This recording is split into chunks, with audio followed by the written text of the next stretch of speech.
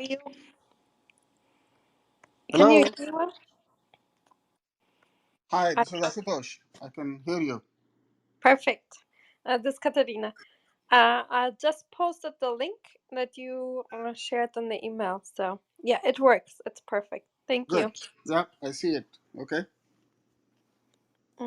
We'll start in around 8 minutes. So, Yeah, that's yeah, fine. a few minutes. I'll share in the meantime on Twitter that we're starting. You really are very well organized. You have Twitter and all this good stuff. Yeah. I don't use any of that stuff at all. Wrong um, generation, I guess. yeah, I don't know if you don't really. I don't know if you really need it or not. I don't know. Well, it may have benefits. I mean, our science, I think in a sense it stays a lot within the community. And so, what is happening in particle physics or this or that outside of our own community, I'm not sure how much it gets out, how much people find out. What are we doing? Why are we doing it? What are our ideas? What are we pursuing? What are the mysteries left to solve? Why are they interesting? I don't know if this ever gets out outside of the scientific or particle physics community. So it may be that if we did a little more of the Twitter and the kind of stuff you're doing, it may actually help just to inform people. It's not like we're trying to get any message out. It's just people may find some of these things fun, but they never find out because we don't do anything like social media or Twitter. So it's in the end our fault, right? People don't know what we are up to because we don't do anything to tell them. Yeah, I hope it will, it will. It's just adding some more information, maybe to social media. Different type of information. Yep. Please. So that's the hope. And yeah, meet Frank. Frank, nice that you're here. Nice seeing you here. Meet Dr. Ashutosh. Oh, let me say if I say your name right. Ashutosh Don't worry. Kotwal. Is that good? Ashutosh Kotwal. Kotwal. Okay. Hi, Yeah, meet. hi, Dr. Kotwal. Thanks Hi, for Frank. gracing, coming to share with us Absolutely, no Science problem. Society. Yeah, yeah. This news is very big. I'm probably is not the general like a typical citizen of I'm a fan of physics, so that's I listen to podcasts like Physical World, Chemistry World, and read magazines a lot. So apparently, what your group has contributed is had sent a shock wave Shockwave. throughout. Wow. Yeah. That's even more strong a word than I would have thought. Shockwave. Okay. I'm just very much curious of what That's why I really look forward to this event Yeah. by Katerina and Serena and others. Okay, that's great.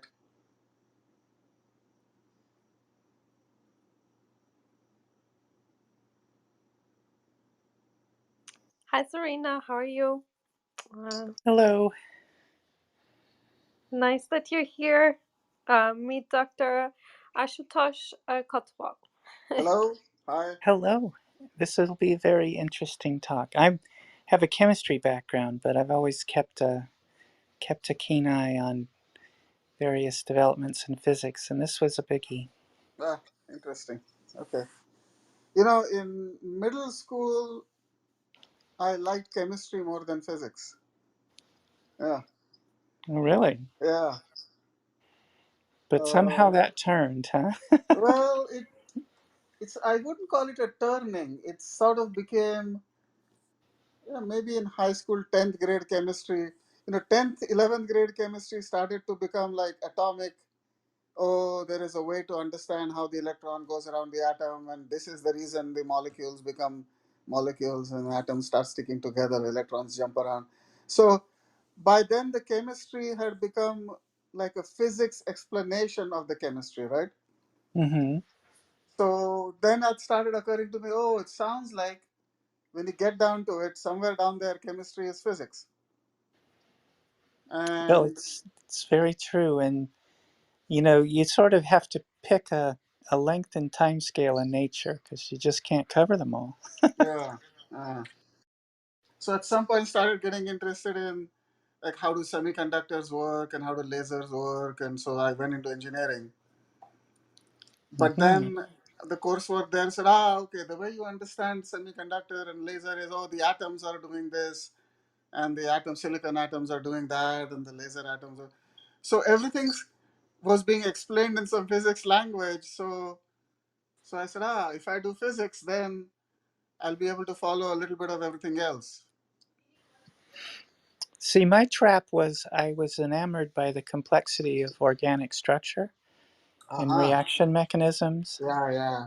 And so to get through that, you got to push electrons and develop some kind of, model of what's going on there and how to, Correct. and, it made some really nice movies in my head. So I just sort of, you know, kind of moved in and got comfortable there. Pretty good. I think that's a constant theme of science. I'm actually curious of since it's a rare opportunity. Dr. Kwan, what's your comment on this line of reasoning that physics being the methodology at least is trying to reduce to a simpler model that we can carry out experiments and theory and verification. However, on the going up the level of complexity, seems a lot of things cannot be yet be explained. What you're just out of curiosity. You're exactly right. There are people who say that many of the successes of the previous century are from the first thing you said, the reductionist approach, which is if you keep pursuing the logic, which is sort of like particle physics, everything is made up of something. If you want to understand how the system works, go figure out how the individual parts work, and then you'll see how the system works. So that has worked quite a bit. So, to a large extent, many of the things we do understand from the bottom up approach, which is the way you described it, the reductionist approach. It's working to a large extent, but as you exactly pointed out, it hasn't explained many things, how life evolves or certain extremely complex mechanisms.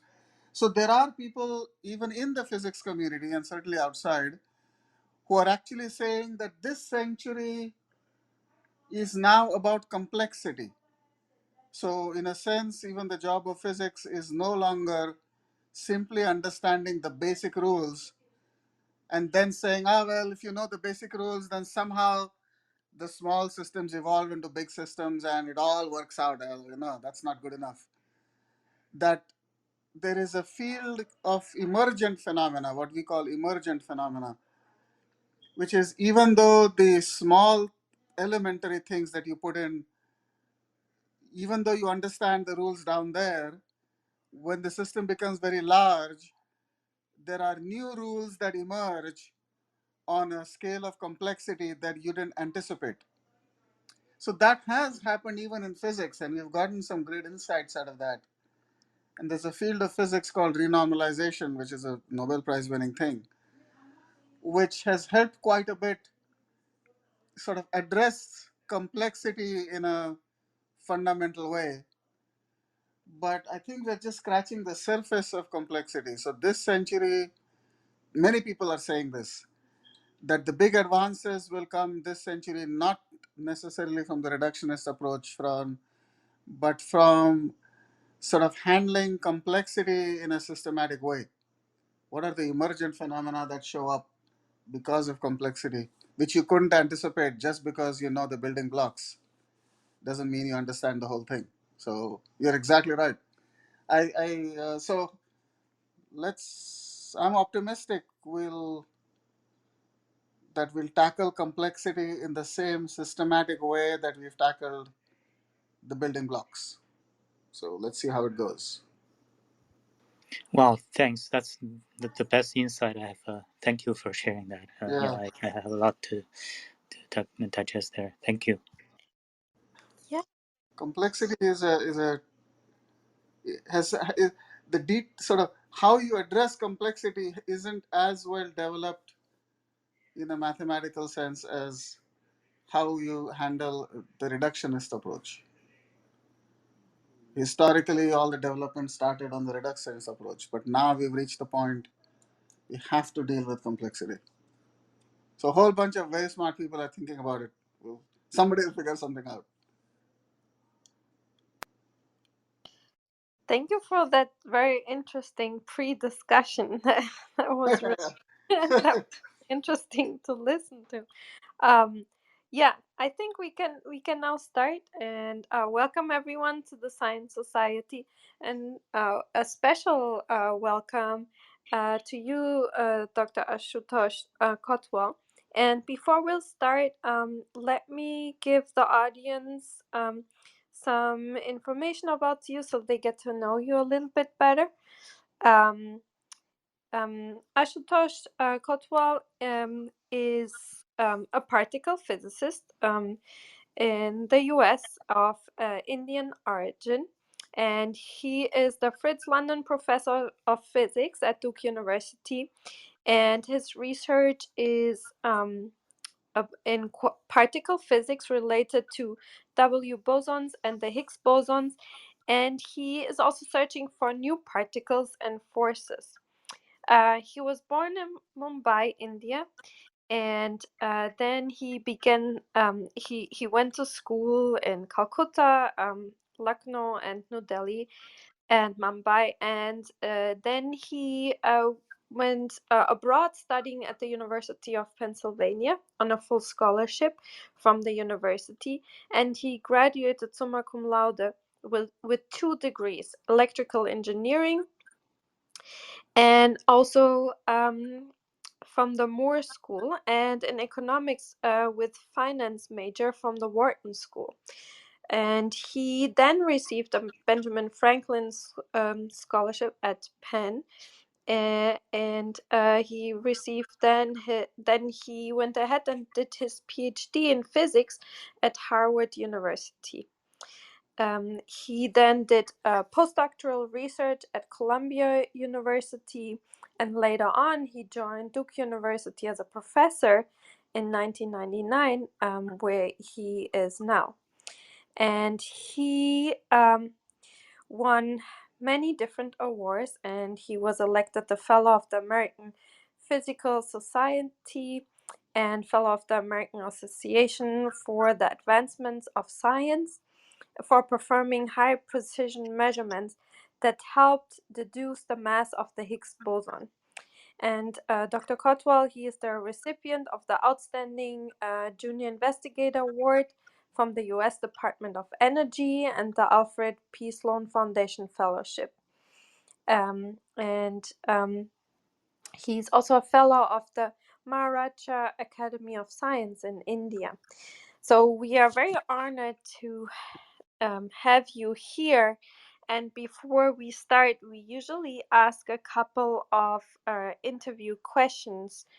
Serena, do you want to go ahead? Thank you. Sure, sure. Well, welcome. You have such an accomplished background. I want to give the audience a feel for more on a personal level. When you think back earlier in your life, was there a particular moment in time where you really it just really crystallized in your mind that you want to get into science? Moment. Uh, It could be in your I childhood or Yeah, was yeah. that's what I'm thinking. I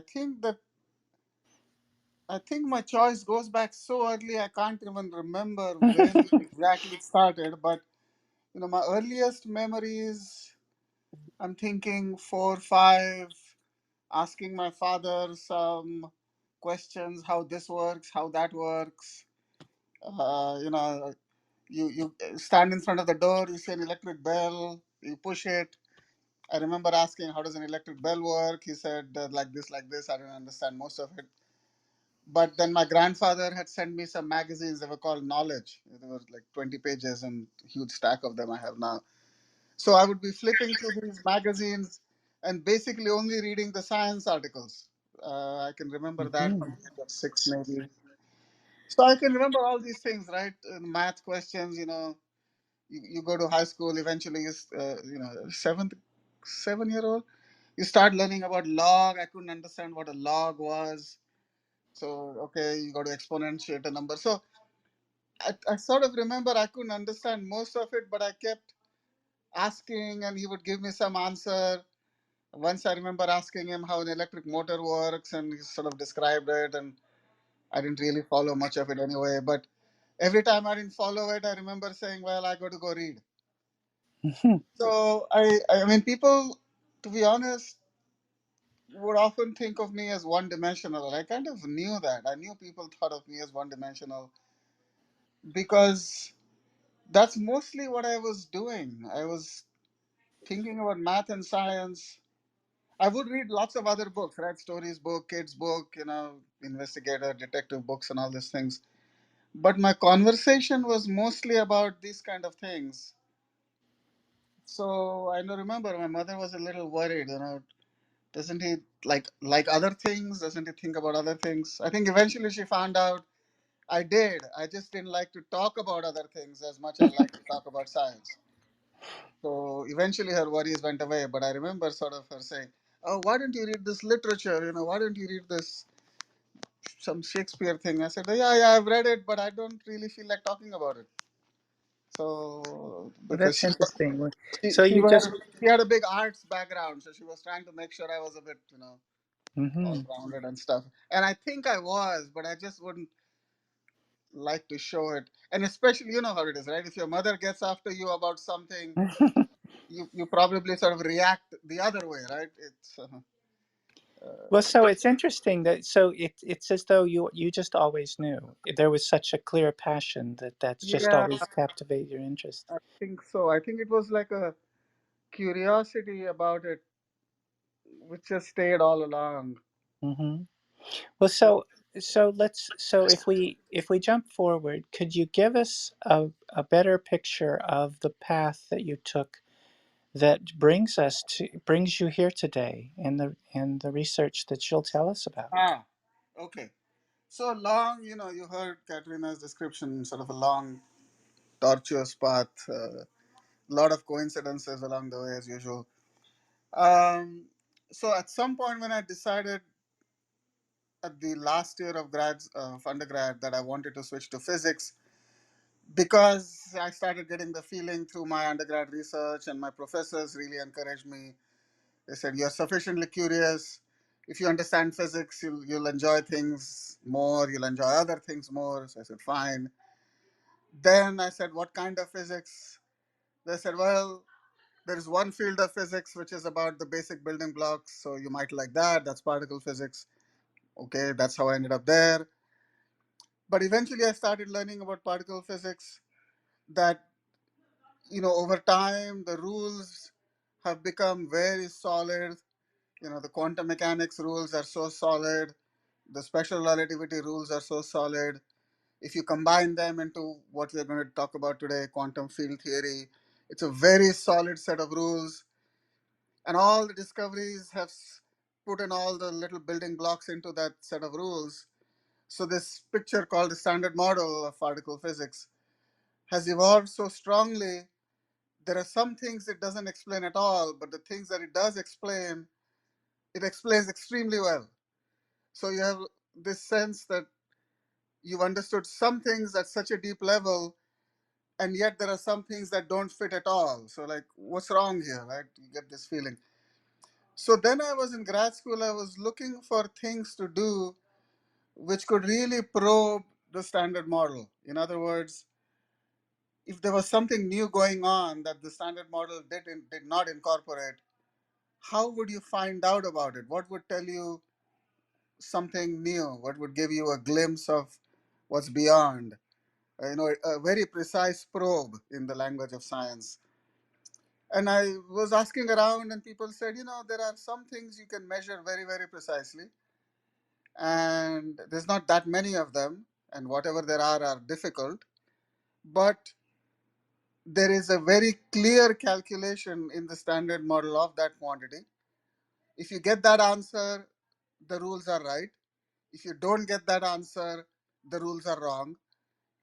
And so, earlier Frank was saying the shock has been created. So, not that I was chasing it, but I had gotten enough feedback from people that there are a few quantities where you get an exact answer from calculation A versus calculation B. And if you get an answer that agrees with A, fine. If you get an answer that agrees with B, then there's something new going on and you found it. And there are not that many things that are so clean cut and clear cut that differentiate between your options. It's like hypothesis testing. So I latched onto this one. The W boson mass is a very clear hypothesis testing number. So I said, well, if it's that great, then how come people aren't doing it? Well, say, obviously, right? It is that great, but it's very difficult to do. So of course, somebody like me says, if it's difficult, then that's for me. I'm going to take up the challenge. So that's the story. So for 27 years, I'm doing this. It's become more and more precise every 5 or 6 years. So this is my fifth time around. And every time it becomes like a factor of 2 or 3 more accurate. And it was looking like, yeah, this thing is trending to be something different from the standard model value. So let's keep doing it better. Let's see if it eventually does become significantly different. And it has. So here we are. Well, thank you for that wonderful background. And at this point, the audience can follow along with the PowerPoint that's posted at the top of the room. And you can you can deliver the talk that you want to present, and we can have a Q&A after. Sounds good. Or you can let questions guide how you want to deliver. It's up to you. But the moderator's on stage to help run. There'll be questions and chat in the chat, and we can handle that. And so with Okay. that, the mic is So yours, and let's enjoy your talk. thank you so much. A wonderful opportunity.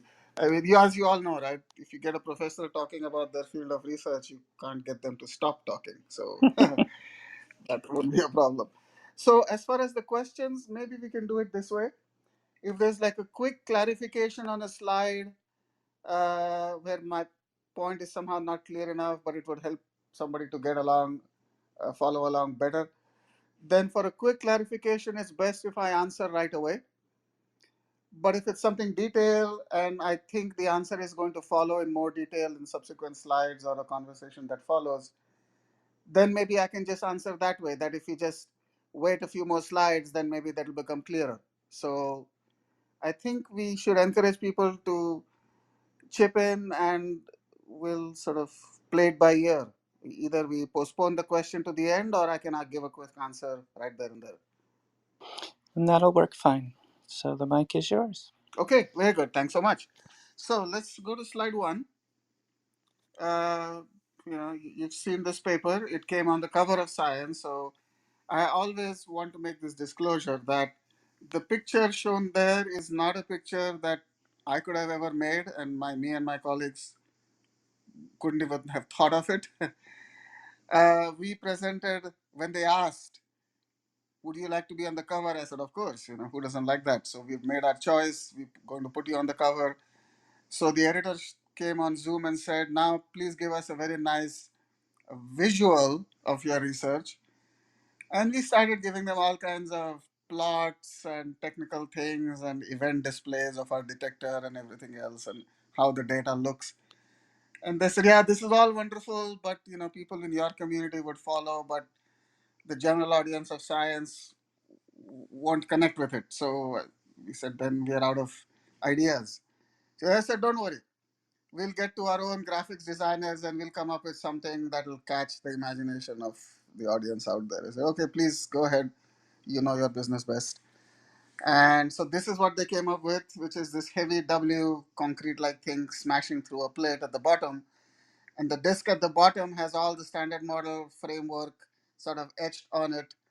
And this is their depiction of this W boson, which is heavier than expected. Expected means there was a calculated number, and this number came out bigger than the calculation. So that's why it suggests something new is going on, and so it's breaking the rules that were etched on the plate below. That's their upset to the standard model, is how the synopsis went. So we were rather happy to see that. Okay, let's go to slide 2. So I'm going to give a very brief description of what particle physics is. It's triggered by Frank's question of the reductionist approach that this field takes. So this idea, is going back a long time. Everything is made up of something, and if you keep going smaller and smaller, it's made of some smaller and smaller things.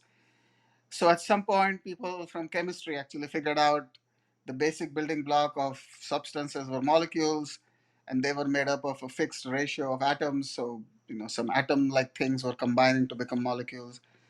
And at some time, the electrical experiments came along, and positive and negative charges were figured out.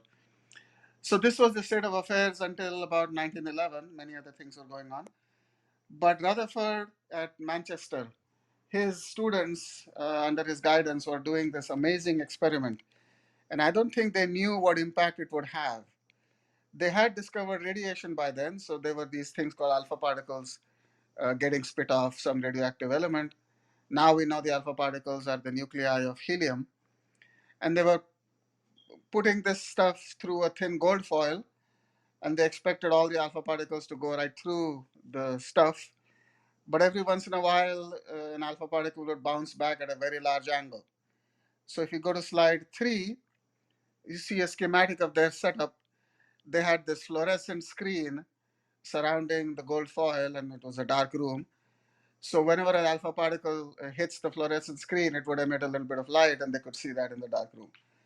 So almost all of the alpha particles went straight through, but every once in a while they would see a very large angle scatter. So the alpha particles coming almost right back at a very large angle. So this was totally unexpected. So if you go to slide 4, you see why it was so unexpected. On the left-hand side was the so-called plum pudding or Thomson model of the atom. So because they knew stuff was made of positive and negative charges, and typically stuff was electrically neutral, so there had to be an equal amount of positive and negative. So how do you combine the positive and negative together in the atom? That was the original Thomson model on the left side, which is like a plum pudding. The positive and negatives are all mixed together in some kind of pudding, and it was all equally distributed everywhere.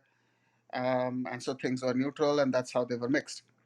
So now if you throw a projectile through this plum pudding, then the electrical force on the charged particle from the positives and the negatives on average would just cancel out. And the positives would repel and the negatives would attract. But since everything was mixed together, on average, there wouldn't be any strong force. So the alphas would go right through. This is the left-hand side picture. Now, how do you get something to bounce back at such a large angle? And you knew the rules of energy and momentum conservation. And that had to mean that the plum pudding model doesn't work at all. It means there is a very heavy core to the atom, and that core is like a brick wall. So the alpha is bouncing off a brick wall, and that's the only way it can bounce back at such a large angle. And that immediately completely changed all, a whole bunch of rules. The first was, how do you get so much charge concentrated in a small core? Because they knew like sign charge would repel. So if you get all that charge concentrated in a small volume, how can it possibly stay that way? It must repel itself and fly apart, and somehow it was not. That immediately said there had to be at least one other force in nature which was even stronger than the electric force. And so that strong force was more binding, more sticking together than the repulsion of the electric force. So this was the origin of the strong force inside the nucleus. Another big puzzle. Okay, fine. So the nucleus sticks together because of a new strong force. The electrons must then be hovering around the charged nucleus. Well, they would attract the charged nucleus by electric attraction, so they would fall into the nucleus. Then the atom won't exist. Well, somebody said, but that's okay. You can revolve around like the solar system, and then by Newton's laws, you can stick at a particular distance. So that gives the atom a particular volume. Well, that wasn't working either because by then they had the theory of electricity and magnetism, and they knew that when charges go around a circle, they would accelerate. Accelerating charges emit radio waves, and that would reduce the energy of the electrons. So they would spiral in as they radiated away their energy from radiation. And eventually they would land into the nucleus and the atom would disappear again. And this wasn't happening. The atom was clearly stable, standing there forever. So that induced the theory that the Newton's laws was not the right way to think of what's happening in the atom. You needed a completely new paradigm, and that was the one of the big things that helped spur quantum mechanics along. So that was the origin of quantum mechanics in some. So there were many other things going on, but this was a big upset to the original Newtonian mechanics and sort of brought quantum mechanics in. So big time experiment. Big revelation. Two students and a professor figure this out in a dark room. So now let's go to slide 5. One of the things that quantum mechanics does, it explains everything in terms of waves. And if you look at the math of waves, you can immediately realize that the position of a wave is not well defined. If you try to define the energy of a wave very carefully, then the wave becomes delocalized. It's all over the place. So its position is not defined. So there is this uncertainty relationship that comes out of quantum mechanics, which is basically relying on the wave picture. So this is saying that if you want to probe smaller and smaller distances and figure out the structure at small distances, you have to go to higher energy. So this is how particle physics started, from understanding through throwing projectiles at something and saying how do things scatter out. You can understand what's inside that object. If you want to probe an atom, you need a certain amount of energy in the beam. If you want to probe the nucleus, you will need more energy in the beam. And that's how we kept getting smaller and smaller distance physics understood, because we kept making beams of higher and higher energy. So accelerators have everything to do with particle physics. The higher the accelerator energy you can make, the smaller the distance you can probe inside and see sort of what's in there. So at some point, there were experiments at SLAC in the 1970s at Stanford that the proton and neutron were also not really fundamental particles, that there were these things called quarks and gluons in there. Okay. Let's go to slide 6. So here's 3 people, Pauli, Heisenberg, Fermi, some of the originators of the math here, and also Fermi also did a lot of great experiments. If you go to slide 7, it depicts a picture of a beam coming along of electrons. It's throwing off some radiation, which is electromagnetic radiation. So that black line is the wave depicting the photon, the quantum of electricity and magnetism. And because it's a very high energy photon, it's got a very high frequency. And so it can probe very small distances. And it's propagating deep inside the proton and seeing the little quarks inside the proton. So that's called deep inelastic scattering. So let's go to slide 8. You see just how much quantum mechanics has done for us. Big part of the economy is now quantum. Slide 9, you see a bunch of pictures just showing you, among other things, electronics, nuclear power, everything about the atom, chemistry, molecules, molecule design, all being done with sort of deep understanding of quantum. So at the same time, if you go to slide 10, the other thing that was happening was special relativity and eventually general relativity from Einstein. That was a theory of space and time all combined together as one thing, not space and time separately, but one 4-dimensional framework. So for now, we'll stick with special relativity. So something really amazing happened when the theory of quantum mechanics and special relativity were combined. So this became eventually what we call now quantum field theory, which obeys the rule of quantum mechanics, also obeys the rules of special relativity, and obeys the rules of some other mathematical axioms, symmetry properties, and all of that. So let's talk about the particular combination here of quantum mechanics and special relativity. And this was triggered by some brilliant work by one of the people in this picture. So if you go to the next slide, which is 11, you see a photograph taken at a conference. I think these used to be called the Solvay conferences, somewhere around 1919, I think. If you count the number of people and how many Nobel Prizes were eventually awarded to this group of people here, there are 19 people who either had or will have the Nobel Prize soon enough in this photograph. So you can see Marie Curie, you can see Schrodinger, Einstein right in the middle, Heisenberg and Pauli at the back there, and many other uh, originators of 20th century physics. To the left and behind Einstein is Dirac, a very shy person. So if you click on the next slide, you'll see the circle around him. So this is what he did. He was one of the original instigators of an effort to combine special relativity with quantum mechanics. So if you go to slide 14, one of the most amazing things he did was out of this work came the theory of matter. So what is matter? So he started describing how an electron itself would behave like a wave and how to visualize an electron. If you were to rotate an electron, what would happen? So it the way his description works out, an electron itself appears to be like a little bar magnet. So you say, what's the strength of the bar magnet? How strong a magnetic field does it make? And it turns out his theory tells you that the smallest little bar magnet you could ever make is exactly how an electron is. It's the smallest unit of a spinning object and therefore creating a magnetic field around itself and therefore a little bar magnet. The smallest you could ever imagine mathematically is exactly how an electron behaves. So it's the theory of matter comes out of this depiction that he created. So one of the amazing things about the smallest bar magnet is a very unusual property that if you rotate one of these electron objects by 360 degrees, typically you expect everything comes back to itself when you rotate by 360 degrees. That's our usual experience. But this thing doesn't come back to itself, it comes back to the negative of itself.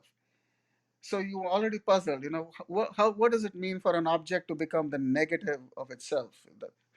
An object is a positive thing, it comes back to where it was. What does it mean minus? For a wave, that's not something odd. So as soon as you go to the wave picture of everything, you say, oh, that's actually fine. So that's shown on slide 15. That's right, slide 15. Next slide. Which is for a wave to become negative of itself is no big deal.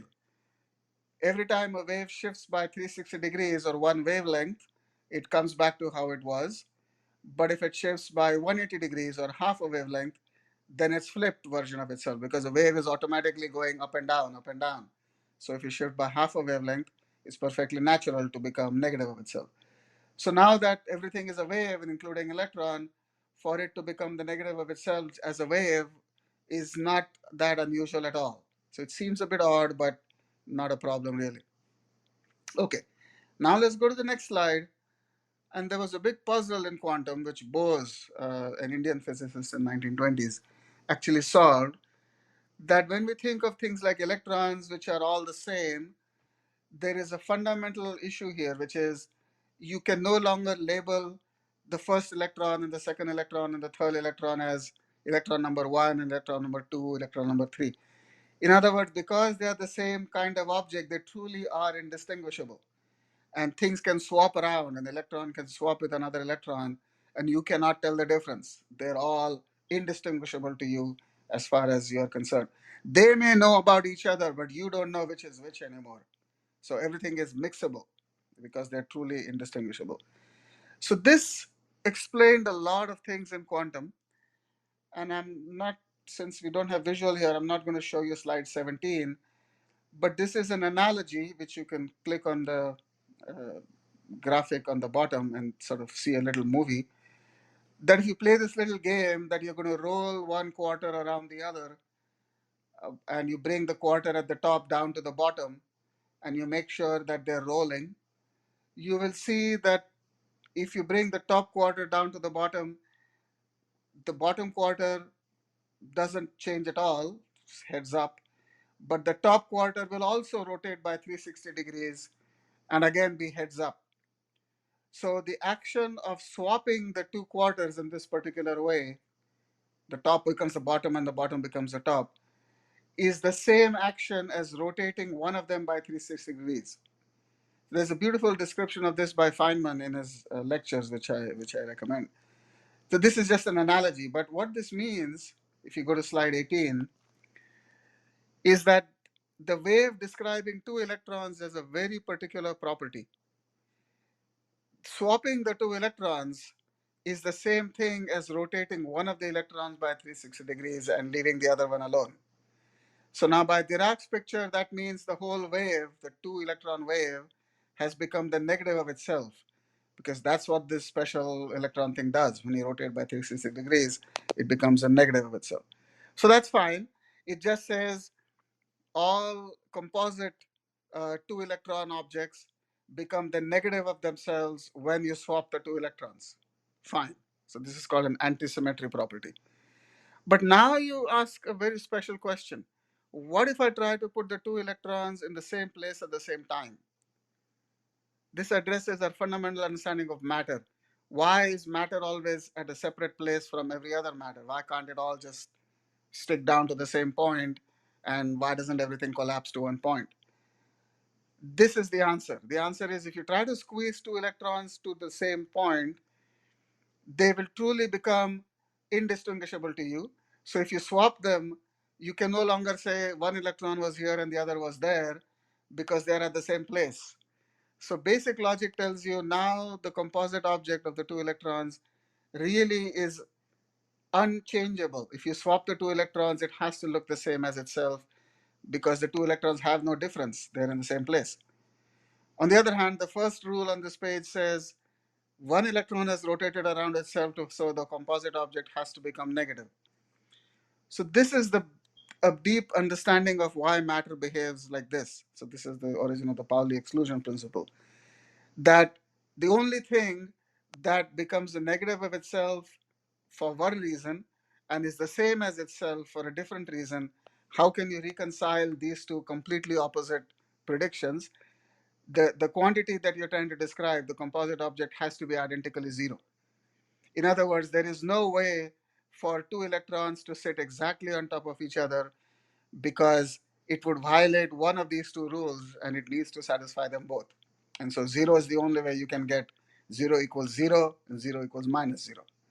So this cannot happen. Zero is the probability this composite wave has a zero answer for satisfying both rules. And so matter can never sit at the same place at the same time. So this is why when you start putting electrons together around an atom, you build up the atom to go from a small distance to a larger distance to a larger distance, because every electron has to have its own space, so to speak. You can't squeeze more than, there's a reason why you have to squeeze two, but not more than that. So that's why an atom gets bigger and bigger as you put more atoms, more electrons piling up.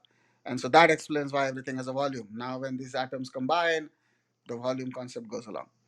Okay, so this is how far we got along with some basic rules in particle physics. Dirac had a lot to do with, along with many other people. So this is our theory of matter particles, which were called after Enrico Fermi. They were called fermions.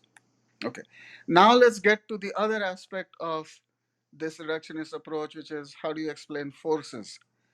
So this logic, if you take a mechanics course, maybe as an undergrad, and you learn about Newton's laws and you learn about Newton's laws being applied in particular frames of reference.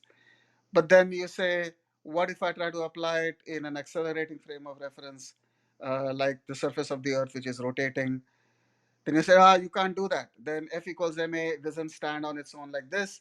You get these additional terms incorporated into your equations called Coriolis force and stuff like this.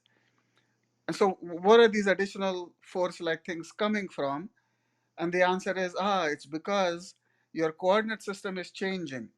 So when you say, let's see how the object behaves when you move it from one point to another point, it's not just the motion of the object which is changing, it's that the coordinate system is also changing under you.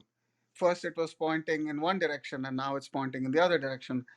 So the changing coordinate system, when you differentiate, you're also inducing the change in the coordinate system, not alone in the object itself. So Newton's laws was trying to tell you, what causes the change in the object? It's the acceleration of the object. But what about the change in the coordinate system? Don't you need some additional terms that describe that? And the answer indeed is yes. That's the origin of the Coriolis force. It's trying to describe the rotation of the Earth. And that has some physical manifestation as well. So this idea of these fictitious forces or these artificially generated forces in accelerated frames of reference, this is taken seriously, and we say, let's imagine that everything that we know, electrons and all everything, are permanently living in accelerating frames. There is no such thing as a non-inertial frame for an electron. So whenever an electron changes, there are these fictitious force terms that the electron will experience. But because we don't know what is fictitious and what is not fictitious anymore, because we're always living in an accelerating frame, these so-called fictitious forces, therefore, are the real forces. The electron will always experience them because it doesn't know anything else. It doesn't know how to differentiate between fictitious and non-fictitious. So this logic is actually taken to its extreme and says we can describe the origin of all forces fundamentally by actually simply saying all fundamental particles live in curved spaces. And that's the reason they experience these forces from a very basic reason. It's the same Coriolis force logic applied, but this time you can't call them fictitious. They are the real forces because you don't know the difference. So just like on the surface of the earth, you can ask why the hurricanes seem to rotate. It's not that the earth is really rotating. It's more like the earth is rotating the other way underneath the air. So every time we visualize a hurricane, it's the earth's rotation gets imprinted on the hurricane. And so it looks to us like the earth is, like the winds are rotating like this when a hurricane forms. It's a manifestation of the earth's rotation below, so to speak. So it's this Coriolis force effect is now attributed to every electron, and that's the origin of the electromagnetic force, and every other force we ever described is coming along that way. Okay, so we're on slide 21. Let's go to 22. The next thing that happens in quantum is you describe forces by particle exchange. So if you go to slide 23, this is Richard Feynman describing forces between electrons as the exchange of a quantum of radiation. So this is the electromagnetic radiation. After quantization, it becomes a photon that carries sort of 1 unit of electromagnetic energy and electromagnetic momentum. So energy and momentum are being exchanged between the two electrons, and that creates the impression of a force between the two electrons. Okay. So this idea was working beautifully. Electromagnetism is the most exactly tested theory ever. I mean, experiments are checking out this logic up to an extreme high level of precision. You see, zero point 0.3 parts per trillion.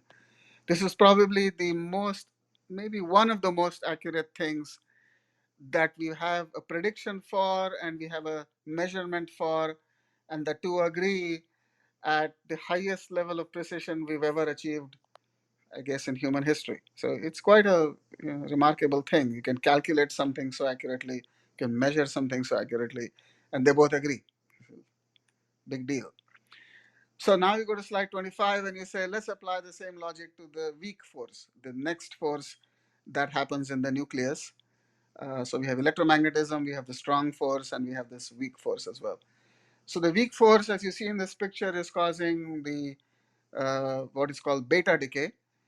And so a neutron is turning into a proton, emitting an electron and a neutrino. And you see the picture on the right-hand side showing the quark level description of this. So this theory came along somewhere in the 50s. How do we describe the weak interaction? Let's apply the same Coriolis force logic. And so this works pretty well. The two particles which are turning into each other, like the electron and the neutrino, or the neutron and the proton, that pair you put at the poles of this ball. It's just like the earth spinning around. And so the poles represent the two matter particles which are turning into each other. And what's the force? The action of going from the south pole to the north pole, or the north pole to the south pole, or going around the equator. These are the things you can do to the ball, just like the earth spinning. And so the three kinds of actions you can make are becoming the three mediators of the weak force. So the one that goes up is the W positive, the one that goes down is the W negative, and the one that goes around the equator is the Z boson. So that's the W plus, W minus, and the Z. So that's the trio of forces which are coming along with this picture of transforming the two matter particles into each other. And so that's our description. It's like a symmetry property. The ball is a symmetry operation. You can turn the two matter particles into each other, and that action is mediating the force. That's what the force does.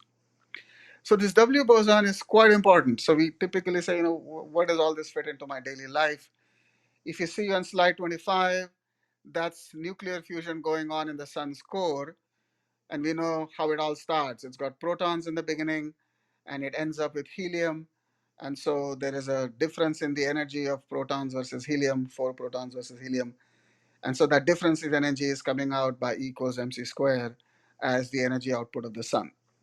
So if you watch that reaction, first two protons have to fuse. It becomes a deuterium atom, proton and a neutron.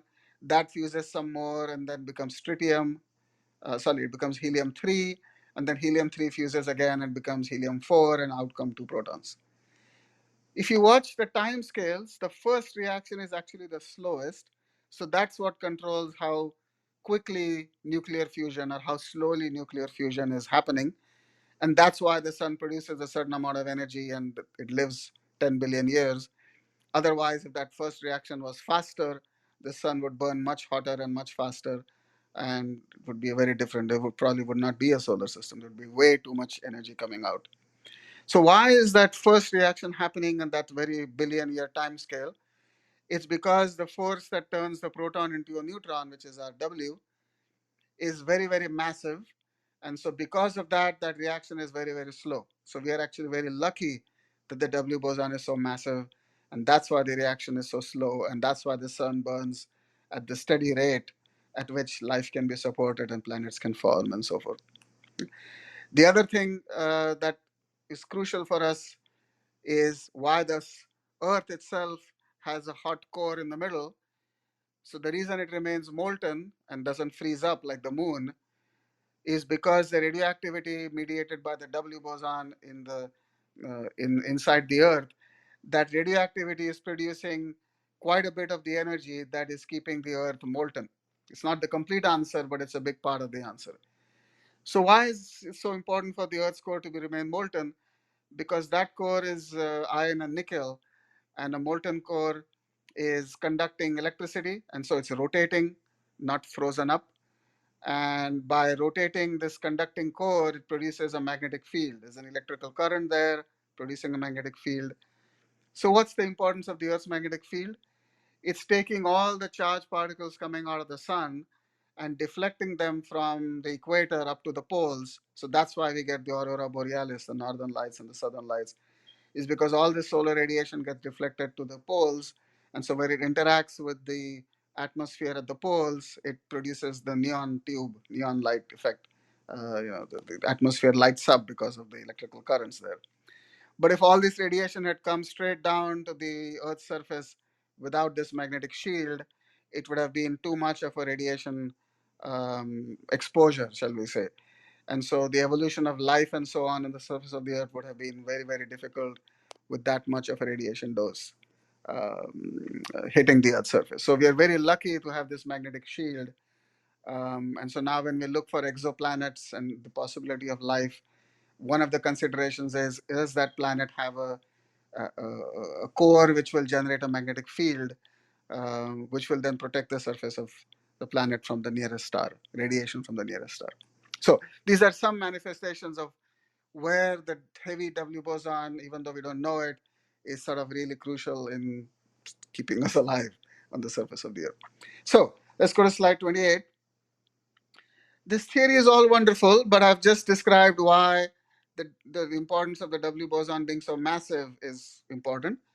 On the other hand, the Coriolis force logic, the symmetry transformation logic, really requires all particles to be massless. And massless particle is just saying the symmetry transformation, because you can do it at will, cannot have an energy cost. If there's an energy cost, it's like an energy barrier, and you cannot have an energy barrier for something which is a symmetry transformation. So that's the reason the force mediating particles have to be massless, and that's why the photon is massless. So something is broken with this logic when it comes to the weak interaction. The W bosons being massive doesn't fit in. So now you've got to create like a kludge. You got to keep all the other math working because everything else is fine, but you got to mess up the theory in just the right way so that you don't destroy all the other magic, but you generate a mass-like property for the W boson. So how do you do that? So this is where the ideas of Higgs and others kicked in, that will keep all of this logic the same. So if you go to slide 29, we'll just fill space with some condensate, something called the Higgs field will magically appear, and it's going to fill all of the vacuum, and everything that is moving through the vacuum is now actually moving through this Higgs stuff. And as it goes through the Higgs, it's going to experience something like friction. And if it's got more friction, it will slow down more and so appear to be more massive. So that's the special relativity logic kicking in. That slow things are not moving at the speed of light because of their large mass, and massless things are moving at the speed of light because they have zero mass. So that's shown on the next slide. If you go to slide 30, it's a very crude analogy, but it kind of works. That if you had a streamlined object, it would go through water rather easily. So low friction, so it's got a high speed. And that's the analogy of something like an electron, which has a very small interaction with the Higgs. So it's got a small friction coefficient, shall we say. And so it can go fast, and so it appears like a light particle. But something that has a large friction will have a large drag, like a crayfish.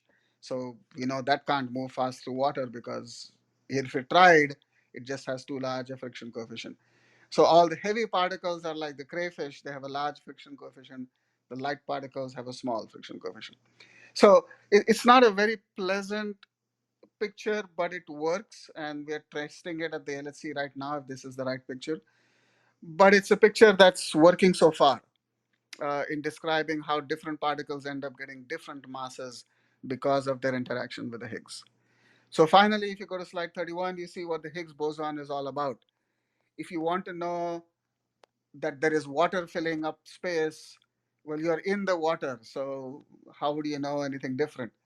What you can do is you try to make a wave in the water, like a sound wave or a ripple on the surface of the water. And if there is something there, then you'll be able to make ripples. And when you see the ripple, then you actually know, yeah, I can make a wave in this water, so I know the water is really there because I can see a wave on it or I can see sound coming through it. So the action of creating waves in the Higgs is what we call creating the Higgs boson. So boson is like a single quantized ripple coming through the Higgs field. Okay, so that's where we are.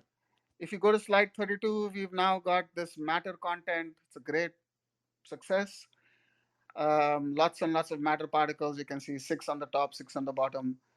But their masses are a bizarre thing, and we're just blaming it on their Higgs interaction for the moment. We don't have any better idea than that. I mean, there are lots of good ideas, but we don't have a proof that there's anything more going on than just the simple logic. So in physics, in all science, we're always sticking to this basic idea. You always have to go with the simplest explanation that works. There could be a more detailed explanation, but unless you see some evidence that really distinguishes between the more fancy explanation and the simplest one, you got to go with the simplest one. Otherwise, you're just speculating all over. Okay? You're free to speculate, but you can't call that a proven theory yet. Okay, so on slide 33, that's where we are. We've got a theory of matter, we've got a theory of forces, and all of that fits beautifully into this really compact equation on page 33. The psi are the matter particles, and the F are the force things, and they have their own kinetic energy and so forth. And this simple looking equation is actually describing matter, forces, and the interaction between matter and forces, kinetic energy, and all of this good stuff. So there's a lot of math behind it, but once you put the math into this elegant formulation, this is where the standard model has been working so beautifully. Okay, so furthermore with the W, so sounds like now we've got a theory of the W, we got its mass, everything is fine, right? Not really. So the plot thickens when we go to page 34, and this is where the W starts becoming more and more important. Well, I've been talking for quite a while. Let me keep going. I don't have a time constraint. Feel free to leave if you have to, but let me keep going with this story. So, what's this business of a quantum foam? So, let's go to slide 35. We come back to this uncertainty principle. I flipped it around. I put the time on the denominator and the energy in the numerator, which is saying that if you want to measure the energy of a system accurately, any wave like system, any quantum system, it takes an infinitely long time to do it. If you make a measurement over a small amount of time, then you'll automatically be forced to not know the energy of the system very precisely. So the more accurately you try to measure time, the less accurately you know the energy, or vice versa. Okay? So this is sort of like an analogy with a loan system. So you go to a bank and you say, I want to borrow some energy from you. And the bank says, how much? And you say, well, give me as much as you like, as much as I want. And he says, okay, you can have $1 million, but you can only have it for a day. You got to return the money within a day, so nobody will find out. No collateral asked. If you say, I want $1 trillion, it'll say, that's fine, but you can only have it for a second. And if you say, well, I want $1,000 trillion, the bank will say, that's fine, you can only have it for a millionth of a second or a thousandth of a second, if I do the math right. In other words, you can always borrow more and more energy as long as you do it for a shorter and shorter amount of time. Within that amount of time, you got to return that energy, and whatever you're doing with that energy has to disappear, because nobody can ever find out that you violated energy conservation. So you're free to violate energy conservation. Nature can violate energy conservation over a very short time, but nobody else can find out about it. So that's how quantum mechanics works. In other words, the vacuum is like a bubbling foam. If you can somehow look over a very short amount of time, you will see enormous amounts of energy popping out of the vacuum. But before you can actually detect that, it disappears, and so you can never actually prove that energy conservation is not working, even though nature is doing it all the time. So these fluctuations have to pop in and out, in and out. And so if you do the animation on slide 36, there's a little bar at the bottom. You will see these things fluctuating in and out. So the question is, if these sort of fluctuations are happening there, but you can never really observe one of them in action, then isn't all just fiction? I mean, how do we know these fluctuations have anything to do with reality? So there was a brilliant experiment done in 1955 or 54, I guess, page 37 now. Willis Lamb said, I'm going to check something out. There were a couple of states of the hydrogen atom, two energy states of the hydrogen atom, whose energy levels were exactly known. So he said, I'm going to go measure them and compare the difference of those two energies. Does that difference come out to be exactly this calculated difference, or is it not the same as the calculated difference? So you see, we're getting to this logic. If there is some exact prediction, you should go try and measure it. Either you get the same answer or you don't. If you don't, you learn something new. Something else is going on. So he measured a 1 part per million difference, and that was enough to say there's something not quite right. The rules by which we are calculating these energies is something missing there. The tiny piece missing, but it's enough to say something is missing because he observed a small difference, 1 part per million. So as time went on, a lot of people were calculating this quantum field theory, and they eventually figured out how to do the math with these quantum fluctuations. So if you see this picture on the right-hand side, you see a proton and an electron, and you see almost the same picture as before. There is a wiggly line, which is the photon in the middle. So that's mediating the electromagnetic interaction in the atom of hydrogen, electron to proton. But that photon now has a quantum fluctuation in there. It's splitting up into an electron and a positron. It's a very low energy photon, so it doesn't have the actual energy to manifest these things for real. And therefore, by the rules of quantum, the electron positron fluctuation has to disappear before it gets to this observable electron. So these quantum fluctuations are happening. You can't see them directly, but the electron-proton interaction on average is affected by these fluctuations. So when you calculate the effect of these fluctuations, you can actually see by the calculation that the hydrogen atom will behave just a little bit differently. So the energies of these two electron states is going to be slightly different from the original calculation, which did not incorporate these fluctuations. So when they calculated these fluctuations, they got exactly the answer that Willis Lamb had measured. The 1 part per million was explained by the fact that these vacuum fluctuations were going on. So we can actually observe their effect on average on physical things, even though we can't spot one of these fluctuations in action, so to speak. So they're averaged out, but we can see the average effect. So if you go back to go to slide 38, we talked about probing the proton inside, deep inside. So if you go to slide 39, there is a very nice calculation that was done in 73 about the vacuum fluctuations that happen for the strong force. So we just talked about the electromagnetic force, but they're also happening in the strong force. So the mediators of the strong force are also encountering these vacuum fluctuations inside the proton. It turns out that that also changes the strength of the strong force, but something really wonderful happens here. Here, the calculation showed that as you probe more and more energetically the strong force, the effect of the vacuum fluctuations is to make the strong force actually weaker. And so this was this theory of asymptotic freedom, that if you probe the strong force at smaller and smaller distances, then that the same thing as higher and higher energies. And the calculation shows that the strong force will actually get weaker and weaker. And so I'm coming back to the question of emergence, that actually the strong force is a very simple, very weak force if you were to go to extreme high energies. So it's a very simple picture at extreme high energies. There's almost no force.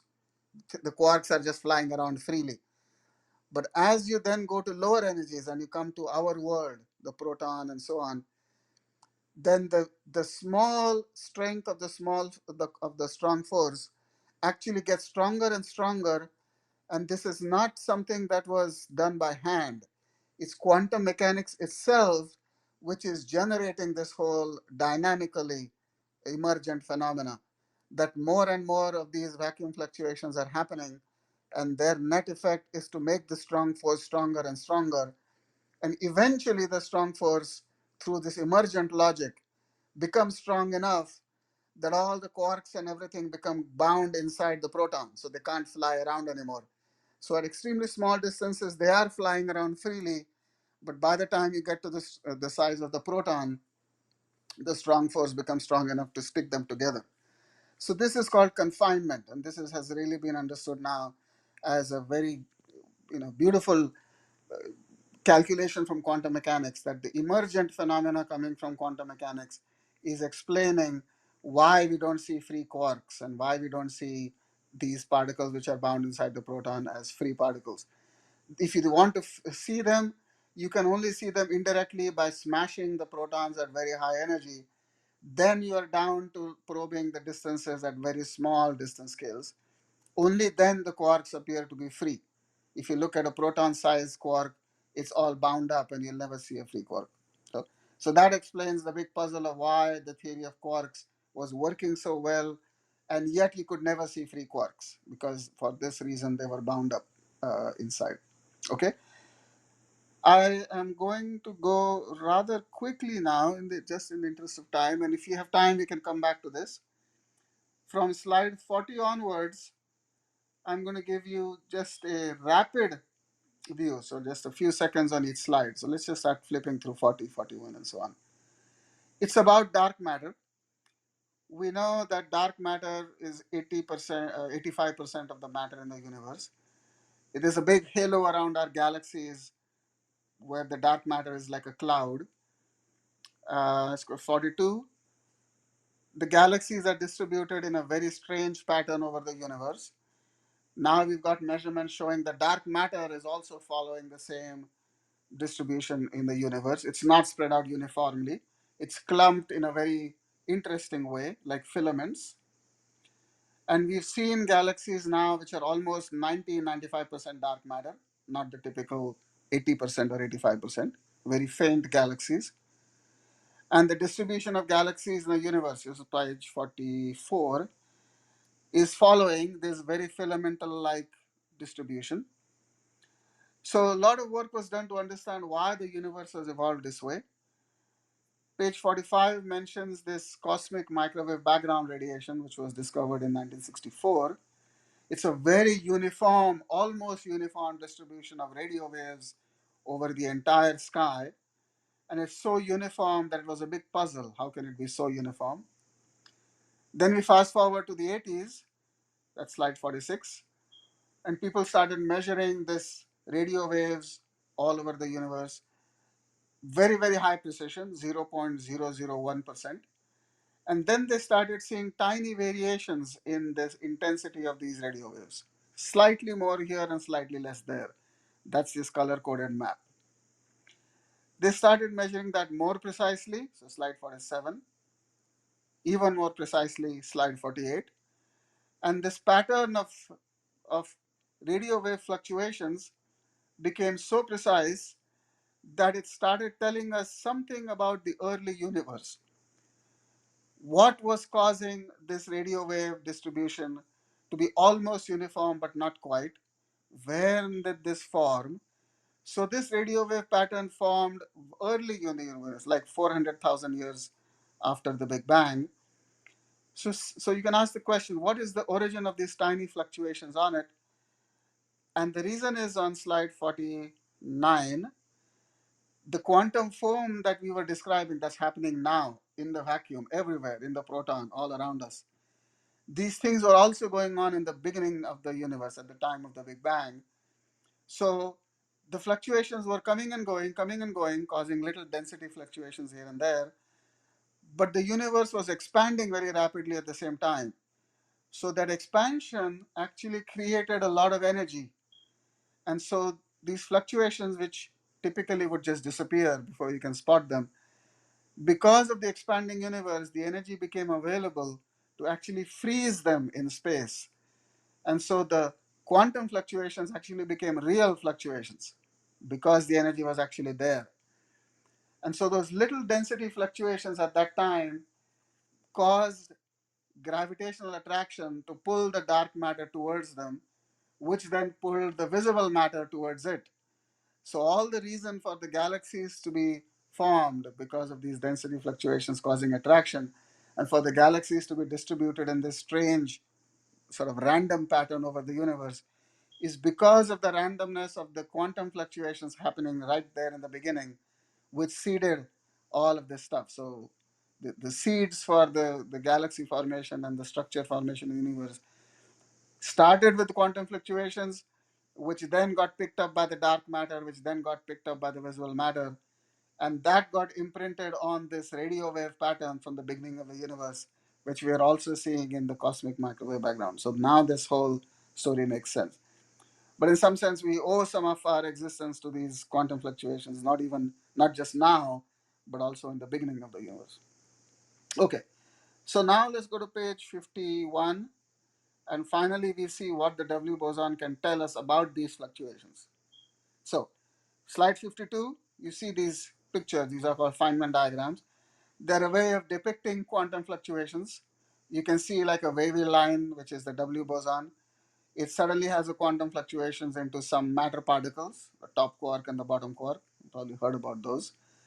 And then before you can spot it, the fluctuation disappears. You go back to a W boson. The next picture shows a Higgs boson coming off a W. Before you can spot that, goes back into the W, so the quantum fluctuation comes and goes. Now, you don't know what else is going on in nature. Suppose there are additional particles, new kinds of matter, additional force mediators, whatever. If the W boson interacts with those, then those fluctuations must always occur as well. So there is a rule in quantum that says whatever is not prohibited by some rule has to happen. So it's not like you get to ask, why do some things happen and why do some things not happen? Everything that can happen must happen.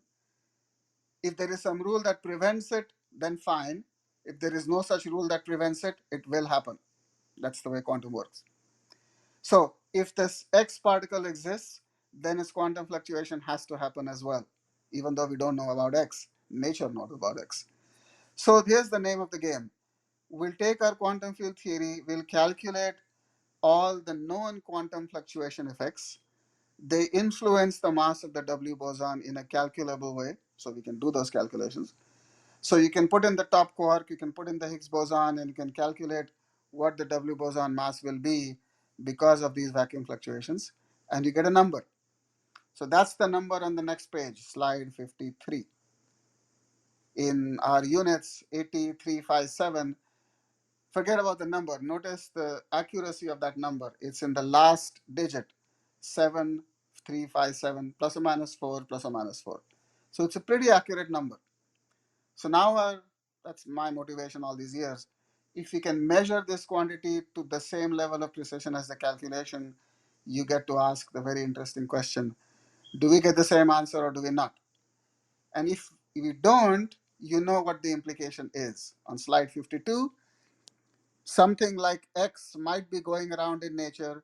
You can now have a theory of the X particle as left, in addition, make a calculation from that and see if this measured number agrees more with your new hypothesis or the original 8357. And if your new hypothesis is closer, then you get to say, maybe the new hypothesis is the right answer and the standard model is not the whole story. So that's the game. So slide 54, for example, if you heard about supersymmetry, that's been a theory favorite for many people for decades. We haven't seen any experimental evidence for it, but it's a very powerful theory for many reasons. It explains many things, but we have to find some proof. So when you put these particles into those quantum fluctuations, you get a calculable answer, and you can ask the question, is the W boson more consistent with a theory including supersymmetry or a theory without supersymmetry? And you get to keep asking this question for every new theory you have. There's one standard model theory, but there's a whole bunch of alternatives. Okay, so slide 55, I think. Here's a picture. Look at the y-axis, the vertical axis. You see the mass of the W boson, and the green region is the supersymmetry calculation. This was way back in 98. You didn't even know what the Higgs boson was then, so you had to try different hypotheses. The blue circle is telling you how well we had measured the W boson. Not very well back then, so you couldn't differentiate between the hypotheses. You can see that the green region and the red region, both of them are allowed by the blue circle, so you don't know the difference between them. So all you got to do now is try to pull the circle to become smaller and smaller, and that means you're making a measurement that's more and more precise. At some point, you get to see whether you land in the green region or the red region. Okay? So how do you make the measurement? By the way, on slide 56, the red region collapsed because in 2012 we measured the mass of the Higgs, we discovered the Higgs, measured the mass, and then the standard model became a very precise calculation. So that purple line is where the W boson would have to be on if the standard model was right and there was nothing more to nature. If there was more to nature, you would get a different answer. It would not be on the line. Okay, so how do you make the measure? Okay, slide 57, you'll see what this measurement shows up as, and you see what I hear the shock wave, and it's because that orange little circle is small and it's not on the purple line anymore. So something is going on, something more than the theory we've taken a century to establish. So what's the name of the game in terms of measurement? I think I'm going to flash through this stuff quickly. How do you measure the mass with 0.1% accuracy? So it's a tricky thing because the W, as we said, decays to a particle like an electron or a muon that you can measure very well. So you do. But the other particle is a neutrino, which is almost completely invisible. So you don't know its energy, you don't know its direction. So when you say E equals mc square, measuring the mass of the W boson means measure the energy of the decay products, add up the energies, that's E equals mc squared. That's how you figure out the M. But if you can't see half the energy, half the momentum, you're kind of stuck. So that's what makes it much more complicated. You've got to infer some of the things that you would need to know. And so it takes many, many years to do some careful analysis and infer these things. Okay, let's flash through a few pictures. Slide 60. shows you a typical detector configuration, collisions happening in the middle, particles flying out. These things act like filters, these sensors. So each layer measures some type of particle, and when you combine that whole picture, you can say, aha, this must have been a muon, this must have been a proton, that must have been a photon. It's like multicolored filters, and you see the coincidences. When you see multiple signals, you know what's going on. Here's a picture of one of our detectors, concentric cylinders. You can sort of see on page 61, one of the detectors being installed. So this whole thing is about 3 or 4 stories high, 40 feet or so. And here's a detector about 1.5 meters in radius. That's one of the key ones that's making this measurement possible. So it's a large cylinder. I'm going to show you a picture of what's inside the cylinder. So let's go to slide 64. The covering of the cylinder has been taken out. So inside you see these gold-plated wires, and there's high voltage on these wires. So when a charged particle comes through, it ionizes the gas, and the ions being charged are now drifting towards the wires because the wires have a voltage, so they attract the charge. So whichever wires pick up the electrical charge, you know that those wires are the ones that the charged particle you were interested in went close to. So it's like a proximity detector. And you just fill the whole volume with lots and lots of these sensors so you can track all the particles coming out of the collision. So slide 65 shows you how one of these detectors work. You see the points are the wires, high voltage, low voltage. A charged particle coming through makes positive ions on one side and electrons on the other. They drift towards the respective wires. So whichever wire picks up the drifted charge, you know that the charged particle came through close to that one. And then you figure out the distance and you know the exact position. Okay? So slide 68. Once you got a whole bunch of positions, you say, what do I do with those? Because I put the whole device in a magnetic field, the charged particles are all going around in circular trajectories through the magnetic field. It's electromagnetism. So now you measure the radius of the circle. So you've traced out the circle by measuring the positions. The radius of the circle is proportional to the momentum. So now you make the measurement of the circular radius as accurately as possible. That tells you the momentum, assuming you know the magnetic field. So it's all math at this point. If you know this number, you know this number, multiply, divide, you know the energy of the particle. So slide 67 shows you a typical event display, you know, that cylindrical detector. You see all the sensor layers. What are all this mess of black points? Every black point is one of those wires telling you a charged particle went near me. But there are 100 charged particles being produced. So you get lots and lots of black dots where all the little wires are lighting up. You've got to trace through all those dots. It's like connect the dots pattern, like a game. But instead of tracing out, you know, the shape of a frog or a bird, like we used to do as kids, you've got to trace out thousands and thousands of these points, figure out the circles that are going through every little collection of points so that all the 100 particles are traced out. So this you cannot do by eye anymore. So we've got lots of you know, millions of lines of sophisticated software which will take this pattern of dots and try to figure out the little circles through them.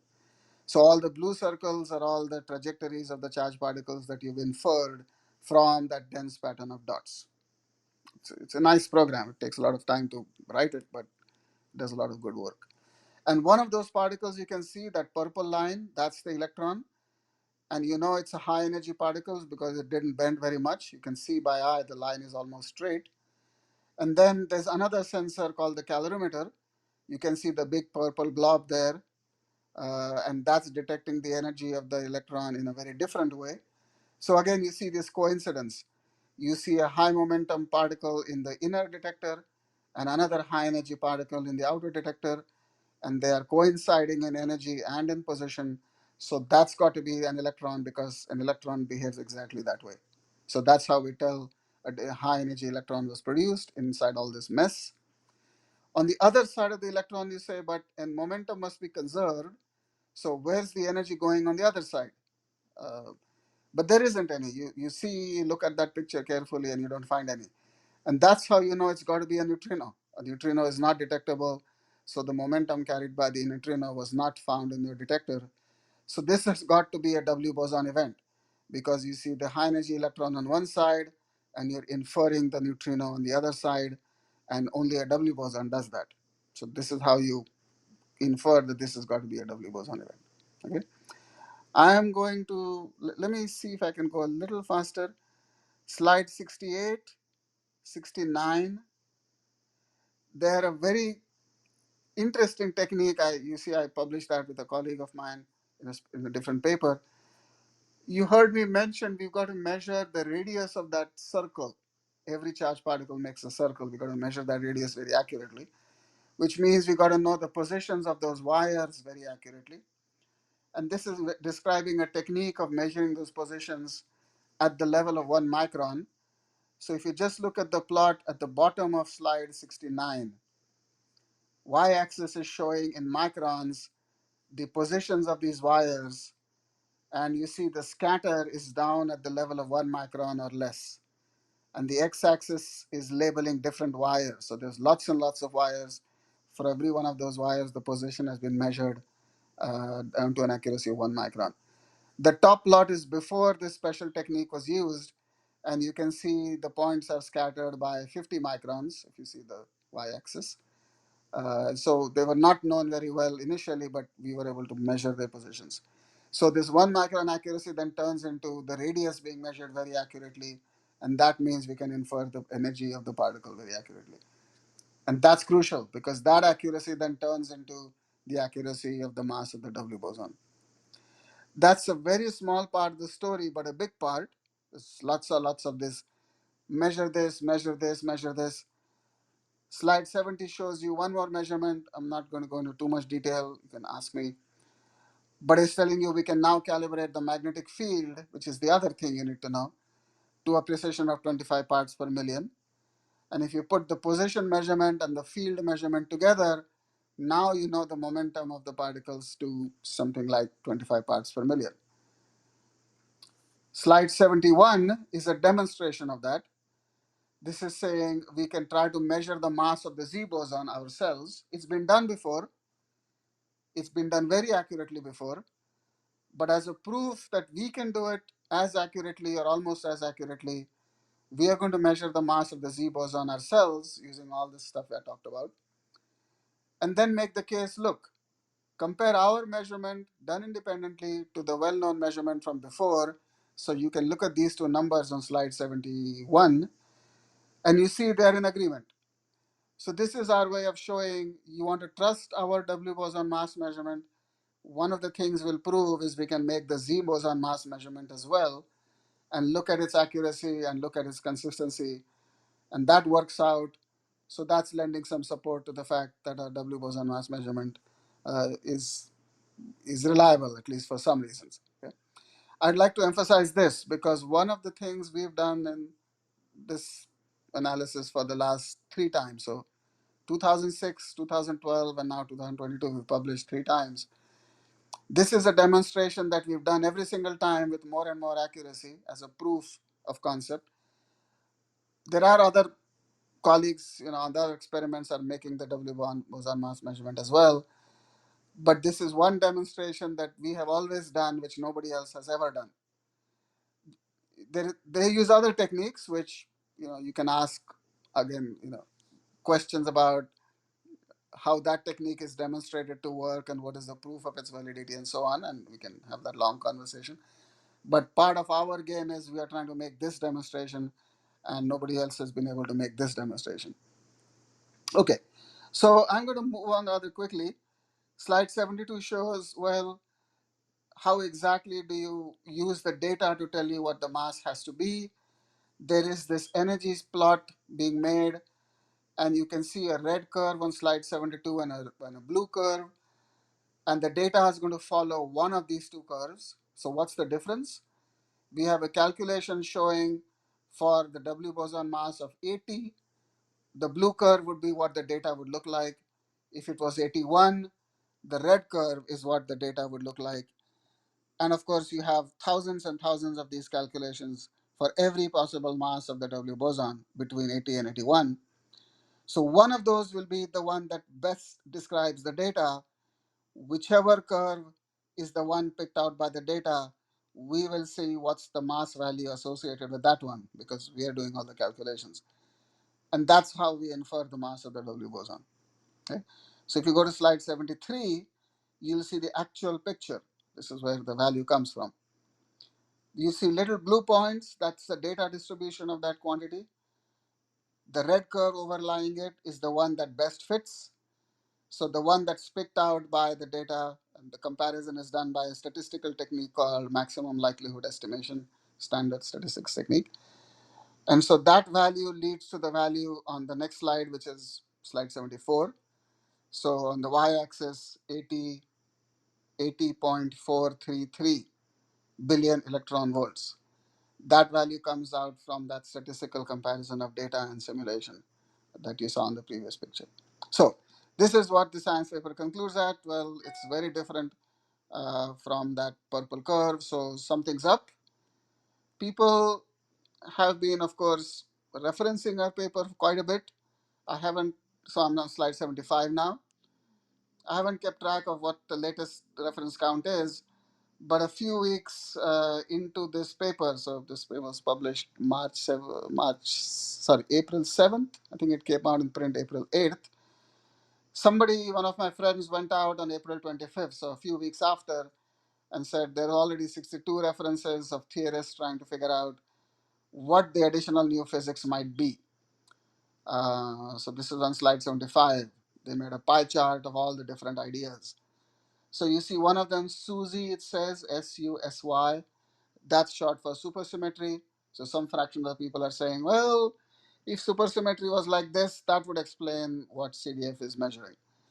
There's a whole bunch of other ideas here. We can go into the technical details of what they're postulating. I'm sure there are many more ideas that come out by now. I keep track a little bit, but uh, can't keep up. So 76, 77, 78, there is one other mystery called the missing antimatter. I think if time allows, I'll come back to this. So let's just flip forward. If you see 77, 78, 79, 80, 81. Let me just fast forward to slide 81. Um, a series of rules was written down by Andrei Sakharov, who was a brilliant theorist. He was one of the people behind the Soviet version of the atomic bomb, hydrogen bomb, I think. But later on, he became dissident and he fell out of favor of the government, obviously, for that reason, and became a big activist for peace and so forth, about the peaceful uses of nuclear power, but not the weapons and so forth. But coming back to his science, he wrote down some conditions about what would have to happen in the beginning of the universe so that there would be more matter than antimatter created. And so after most of the matter antimatter annihilated away, a little bit of the excess matter is left over. And that little bit of excess matter is what is making up the galaxies and the stars and atoms and the earth and us and everything else. If this little excess wasn't left over, there wouldn't be anything to create all this stuff out of. So those special conditions, called Sakharov conditions, some of them are actually possible with our existing standard model theory, but some of them are not. So that's already telling us, given that we do see excess matter in the universe, there has to be some missing physics in the standard model. We don't know what that missing physics is, but we know something about what that missing physics has to satisfy. It has to satisfy some of these Sakharov conditions. So now you can go back and say, well, all these new ideas trying to explain our latest W mass, do any of these ideas help to satisfy some of the missing Sakharov conditions? And the answer is yes. Some of them do, in fact. One of those ideas is, why does there have to be a single Higgs? Now that you found one, couldn't there be more? Couldn't there be more of this stuff going on? We've certainly got more than one force. We've certainly got more than one matter particle. We got lots and lots of matter particles, lots and lots of forces, 4 forces actually, 3 quantum. So why not more than one Higgs? So if you make a theory with additional Higgs, it's easy to make such a theory that would satisfy one of the important Sakharov conditions, a condition not satisfied by the standard model right now. So that doesn't prove that additional Higgses exist, but it says it's plausible because this W boson favors that theory and because it favors the Sakharov condition that we know exists. So that's not a proof. You need to see the additional Higgses at the LHC or something, but it gives you at least some motivation to go look for it. So let's try to wrap up. Page 82, you see the measured number in purple, you see the calculated standard model number in black. You can do basic math and see that's called the 7 sigma variation or 7 sigma difference. In general, in the scientific community, 5 sigma is it's a measure of probability. How odd is this measurement? What's the random chance that the measurement would disagree with the calculation by this amount? Even if the calculation was right, random things always happen. Measurements are measurements. So by random chance, can you get a fluctuation this big? And 5 sigma means it's something like 1 part per 3 million or something like this, that it's a random chance. So that's typically the standard, that 1 in a 3 million, that's too small. That's not a random chance. This is something really going on. So our measurement here is a little even less likely than that to be a random chance. So 7 sigma.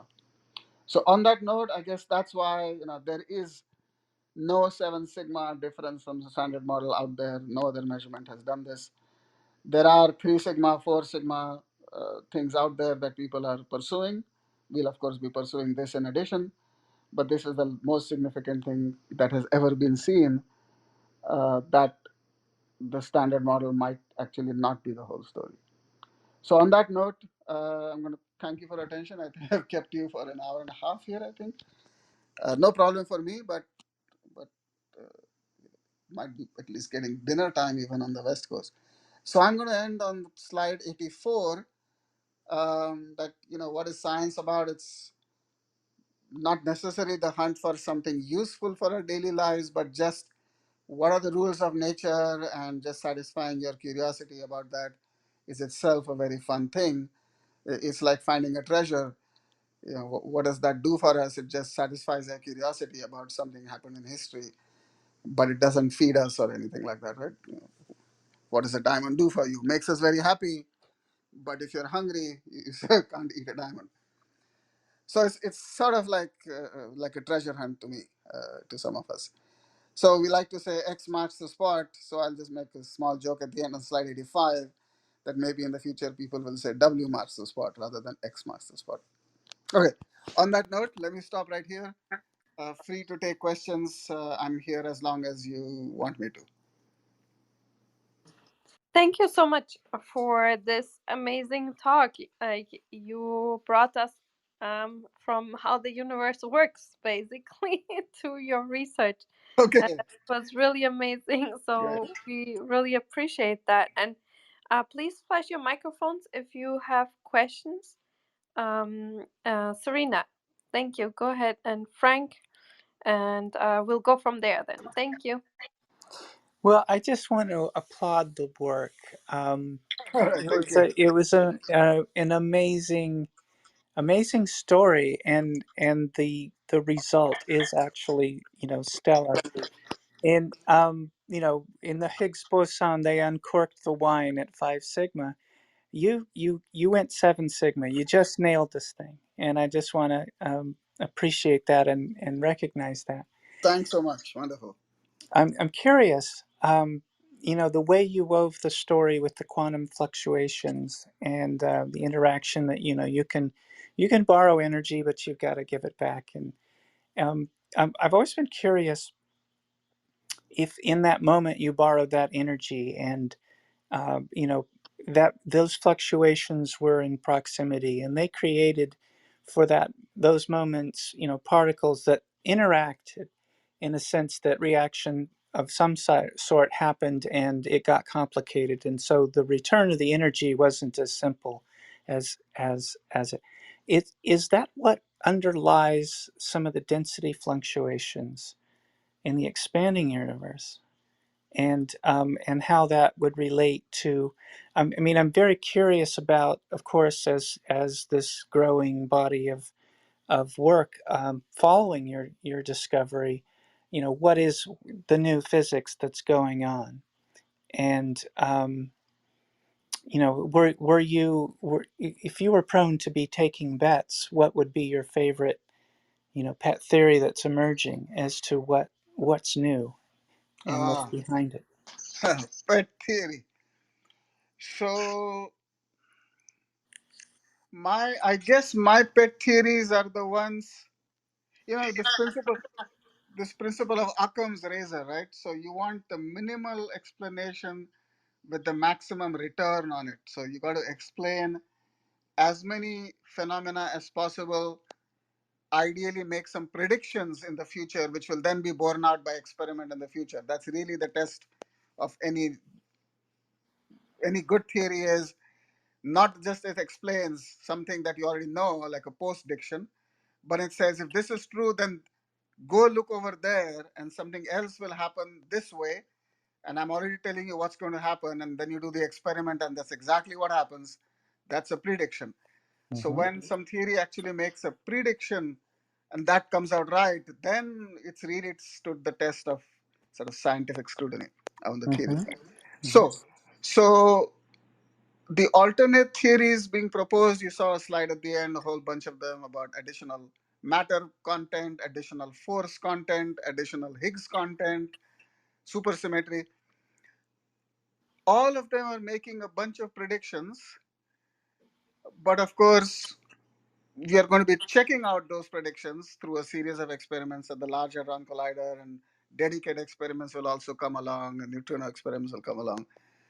So at the moment, we don't have any way of actually, like you said, it's all about just placing a bet. Can't choose favorites. We have to check them all. So, so now you ask, well, where would I place my bet, and what would be the next experiment I would do?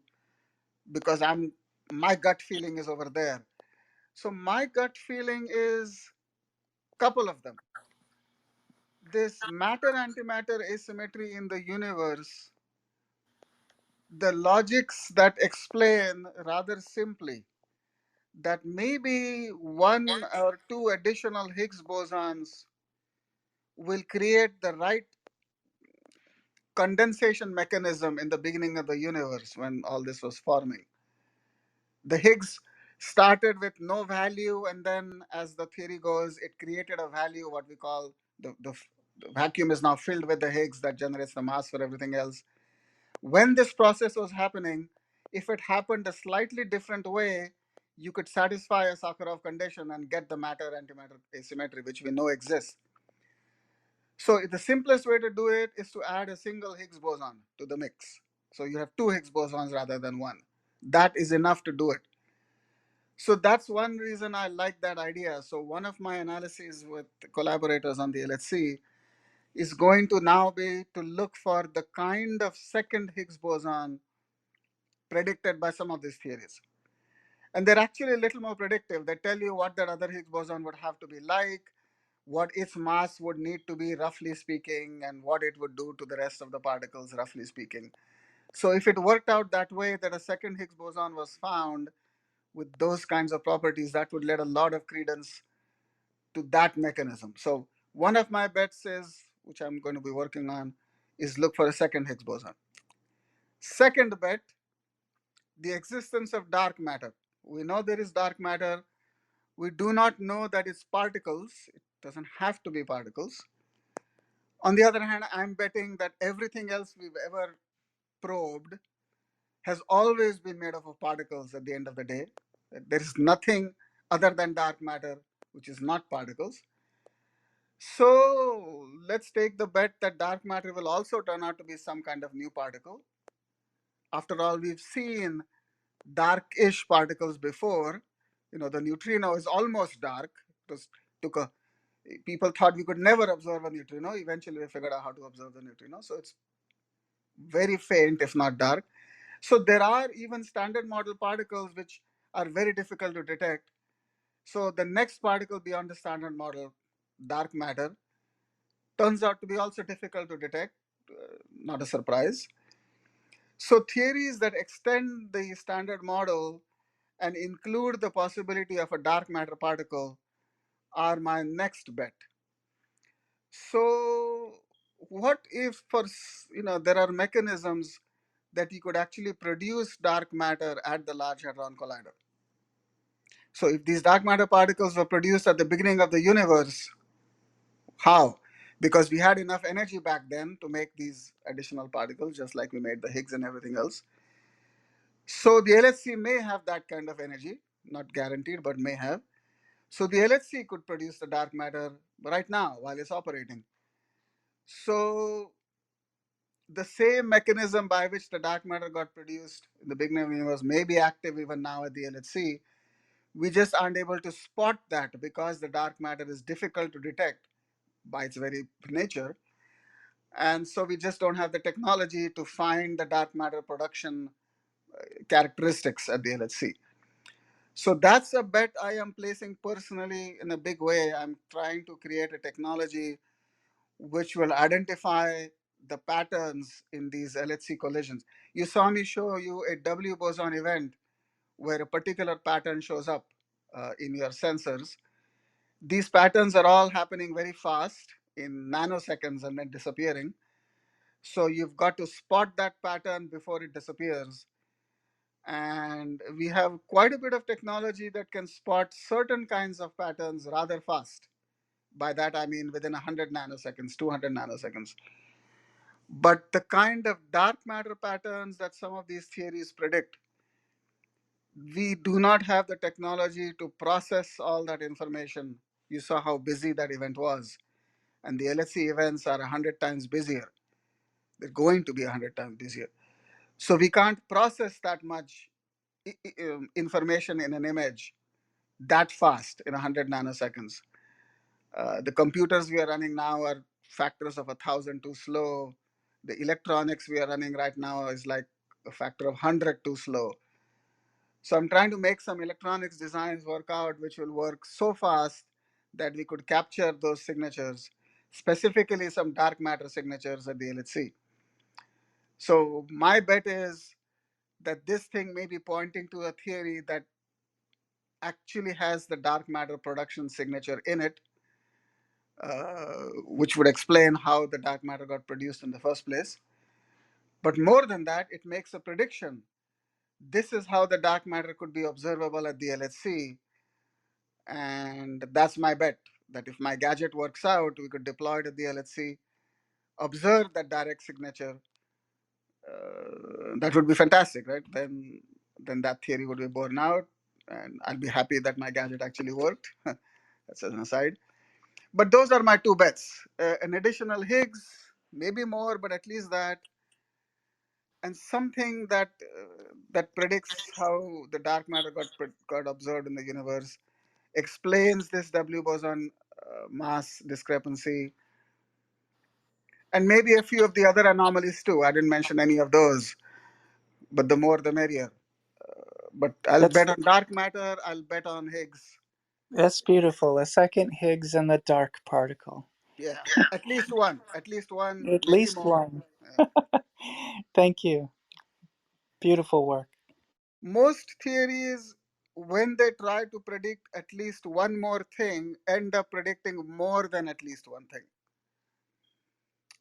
So it could be that we are seeing like the tip of the iceberg, that you need one or two more things to explain the W boson mass, but that explanation is incomplete unless it also has number 3 and number 4 and number 5 because of the mathematical logic. So that is nice because then that gives you additional predictions to go for, and then you see the big picture. Thank you. Beautiful work. All right, thank you. Hi. Yeah, thanks, Doctor, for this. It's quite a treat. It's quite an experience. Thank you so much for Wonderful, thank you. the Happy you liked beautiful it. slides. Yeah. And And so this, I think first of all, I want to acknowledge the Clubhouse and the Science Society colleagues that make this possible, which is definitely not possible before. I mean, for the very frontier, particle physics science happening only a few weeks. I mean, very recently, and now you know, audience around the world can interact with you, the frontier scientists. Thank you. And I have quite a few, but let me just ask one and ask for more at the later stage if there's more time. So Sure.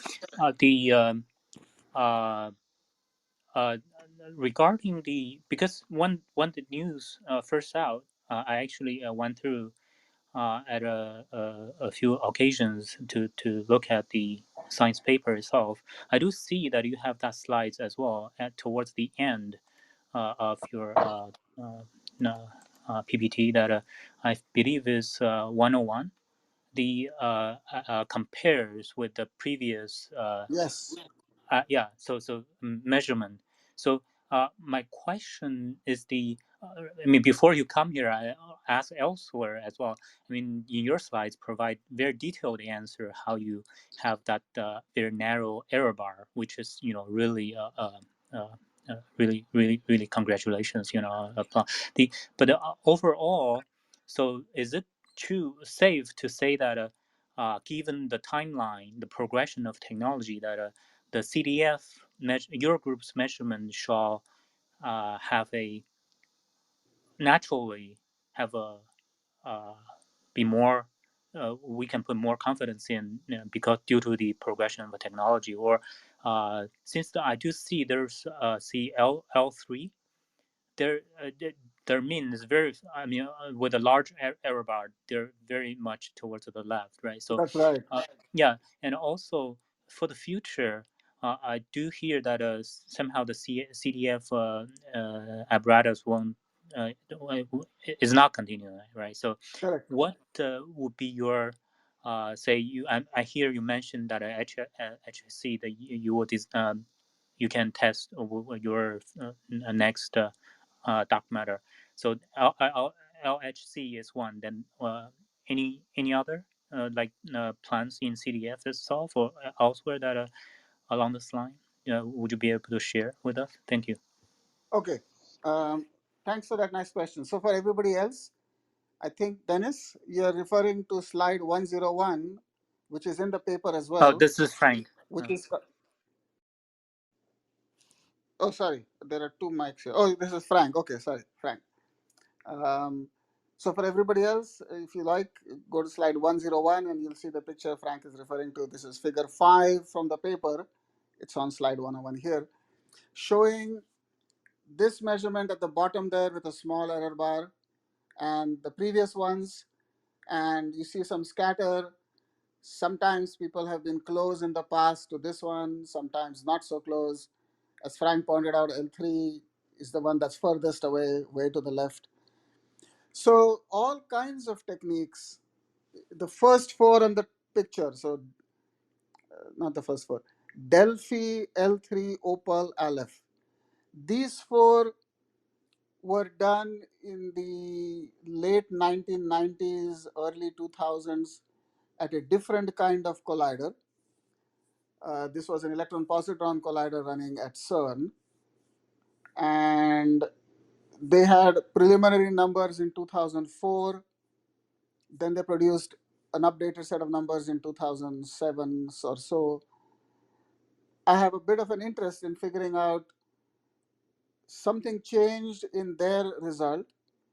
So this is in the public record, in the scientific record, that in 2004, the combination of these four experiments, including L3, their result was substantially higher than what they are showing now, and it was rather close to this CDF number.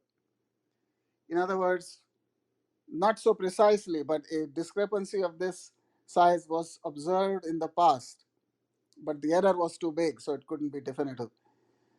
Then something changed, and I'm not sure exactly what. I was not involved in those groups at all. their experiments had also stopped running, so it was just some analysis change, I guess.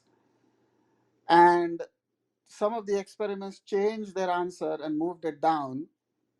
And L3 was one of the ones that moved their result down, and that was the republished with a lower number. So, not sure what more to say about it, but there was a time when the L3 number and the other numbers were higher, and then they moved down. So, I'd like to understand myself from talking to those people now, what change did they make? Let's think about it. Then you see some of the other experiments, and some of them, in fact, have been higher than the CDF number, some lower. Um, there's a long story with every one of them. Uh, what I'm not sure how much detail to go into.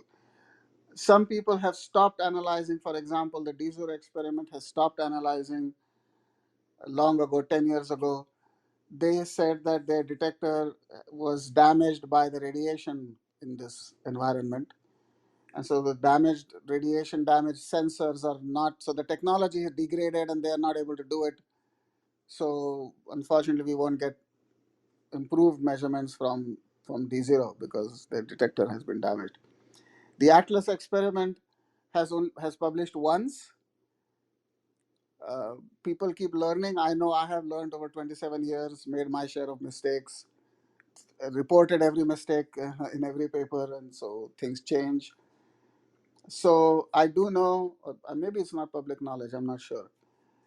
People are reanalyzing. Our measurement has given people food for thought to go back, not only think about how to do it better in the future, but also go back to things that have been done in the past and just revise, re-scrutinize what were the choices made, what calculations were done, how were they done, what technique was used.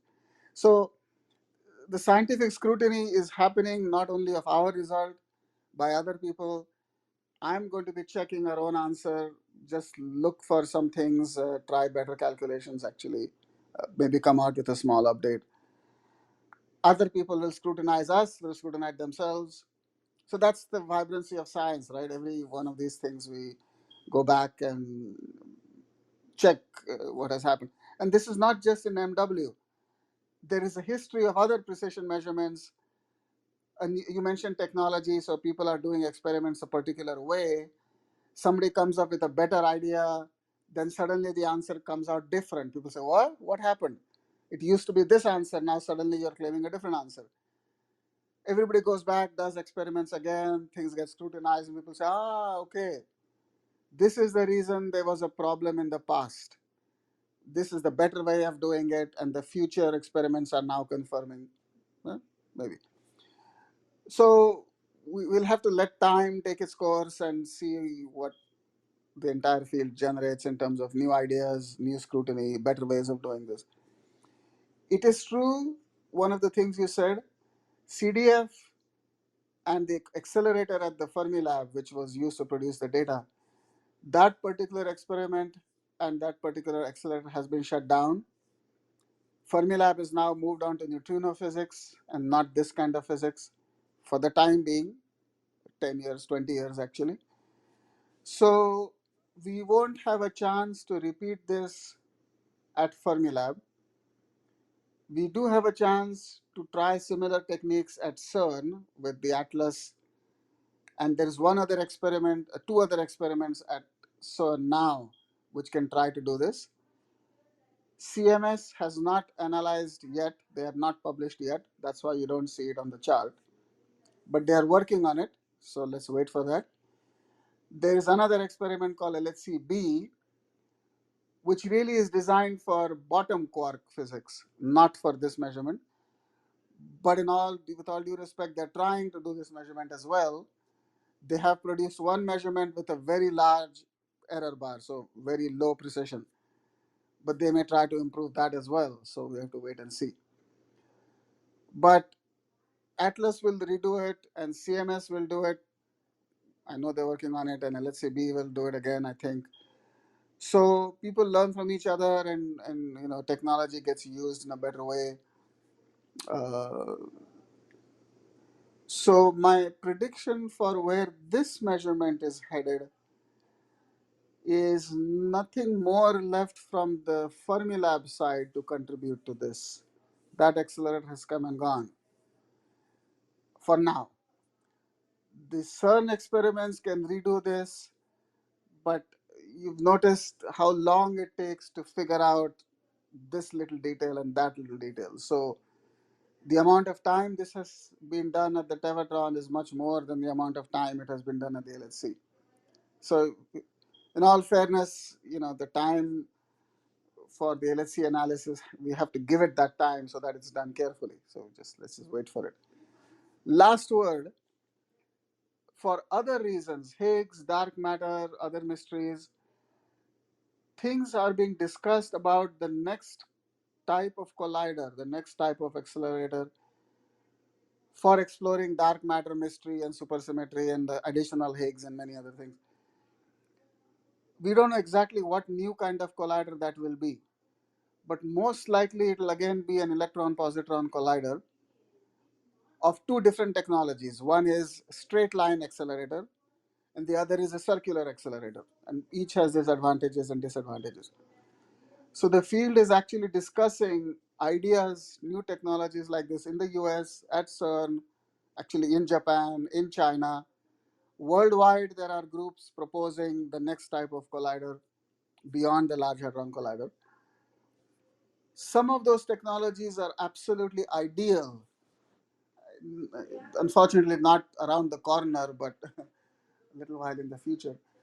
Some of those technologies are absolutely ideal for making the absolute best, very high precision measurement of MW.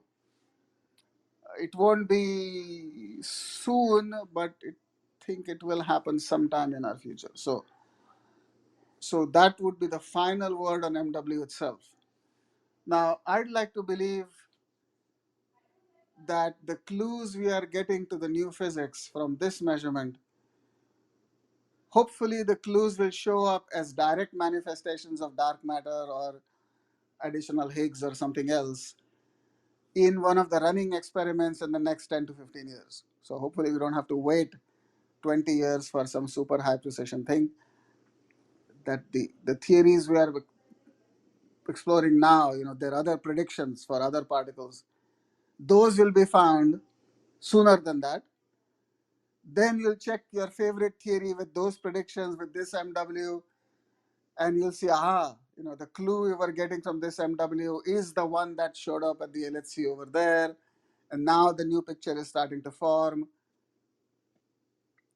My hope is that that's the way things will work out sooner than later. Let's see.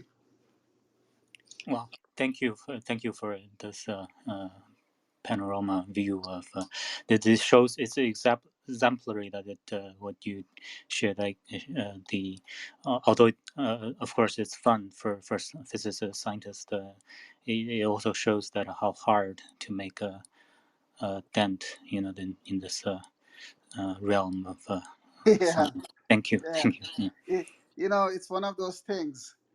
The fantastic success of building the standard model theory and finding all its experimental components and putting it all together.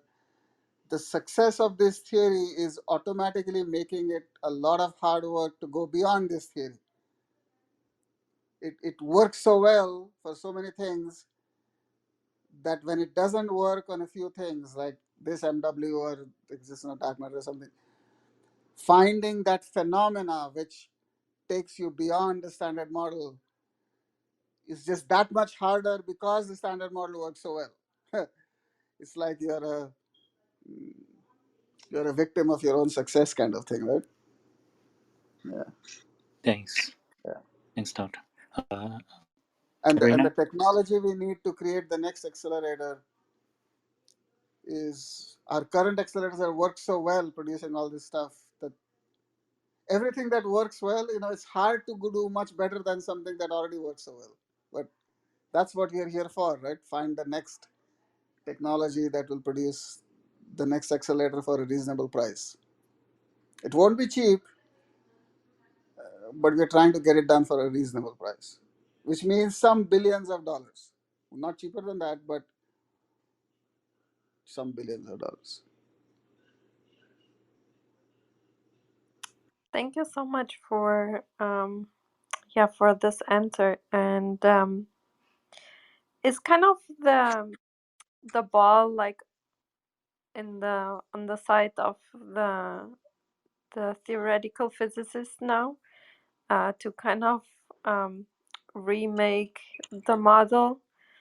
Do you think this, if this data set maybe gets confirmed, let's say by getting the same result again, Yes.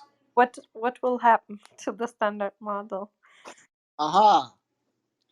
So the theorists, of course, have been busy.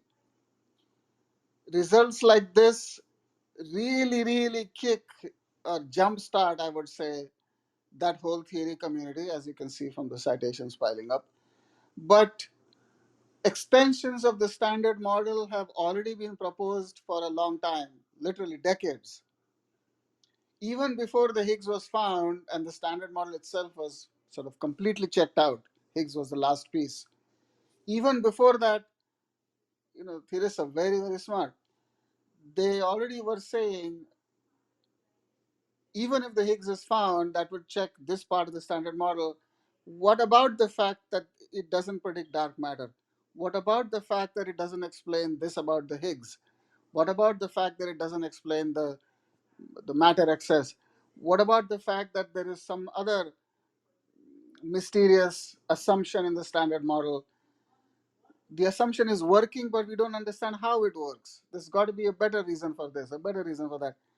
So this has been going on. So there's a plethora of theories already in the literature which are called standard model extensions.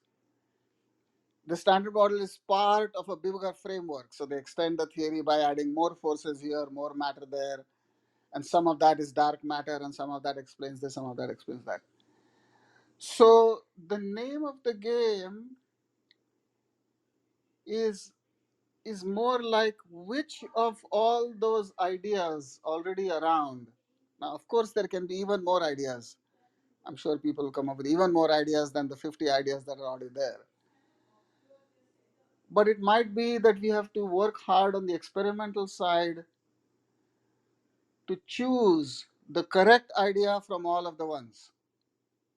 So this MW, and presumably it's confirmation and all of this, is going to say, look, all you guys have 100 or 50 new ideas out there. You've had them for a while. You're continuously producing more ideas. That's great.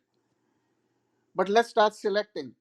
So this MW already throws away half of those ideas or 2/3 of those ideas. I don't know how many, because those can't explain this. So now you are at a smaller subset, and then you say, oh, but I see one more interesting thing that doesn't fit in the standard model. Some additional ideas will get excluded from that. So I'm guessing it'll be like a filter down process of all the ideas out there and the new ones that are showing up. Some fraction will get excluded by this measurement, some more will get excluded by some other measurement. And so eventually we'll narrow it down to the next standard model expansion, which is closer and closer to the right one. It'll be a filter down process, I think, because so many ideas extending the standard model are already present. That doesn't mean any one of those has to be right. All those new brilliant ideas may all be wrong, and there's yet another idea waiting for somebody to be thinking about.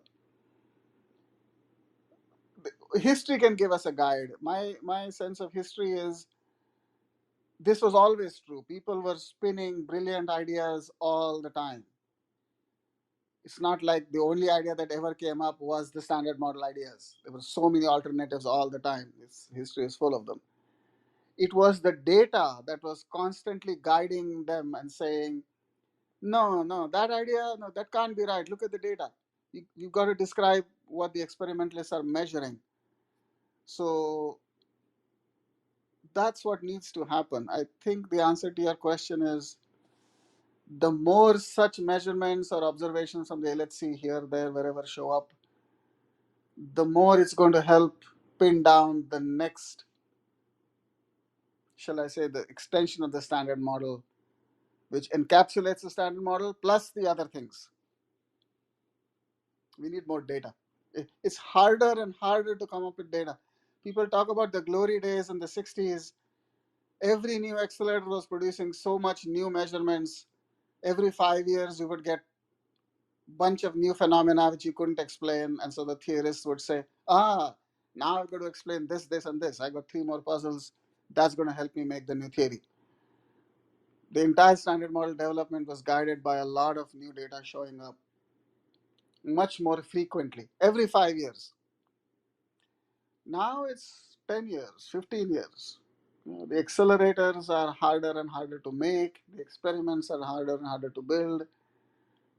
Um, so the new data doesn't show up every 5 years. I mean, this MW has shown up 10 years after the last big thing, which was the Higgs discovery. That was 20 years after the previous big thing, which was the top quark discovery. So you see, we are getting into the decade time frame. And such is the nature of life. Yeah, that is so interesting. Um, I wasn't, I didn't really consciously think about it because, in neuroscience and all these other areas, like there's more and more. I feel like you cannot even. We could have rooms every few seconds like this for Yes, all the data that is coming out. that's But correct. That is yeah, correct. we're Yeah, like, you're lucky. I mean, as I said, the field of complexity, neuroscience is one of them, so many other things. The data, especially these days with the web technology, everything, right? The data on complex systems is coming around much more rapidly. So that's fantastic. For our field, data are not coming around as rapidly because we are looking for rarer and rarer processes, which are the reason they're rare is they're all active at higher and higher energies. So they were all active at the time of the Big Bang. They were crucial to formulate the universe as we are today. That's the reason the universe is the way it is today. But many of those processes are not active at the low energies at which we live. They're only active at high energies. So it's the high energy probing which is not easy, which takes time and new technology to build. So our field is on a slower time scale now than something like yours. So you should enjoy the fact that you're getting data faster than you can explain. It, it's a wonderful thing to have.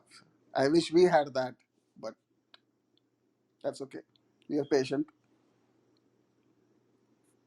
Yeah, I expect great things in neuroscience. Uh, I told one student of mine, if there was a way to think of another field I would be working on, I think it would be brain science. It's in the regime of complexity. When you make an extremely complex system out of simple things, all kinds of wonderful things happen, right? Which is what you're doing. yeah, that field, and we had the microbiome talk earlier and also previously. I think that field will also explode with the ability to to calculate more complex data, because we still don't know about all these interaction between all these microorganisms and how they're Correct. important they are for our life. So I think that field will explode maybe even more, which is interesting. Correct. And another thing that's helping you, I suspect, is computational power is growing too rapidly. So Yeah.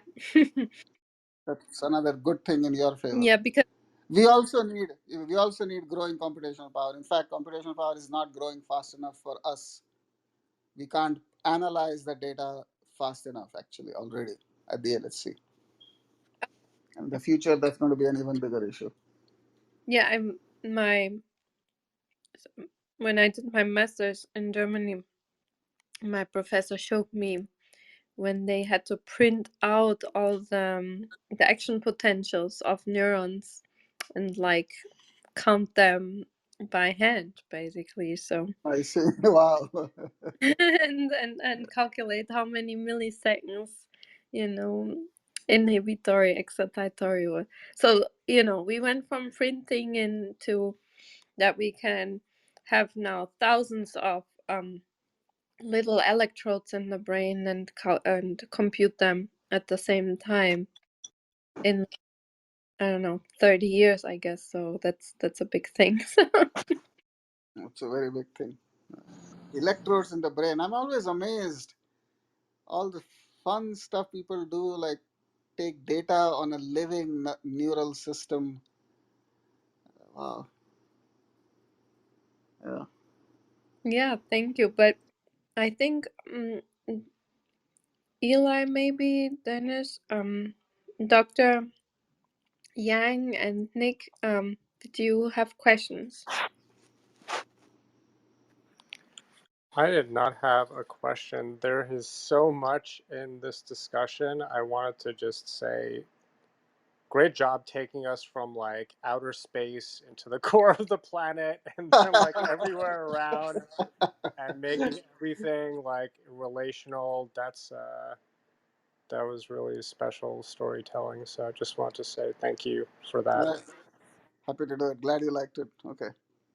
I know it's if it's a fun story to hear, then I can tell you it's an even more fun story to tell. It really is. I- all these things that seem disparate, when you start to see sort of how nature really is, there's one nature, and it shows up here, there, and the things you thought were disconnected are all having a common cause. You know, somebody was asking me how, when I was 5 years old or something, why would you get into science?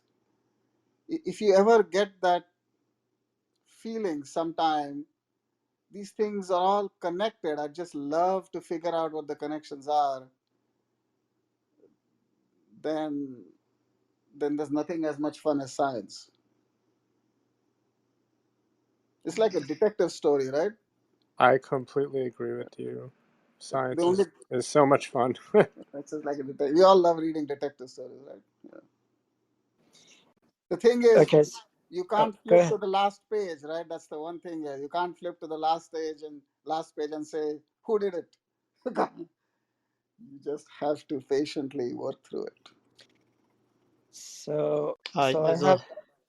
Oh, sorry. Go ahead. Go ahead. okay. Dr. Young, hi everyone. Thanks for excellent talk and question and answers. Uh, so you just mentioned the size of the volume. So when you talk about the boson has a volume, volume has a mass, and how each in this related to its size, like different sizes, different particles, etc. Sorry, Dr. Yang. What was your Yeah, the question? question is, yeah, the question is you mentioned the boson must have volume, right? Or No, space. fermions. Fermions have volume. So, okay, fermion Bosons do has not a have volume. volume. Only fermions Boson have doesn't volume. have a volume. No, bosons don't have volume. Uh, then, so the boson might have a mass, right? Except Yes. photon. If it has a mass, why it doesn't have? Okay, so let me back a little bit. Is boson has a size too? No. No. Does not have a size. What about the photon? No. Photon is a boson and does not have a size. Yeah, but some article mentioned the photon size as 0.5 times 10 to minus 15 meters. Isn't that approximate or is actually accurate or is simply? Sorry, maybe I misheard you. Did you say photon, P-H-O-T-O-N, Yeah, or did you say yeah. proton, Proton has a size and a volume definitely. So I'm talking about photon. P-H-O-T-O-N. Photon. Yes, Do you mean the wavelength? that's what I Yeah. sound. Yeah, that's different. That's different. Photon belongs boson, right? Yes, So you said it doesn't have a size and a volume. That's correct. uh, I think my question is should separate for the 2 or 3. The first question is about the sizes of the elementary particles, right? So so we know electron has a size about 10 to minus 18 meters, right? No, No, okay. no, So is the electron has a size? no, No size electron? no. But Okay, why there are so many, uh, so many Eli, like Eli was waiting for a while to ask a question, and then we have Nick, and then it's about to. come back? You want me to come back to ask you a question? Because this is a Uh, very interesting question. So let me try to answer that question quickly. Then you can think about my answer, and we can circle back. It all Yes. depends on what you mean by size. So elementary particles do not have a size in the same sense that a proton has size, that it has a boundary. The proton is inside a certain ball, outside is not a proton, inside is a proton. So size implies some kind of a wall, and the thing is inside and nothing is outside. So that's what a size means in this concept. So in that sense, a composite object like a proton, Proton, does have a size, but the elementary particles, electron, photon, Higgs, W, there is nothing inside them as far as we know, so they do not have a size in that sense. Okay? But wavelength is a different thing altogether.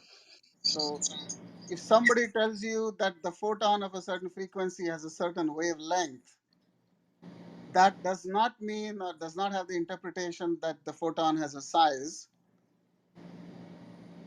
Now, for the electron, I think when you said 10 to the minus 18, you are quoting an experimental bound that if the electron had a size, in other words, if the electron was composite, was made up of something, and so therefore it did have a size, then experimentally we know that the size has to be smaller than 10 to the minus 18 meters.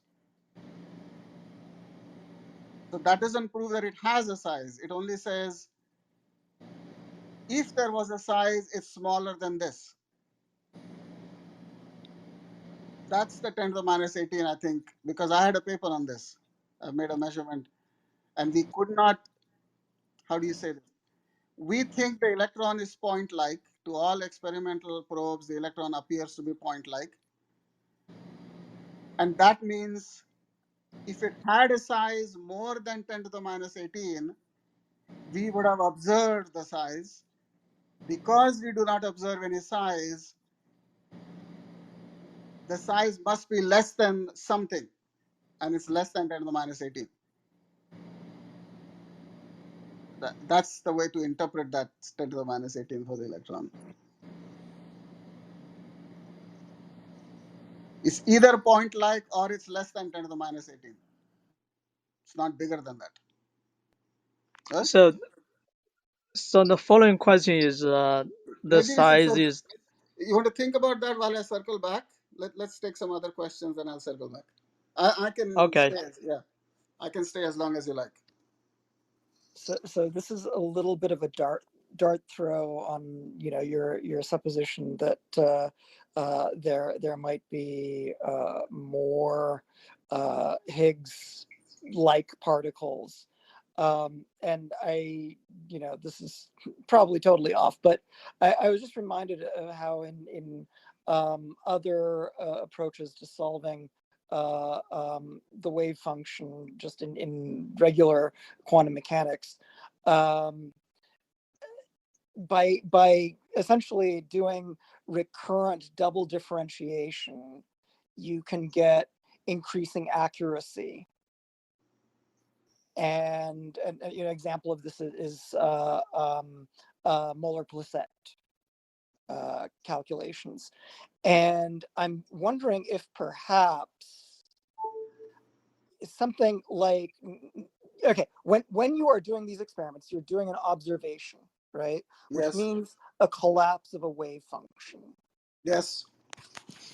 But that only tells you about the measurements that you are likely to make, over the number of measurements that you made, right? Yeah. And so what I'm kind of just it's kind of a tantalizing notion that perhaps you could have a distribution of multiples of your measured mass, right, that fall off, but when you integrate over all of them, you get essentially the energy that the total mass that you would be missing.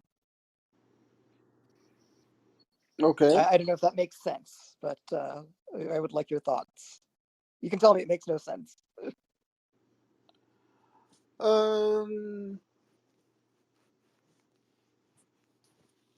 See, let me try to answer this way. Every concept that we are referring to, we were talking about size, now we are referring to mass.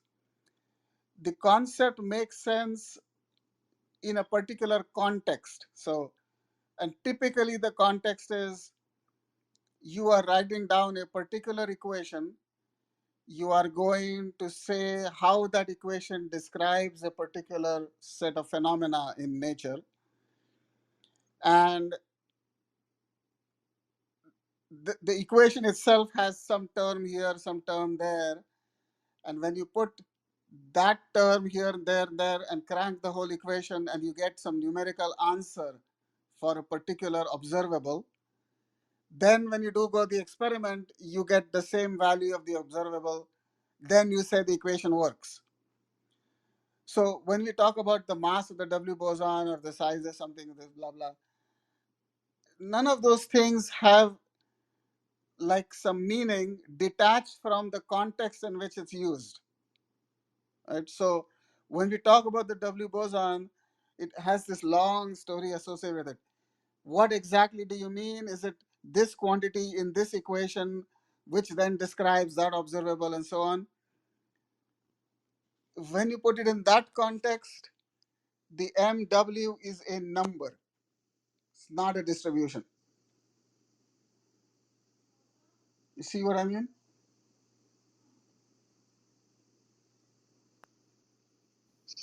Okay, well, okay, so it's a number certainly within the statistical error. What Hold on. So statistical error is a measurement concept, right? It's because the observable that you yeah. have, that observable itself is coming from a quantum process, which is by its very nature probabilistic. So every observable, every parameter in the quantum theory, when it comes through the equations of quantum and eventually manifest in nature it's always manifested as a probabilistic observable. So therefore, I have to average over a lot of observable observations in order to infer what that number is. So in nature, it's an actual number, not a distribution.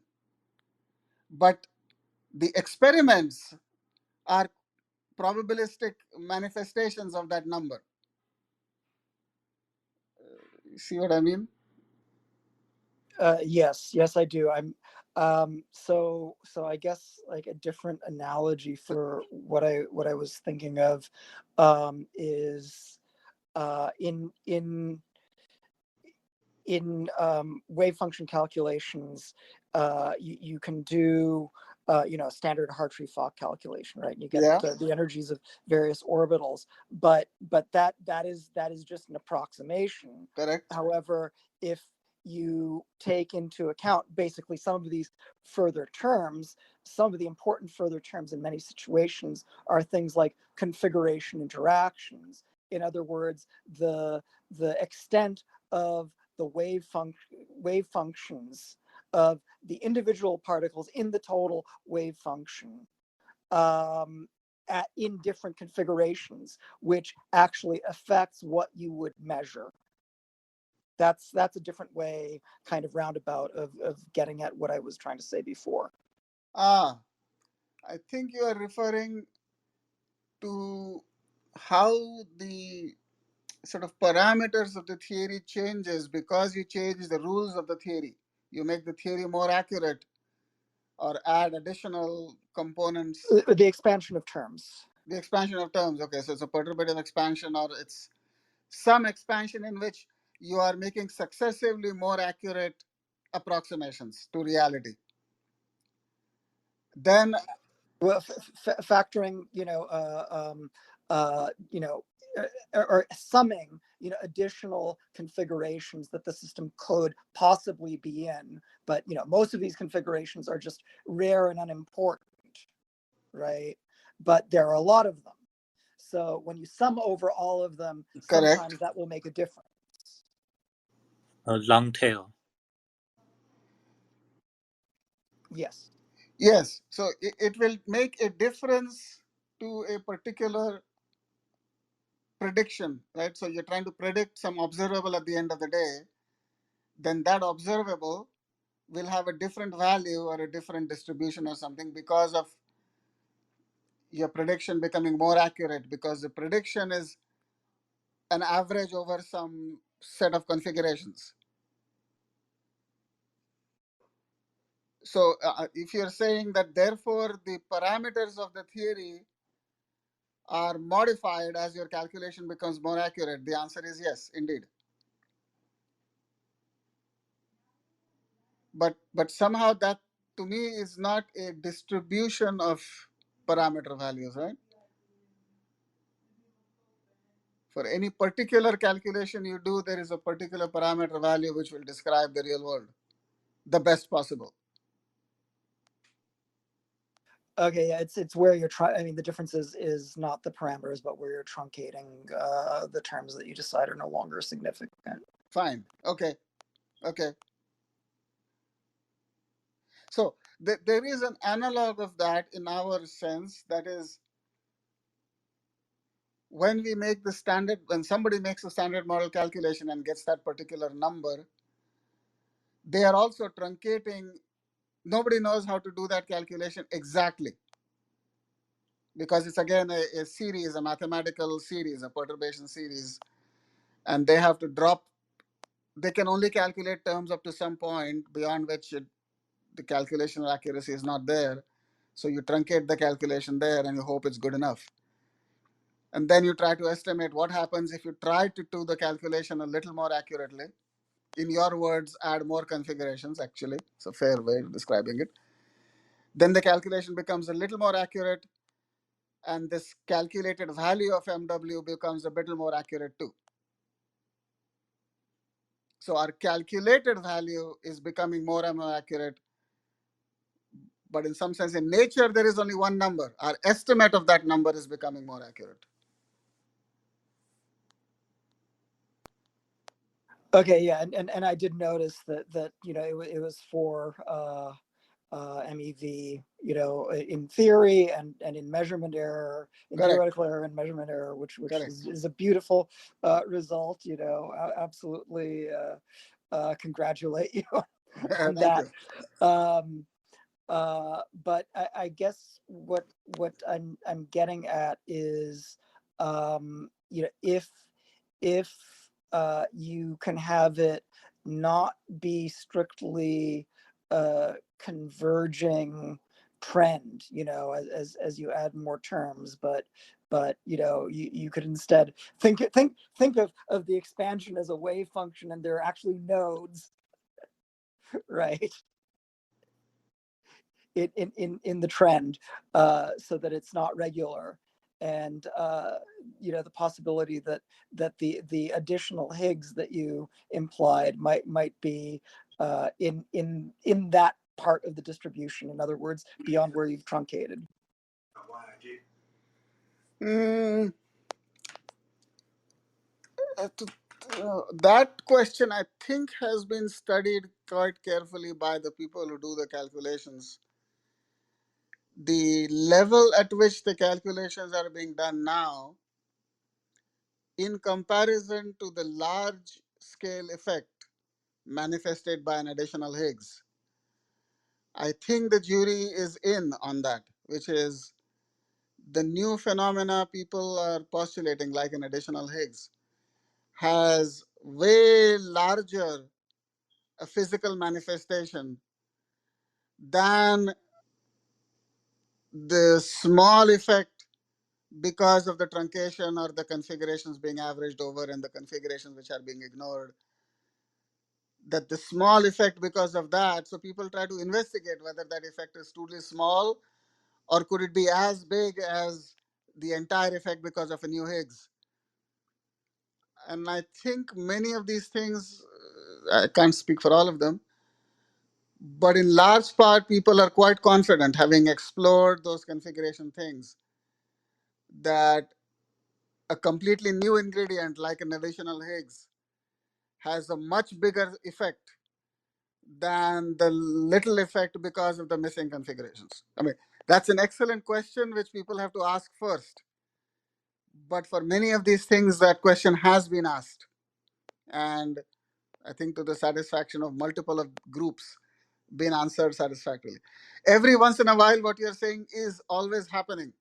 Somebody says, I want to put in a new physics thing, and somebody else says, but wait, some previous calculation without the new physics was being done. How accurately was that done?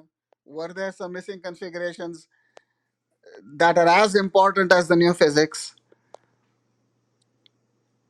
It's in fact quite a relevant point you bring up, because there is something in our world called the G minus 2. Maybe you heard about it. Last year there was a result. It's a particular measurement of a property of the muon, which is quite interesting to measure accurately. It's got some difference. The measurement and the calculation have some difference, but the calculation has the same exact thing you're talking about. Some configurations included, others not included. People are now asking the question, what about the excluded configurations? Could they have an effect as large as the so-called new physics? In which case you're misleading yourself. There is no new physics. It's just the missing configurations you should have included in the first place. So every once in a while that worry shows up and it gets tracked down. So this one is actually an active field. so what I want to say is, most of the time your point is checked out and doesn't turn out to be relevant. But every once in a while it turns out to be quite relevant, and then people have to say, all right, we got to do some more work. All those missing configurations have to be included. So thanks for that. The thing that immediately follows, though, so if there is an additional Higgs, this is a question: would it necessarily have to be rare compared to the Higgs that has been pinned down, in order not to greatly perturb all of the interactions which have been rationalized in terms of the Higgs which has been being pinned down? Yeah. So rare, here's how it works. The properties of the additional Higgs would have to be such. It doesn't actually have to be rare. It's a very good question. Its properties have to be such that all the observables that led to the existing Higgs, that particular set of observables is not modified by the existence of the second Higgs. So it's nature engineering itself in a particular way that says the combination of the two Higgses in reality has the same physical effect as a simpler theory with a single Higgs. Yeah? So Higgs 1 plus Higgs 2 in nature produces an observable. Our theory starts with a single Higgs, produces a calculation of an observable. The single Higgs theory gets tuned with some number here and some number there to match the observable of nature. So you say, my single Higgs theory just works fine. It turns out that the two Higgs theory in nature is conspiring to produce the same observable. So the single Higgs was sort of working by a very interesting accident for And observable A, for observable B, for observable C. And those are the observables you knew so far. So you said, oh, good, I'm done with the single Higgs. I don't need any more. Until you see observable D. And observable D says, aha, D is different. A single Higgs would give you a different answer, and two Higgs would give you a different answer. Nobody ever thought about measuring observable D. And then somebody says and goes and sees observable D and says, what? This is different from a single Higgs. It wasn't a rare observable. It's sometimes it's rare. So you're right. Sometimes it's rare, so nobody could find it. But sometimes it's that nobody thought about it. The history of science is often like that. It was there all along, just nobody thought about looking there. And that one is the one that tells the difference between single Higgs and two Higgses. so I just look forward to when we get to call those calculations lumped Higgs Yeah, calculations. it's quite often happened that way. People just look in a different place, and there's a smoking gun there that the previous calculation that was working to describe observable A, B, C, D, the next observable that shows them wasn't really rare. It just nobody thought about looking there. And sometimes it was staring you in the face. If you had looked at it earlier, you would have found it earlier. Quite often that has to do with the experimentalist's instinct, right? Where is the next clue hiding? It could be right in front of my nose. I'm not looking there. It's a decent analogy for some of the things that have happened in our field. Yeah, so thanks for answering my questions. Yeah. I really enjoyed this.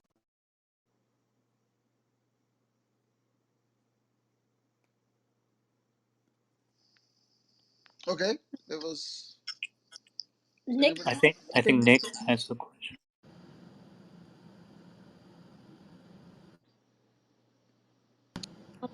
we couldn't hear. Yeah, Nick. Yeah, hi. Thank you very much for the talk. I appreciate it. Yeah, sure. You're probably exhausted by talking almost 2 hours. I've had some I've lectures in class running longer. Don't worry. I have two questions, but I'm because of in the interest of time, I wonder which of the two I should select to ask you, because I have to choose at this point. I guess I'm gonna grab one of them. So one way one way to work on in particle physics to increase the, so to speak, the effectiveness of the machinery, I call it machinery, accelerators and so on, to create more and more and more and more higher and higher and higher energies. Yes. However, the other way around is to increase the precision of measurement.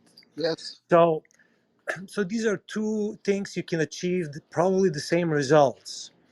My first question is, I get the feeling by listening to people and so on and so forth, the fact that the LHC did not discover supersymmetry or any of the other things they were hoping to discover, although the discovery of the Higgs is huge to me. But Yes. anyway, Yep. people are talking about crisis in high energy Well, physics. yeah. And so some people are saying, instead of building this future larger and more energetic accelerators, why don't we go into a different direction to start increasing the precision of measurements?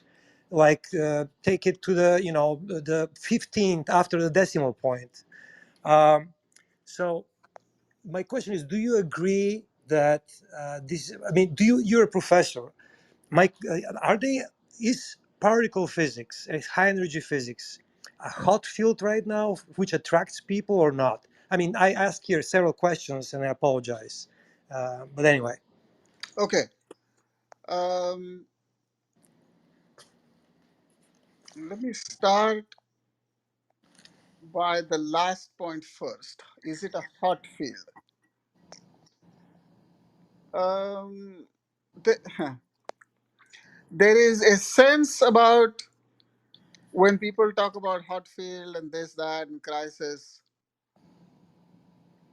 somehow it is trying to put science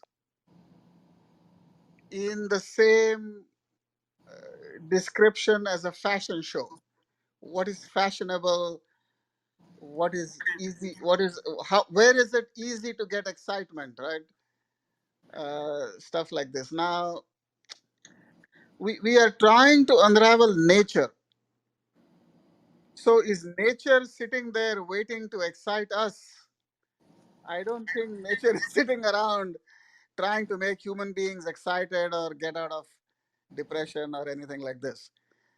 So, any comment about the fashionableness or hotness or crisisness? Somehow they all seem to me missing the point. You're not trying to do science because you enjoy discovering the next mystery. I'd like to give the analogy of a treasure hunt. If you're a treasure hunter, are you doing it just to find the treasure at the end, which means that's the only moment you enjoy? Suppose the treasure hunt takes 10 years and it takes you following 20 clues. Do you enjoy following the clues, or do you only enjoy the moment when you dig the treasure out, which is 1 second out of 20 years, right? Or 10 years? My answer is, if you're a treasure hunter, who knows if in your lifetime you'll find this treasure, how many treasures you'll find, but you're doing it because the following the clues day to day, in the grind is itself hot. It's itself exciting.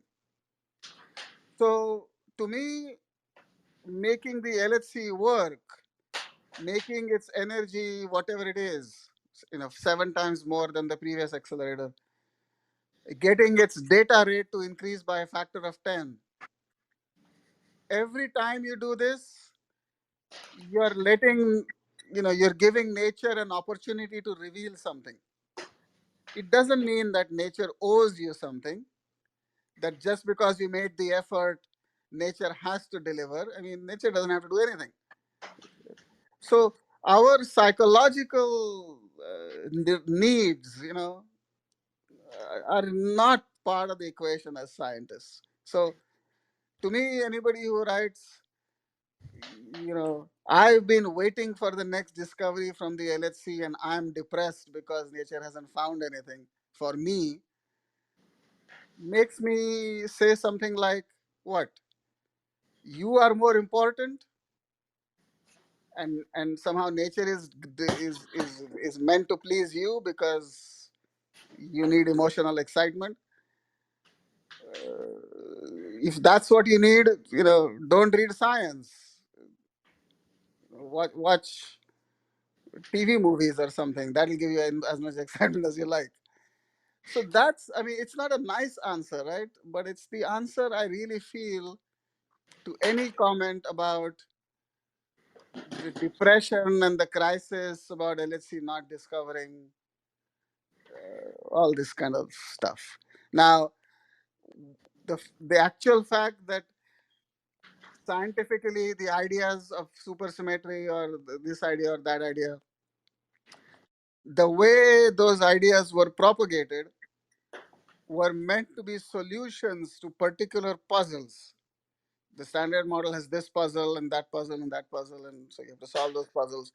So these ideas were the solutions to those puzzles.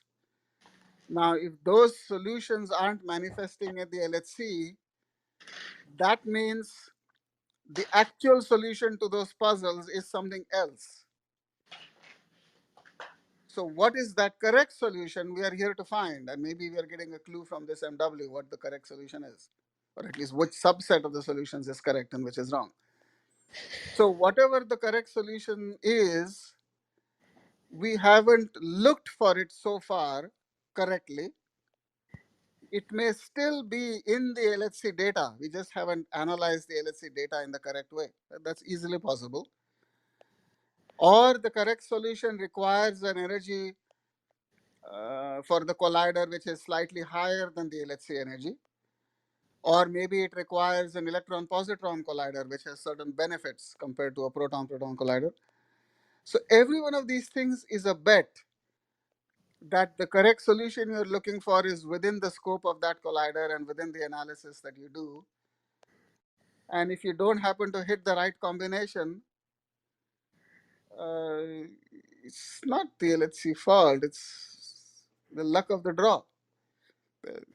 It's like saying, if I want to find America, how far do I have to go? If I go 200 miles away from Spain, if I go 400 miles away from Spain, if I go 800 miles away from Spain, what? You're going to turn back and say, I'm so disappointed and depressed that there is a crisis, that America hasn't shown up.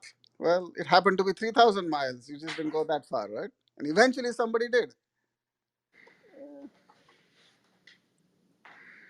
So I don't think any puzzles in the past showed up, solutions showed up easily. And they don't have to show up easily in the future. The puzzles are still there. I think Yeah. the excitement is in the fact that the puzzles exist. I don't think a field becomes boring because you don't find the answers quickly or easily. I think a field is boring if there are no questions. But when all the questions get answered completely and no more questions are there, then the field is done. So we just because the answers haven't shown up in the last 10 years doesn't mean the field is done. Yeah, So thank you so much. I think yeah, it's time to kind of wrap up. We've been going for Quite a while, right? for a while, and I think this was a beautiful ending. What you said, that the adventure of solving puzzles, it's like the curiosity is what drives us, and the good news is we have still so many problems to solve. and Correct. and um and so we keep going, and we can, in theory, if rejuvenation brings us a little bit more years, we can keep solving puzzles or the next generation Yeah. solving. And historically, see, two things, right? A, the puzzles exist, they're extremely interesting puzzles. B, the technology required to solve the puzzles to take it to the next step, developing that technology is a lot of fun. I think you were asking the next generation technology for the accelerator or the next generation technology to increase the precision. I think the answer is not whether you should do one or the other. When people like to say this, stop the energy frontier and just go to the precision frontier. It's not as if you can anticipate where nature will show the next clue. This MW, people didn't expect that the precision of this will get us something. People said the LHC energy will get us something. It did get us the Higgs. And then this precision of MW was showing us the next clue. So who knows which one it will be next? It may be the energy frontier next. It may be the precision frontier next. So ideally, you just push every frontier you can to the best possible and enjoy the process of sort of stepping up to the challenge, shall I say. The, the one thing we are not talking about here is cost. So let's exclude that from the conversation. If you I tell me deliberately didn't mention it. Yeah. if you tell me the precision by a factor of 20 is cheaper to do than the energy increase by a factor of 5, and you say how much cheaper, well, I'll tell you it's a factor of 10 cheaper. Then of course it's sort of clear your priorities with the money you have is invest in the precision frontier and wait until the energy frontier becomes cheaper. So invest in that R&D to make the energy frontier cheaper. But somewhere, if you say abandon one for the other, then without any statement of the cost, it's kind of a silly statement, right? Who knows? The precision frontier by a factor of 1,000 may actually be far more expensive than the energy frontier by a factor of 10. Well, then it's the other way. It's not like precision comes for free and energy has a lot of cost. It's not like that. But it does come in cycles, almost on a decade. Which decade would you say we're on? Governments tend to come and prefer one versus the other, like the last decade was machine learning. Would you say that we're in one or the other? Or if people were to want to get into this field or this direction, which one would you say they should focus on? What's hot now, as it were? A loaded question. The other guy's a particle physicist. So if you go question by question, suppose you want to do dark matter direct detection, suppose you want to explore Higgs at the LHC, what would be the actual technical problem you would want to solve, which would give you substantially higher sensitivity in the precision frontier over there or the energy frontier over there? That particular technical challenge requires you to invest, $20 million So you would say into. follow the money is what you're saying. I guess because it's big physics, you have to follow the money and see kind of where the money is spent and which one costs less, I guess is kind of what you're hinting at maybe. Follow the science. The whole field follows the science. And so it takes a long time to understand what the science is, right? So there's no quick answer. But we all meet over and over. Everybody's thinking, what's the next best bet for the R&D to pay off? Which technology is likely to pay off? What cost will there be to invest in that technology? And then when you materialize the technology, what will be the cost of the thing and what's the potential payoff? If you don't think about all the things, then the quick answer is, yeah, follow the money, because whoever is spending the money has already thought about it. So it's like somebody has done the thinking. Now you follow the money because that's likely to happen. So that's the easy answer. Somehow If it's I want not the to, best answer. I don't like that as the best answer. Yeah, no, it's not the best answer, but I was just thinking in terms of the next accelerator, it's going to be probably built by China, which means that they already probably have pre-selected a lot of the technology advances they want to do. So we can look at the recent satellite or the dish that went down, the Arecibo, and then the Chinese replacement for that. It's generations ahead, right? And so that's kind of, I guess the question was for the next decade of research, because I assume that the work that you discuss here is the culmination of many, many years of work, most Yep. likely the last decade. And just in my experience, governments tend to have these requests for proposals. So you've Yes. kind of set the bar already. It's probably going to be a while before somebody breaks your record here, as it were. So Correct. the question was kind of the next low hanging fruit. But I digress. Thank you for your answer. I think Yeah. West there's a My quick answer is I'm not sure there is low hanging fruit in particle physics. Yeah. That's just low hanging particles. Yeah. uh, but Yeah. there is supposed to be a new collider in the US. Is it on Long Island here in New York, or did Brookhaven made it, or was it Texas, I believe? Aha. Uh, one of the two are competing, but I think one of them won by now, and I think it's here in New York, Brookhaven, that a new one Yes. built. So the purpose of the one in Brookhaven, which is going to get built in the next 10 years, is going to collide electrons with heavy ions, lead and things like this. So the purpose of that one is to get the electron beam to probe deeply inside the lead nucleus and kind of understand what goes on deep inside the nucleus from the perspective of the strong interaction. So It's the same strong interaction that we explore at the LHC, but there we explore it at the level of individual quarks. We think we understand that almost completely, I would say. But how you have the complex nucleus, which is not a single quark colliding with a single quark, that's what we do in particle physics. One quark on one quark, you can understand that pretty well now.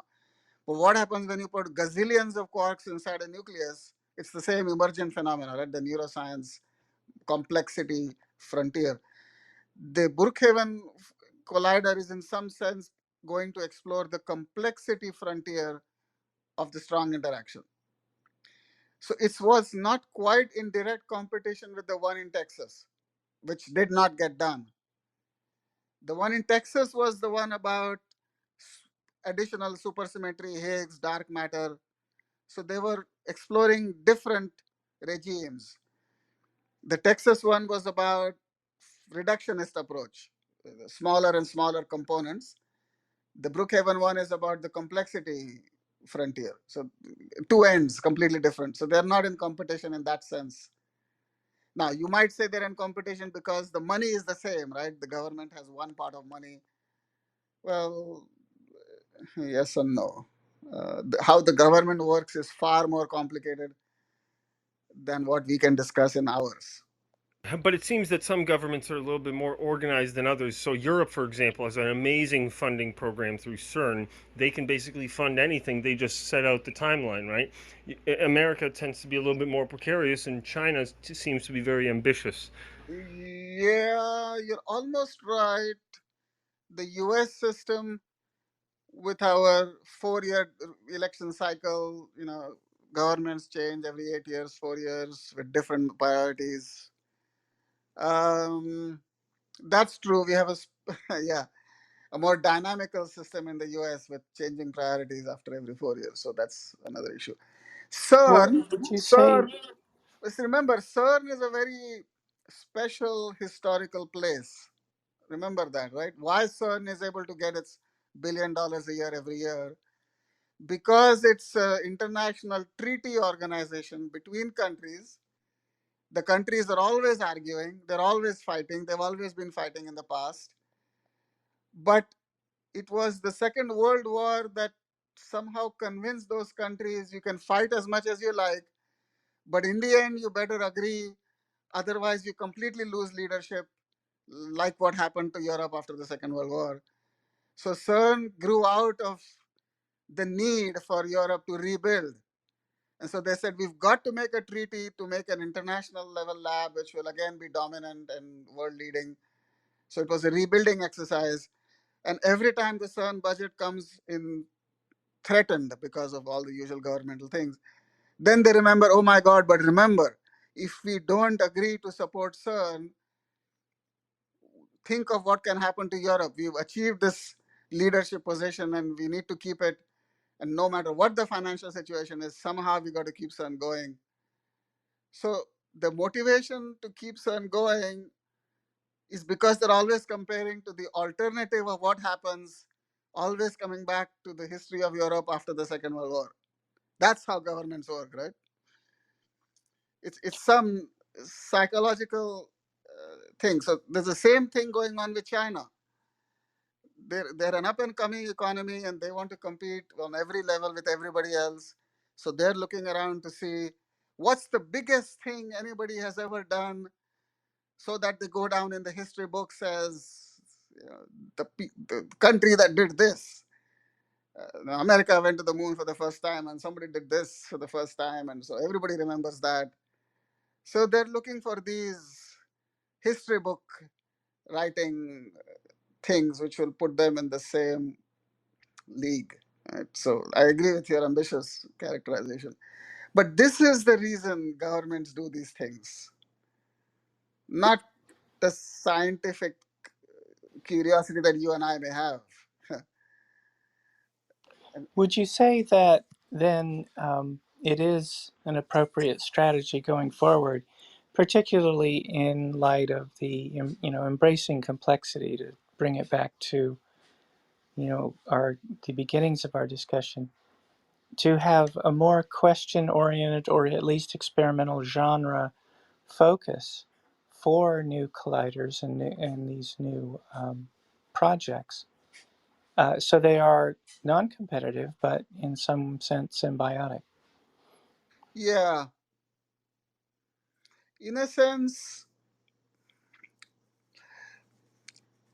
I mean, it's sort of easy for us to say, let's not make it competitive, because our perspective is always there is an extremely interesting question in this field, which is reductionist or something. There's an extremely interesting question in that field and that field. And as scientists, we think they're all worth pursuing. Just because you explain this mystery doesn't mean the other one is gone away. No, the other one is still there. We want to solve them all. That's our perspective as scientists. Every mystery is worth solving. Now, government will come and say, all right, you guys, it's all wonderful.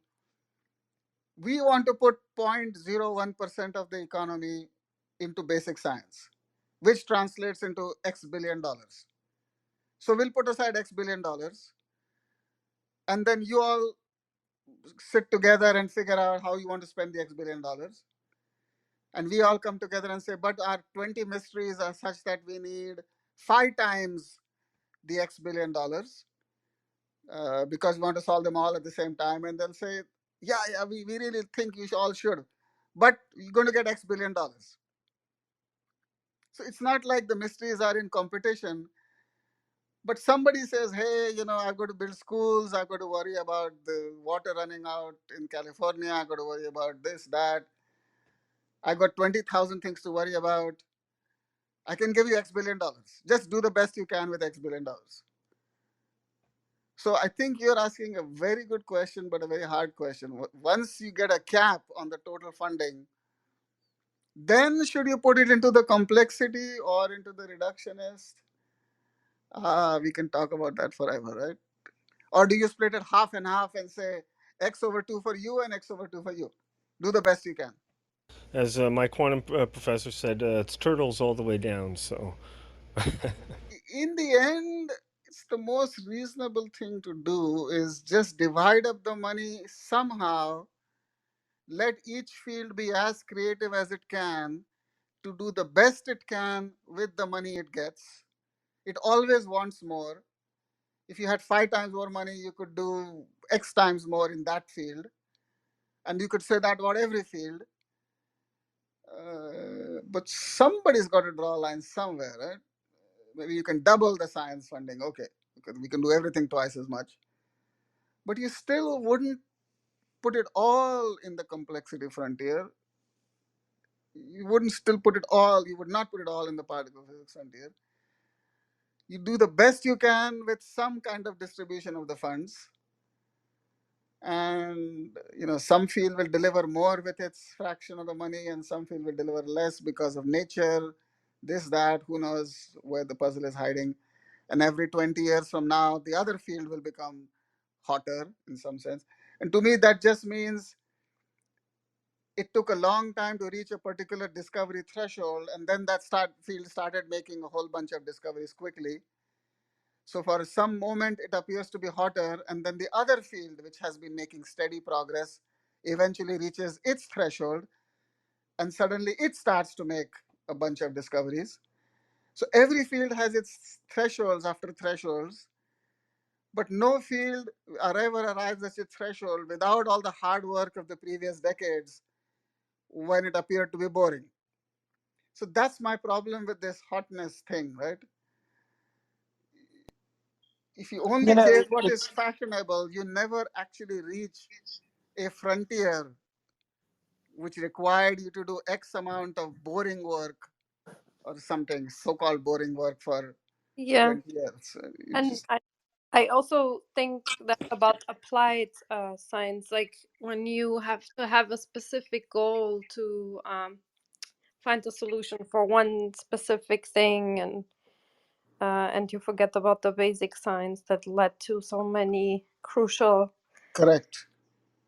things we have now. You only will see maybe in 50 years. I mean, now it's more accelerated, but traditionally, what basic science does now, we will have applications in 50 years or so. So it's kind of the life cycle. But it's an interesting question that people are asking about how to diversify the funding, because it keeps going to the same institution, sometimes even the same labs over and over, and then there's not too much left for other labs that could have maybe good ideas and good questions to solve.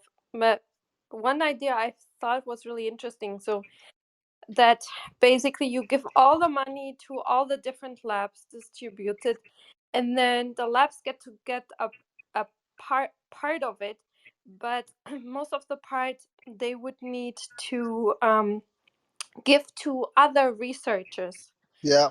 that is out of their field. I thought that was a really interesting solution. Sounds like voting with your dollar for science funding. It's sort of a mix of those two things the two of you just said. It used to be like that from the very top level, for completely different reasons, they would fix a budget. Whatever fits politically, this, that, or the other. Okay, so then you distribute that between the labs by some political agreement process, the number of users, and so on. Okay, the size of the infrastructure. Okay, then everybody who has an idea would approach the lab and make a physics proposal.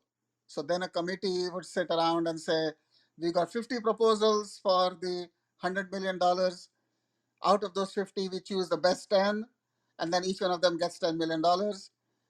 So the $100 million is bid for from the scientific community, and let the best ideas come out through a fair and honest process of peer review. Right? So then the government says, okay, this lab got 100 million, and they made sure that the best ideas got pursued with the 100 million. Not every possible idea, but the best. And what does best mean? The combination of discovery potential and risk potential and null result versus some frontier was reached. And nobody can promise anything because it's fundamental science, right? So it's not Say like they that to believe. the string theorists. They've been promising things for such a long time. I myself, former string theorist, I Yeah, can say that for a yeah, long time it seemed like all the cool kids only went to string theory and that was the only thing that funded. And then you came out just knowing a bunch of fancy differential geometry. yeah, yeah. Um, People fall for fashion. That's why I don't want to get into the hot, cool, and crisis logic. It's just not the right logic. So you could say string theory was hot, hot, hot, and now string theory is in crisis, and most string theorists are now doing other things, trying to apply their concepts to cosmology or fluids or AI complexity. seems to be a really receptive field to at least the For mathematical example, tools you pick up. so the the fashionableness is a bit of a problem because it somehow ends up deciding who gets a job and who doesn't get a job, not because of their intrinsic caliber, but because of the field they're in. Uh, and that's Yeah, not Yeah, quite even yeah, the but this field is this as this is they unavoidable. I think this not is quite healthy. unavoidable. For example, I've noticed in the U.S. when you look at high schools, what they teach, what science do they teach in U.S. high schools in comparison to other countries? For example, biology number one, Yeah, chemistry yes, physics it's an afterthought, really an very afterthought. When I was in yes. high school in a different country, I studied physics the most. So this has an impact, and they say 21st century is the century of neuroscience, biology, so on and so forth. 20th century is the century of physics. So you cannot avoid fashionableness. I know, I know. well I mean, so the exactly. I know. even in term yeah fun we often in this room in descend or ascend, however you want to look at it, into discussing the funding of science and how problematic it is. Even in embracing complexity, there's always the aspect of applied, and even the strategy to fund basic research, which is always underfunded in my view. It hides, it sometimes hides behind applications, whether there be therapeutic applications in biology or material science applications Yeah, in chemistry, or Right? What distinguishes physics is it's such a fundamental nature that it's difficult, perhaps, and comment please, but it's difficult to find those applications that the basic science can hide and seek shelter from. Yeah, yeah, we cannot promise. The basic science output does not and should not promise application. It's kind of misleading. And I think as scientists, it's sort of tempting to play some political game and promise something and do something else. But in the end, it backfires. So my personal feeling is we should not play any other person's game, politician's game or lawyer game or a banker game or industrialist game. The basic scientist can only promise one thing. These puzzles are extremely interesting. To the best ability you have, con- convince your audience of the excitement of the puzzle. They may like it, they may not find it exciting, but you do your best. And somebody somewhere will say, "Yeah, I think pursuing that puzzle is worth something. May not be how much funding they want, but they should have something." Somebody somewhere will stand up for us and say, "These people are serious. They're not wasteful. They really believe that this is good. They will work very hard. They're not going to waste the money." So it's a good resource, right? If they think of basic scientists as a bunch of people who are in it for the science and will work hard as they can for whatever money you give them, it's good to have such people in society. Somebody will say it's good to have such people in society. Maybe not a large number of them, but some number of them. So let them play their games. Maybe we'll see something interesting, maybe not, but give them a chance. So just I think some honest presentation like that will get us enough funding, which will always keep us on our toes, and so we'll never get fat. Well, It, unfortunately, it seems the average age of principal investigators is only going up. So somebody is accepting money when perhaps they should be letting the money go to younger folks who have correct, newer ideas, right? correct. Now this I think has trickled down at least to some of our funding agencies. So particle physics, I'm not sure about other fields, but particle physics is steadily creating vehicles to explicitly fund young researchers. This outstanding junior investigator award and the NSF career award and this and that. They are, and I've been on some of these panels, and there is a good feeling there. Hey guys, your funding agency organizer will tell the panel, by the way, we are looking for grants coming from really senior people. Look for evidence that they're actually active, not that they're just senior, they're actually active. If they appear to be inactive, feel free to rank them, and the least active senior people, you know, cut their summer salary so that we can liberate X amount of money to fund grants explicitly for the juniors, the early career for which anybody beyond 40 is not eligible. So they are trying to take the money from the old age pool and bring it to the young age pool. I think they're doing, at least NSF and Department of Energy Office of Science is actively doing this. I don't know about other funding I also agencies. like what Eric Weinstein suggested. So, for every grad student to, as an exercise and something that they would have to publish, is a review of 3 problems or technical areas that in the past failed or had issues, and how now reviewing them or revisiting those ideas, how they fare nowadays. I thought that that was a really interesting kind of Interesting. Okay. approach. Yeah. So, would you agree, or how do you feel about that? So what's the sign of that comment? Look at No. problems. So you assign 3 problems in the past that failed to students now for them to review and revisit.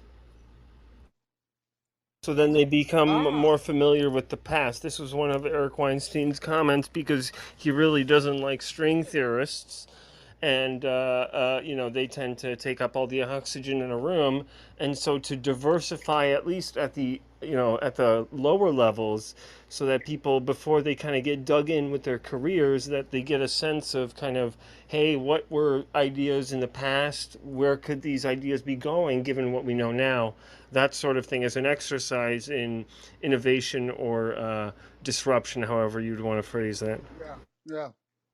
I think you kind of see a linkage between this point you've just raised and the precision point came out in a previous conversation 5 minutes ago. Let me now focus. I see a connection here between the precision of the calculations. So we talked about precision of experiments, potential costs there and difficulties. There is another frontier which is precision calculation, which is suffering in the US. The Europeans are doing that. But as you say, the US particle physics theory in particular has migrated so much towards string theory for a long time.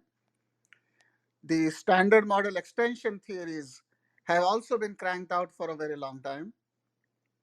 Both of them are suffering from suffering, meaning not their choice, but luck, that the nature of the discoveries or new evidence from experiments is following a particular pace. The string theory on the what we call phenomenology, which is the new model building, hasn't had enough data, either of them, for a long time.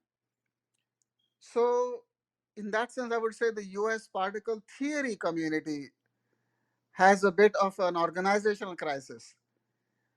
The way the other world's community are solving it is they're saying, we are skilled people at calculations. We know how to do integrals, differential geometry, configuration counting, all of this is hard stuff.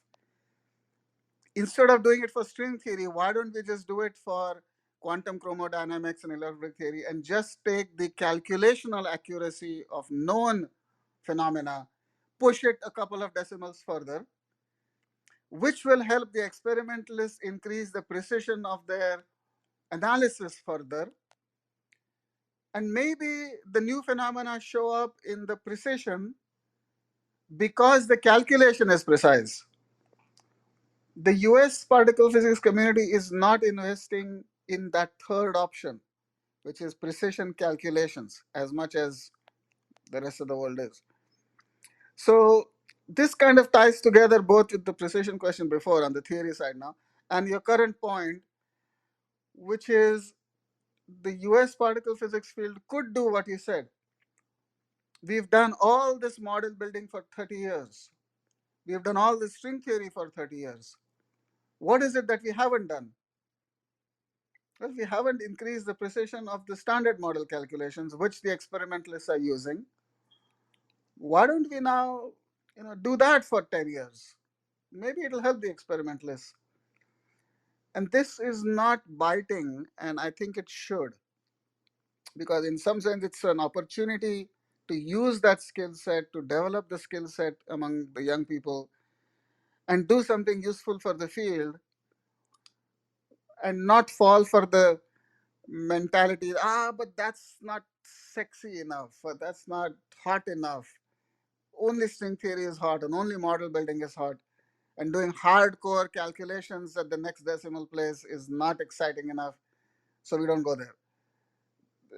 That's a bad choice. Other countries are not making that choice, so they're, I think, doing good. Can I The ask a US, question?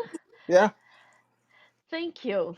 Thank you, Lady Racket and Katarina, as always, appreciation for creating such a valuable opportunity to meet unusual, important scientists. Uh, and Ashutosh, I assume you are from India, so allow me to wish you, still pending in Los Angeles, International Independence, I mean India Independence Day holiday, I yes, believe.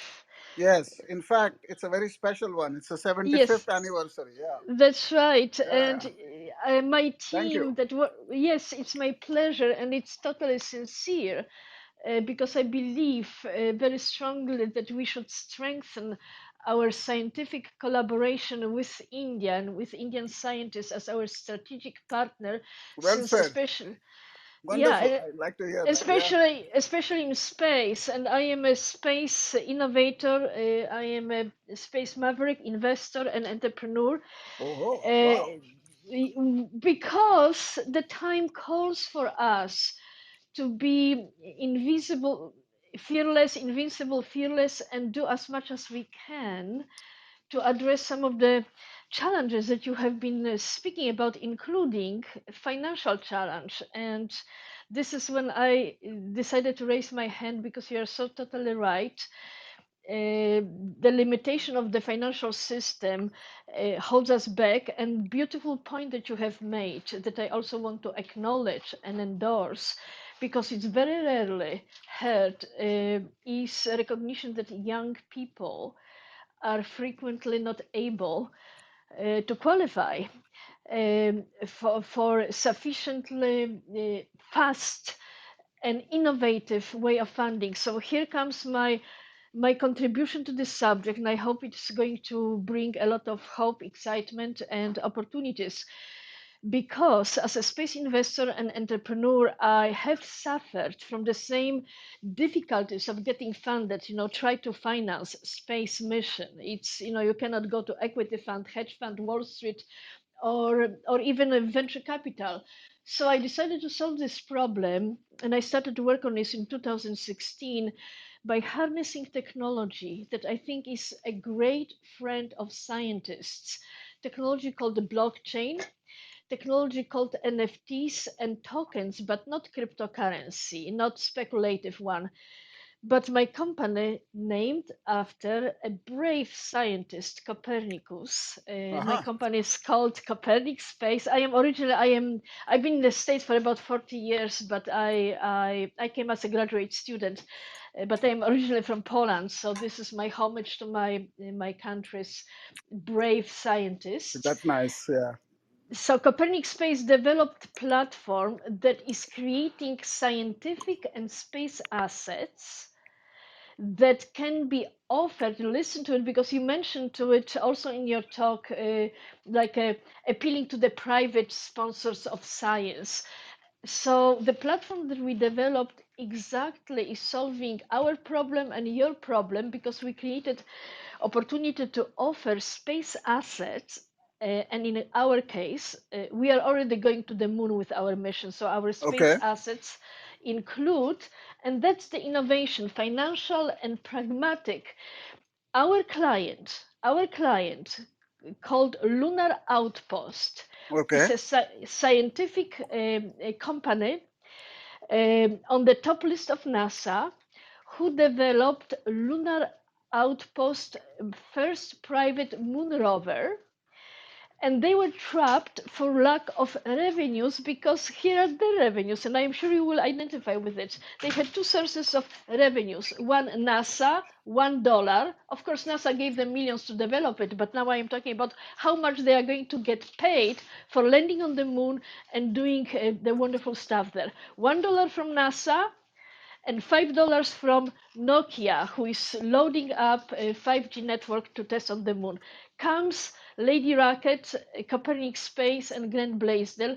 We are now in a position to deliver $30 million in revenues to them, using our capabilities to create space asset. And what is their space asset? Empty air inside of the lunar rover, because they have empty space.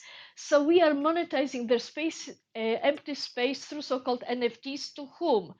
They are private people who want to buy privilege of sending something to the moon. There are big brands. I think someone mentioned brands and corporations. And so here's the solution that we want to popularize, because the biggest innovation has to happen in the way that people like you and others and the young generation gets funded. We cannot rely on that. And I was actually invited by the White House to meet with Kamala Harris as a chief Wow. of our Okay. But for the interesting subject that, like your research, is not very easily fundable, American government, all of us have a problem of a space debris, which you cannot easily finance cleanup of the space. So we are looking into using our platform to let us Americans acquire NFTs with the purpose of helping to clean up the space. So I don't want to take up more time, but just wanted to highlight that look toward people like us and others to stand by and be eager, willing, and most importantly, able to find a ways to support scientific research. So and you can take a look at our website, and we are issuing NFTs. And listen, one beautiful thing that I want to share with you, it tells a story of generosity of American society, and I am sure also of other societies. You mentioned going to the moon, and this was also the time when I raised my hand. So the biggest marketing problem that NASA had in managing Apollo 11 mission, and I know it from the people who were in charge of marketing, was, guess what? Millions of dollars that Americans, without being asked, were sending to NASA in a little envelopes, because it was what, 68, 69. So they were swamped by thousands of envelopes with 5, 10, 20, 50, $100, because Americans were saying, here it is, go for it, we are so proud, we want to contribute. So Copernicus Space is now using existing technology, blockchain, NFTs, smart contracts, which, by the way, for scientists is brilliant way to capture your scientific discoveries in a commercial sense without having to wait for the patent. So that's the energy that is coming from my place. And by the way, I am a third generation aerospace and space family. My father, even under Soviet domination, was able to launch an astronaut and space program in Poland, who wasn't free at that time. So I have my personal Wow. commitment to seeing us through and making a humble contribution, and making young people, because you see, young people like NFTs, young people like crypto, young people love blockchain.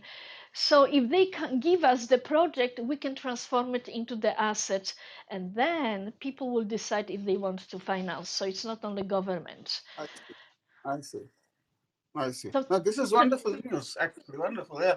I, I really appreciate what you're doing in order to connect to basic scientists as well. I mean, many companies do huge amounts of R&D, but very few of them actually bother to actually seek out, basic science communities and even participate or listen or say anything yes, there. So I think you are doing something very rare and very appreciable. I just had one question for you. yes, Um, every once in a while, somebody like you, for example, the Simons Foundation from the Wall Street guy, right? Simon. yes, There was an incident where there was a deficiency of funding for a basic science project. uh-huh, That project was able to get funding from that foundation. yes, Normally, that project was funded by the standard government channels. yes, So it created a weird backlash in the sense that the government position was the following: we were cutting off the funding because we thought that was not a good science project to be funded. So when the project then went to private money like this, uh-huh, it actually sent the wrong signal to the government channel, as if they were not playing ball anymore with their usual funding agency, and they were going off on the side and getting private money and so on. So it was, yes, in a way, rather than being a government private partnership in funding the basic science yes, project, it yes, became like an adversarial, territorial, oh, this was my territory, why did you come here, yes. kind of thing. Mm-hmm, mm-hmm. So this has created a bit of a scare. Every time somebody like me says, should I go out and look for private funding, I keep thinking, Well, oh, but But what will happen to my government grant then? Will it disappear the next Yes, year? Because that's a very so pragmatic, what? important consideration, and I totally Yeah. understand. Now, let me tell you the difference between what we give and foundation. With all due respect to foundation, I look at their funding as a dead money. And I was entrepreneur. I had the research development projects under me. I was never attracted to foundation. Time it takes, paperwork, and it doesn't give energy, it just gives a flow, cash flow temporarily. What we do, and this is what I mentioned, we provide revenues, which is the best form of funding, revenues ahead of the project getting done. That's the innovation, because the lunar outpost can now start getting funding through our NFTs on the anticipation that they, NASA, SpaceX, are going to land on the moon and everything is going to be fine.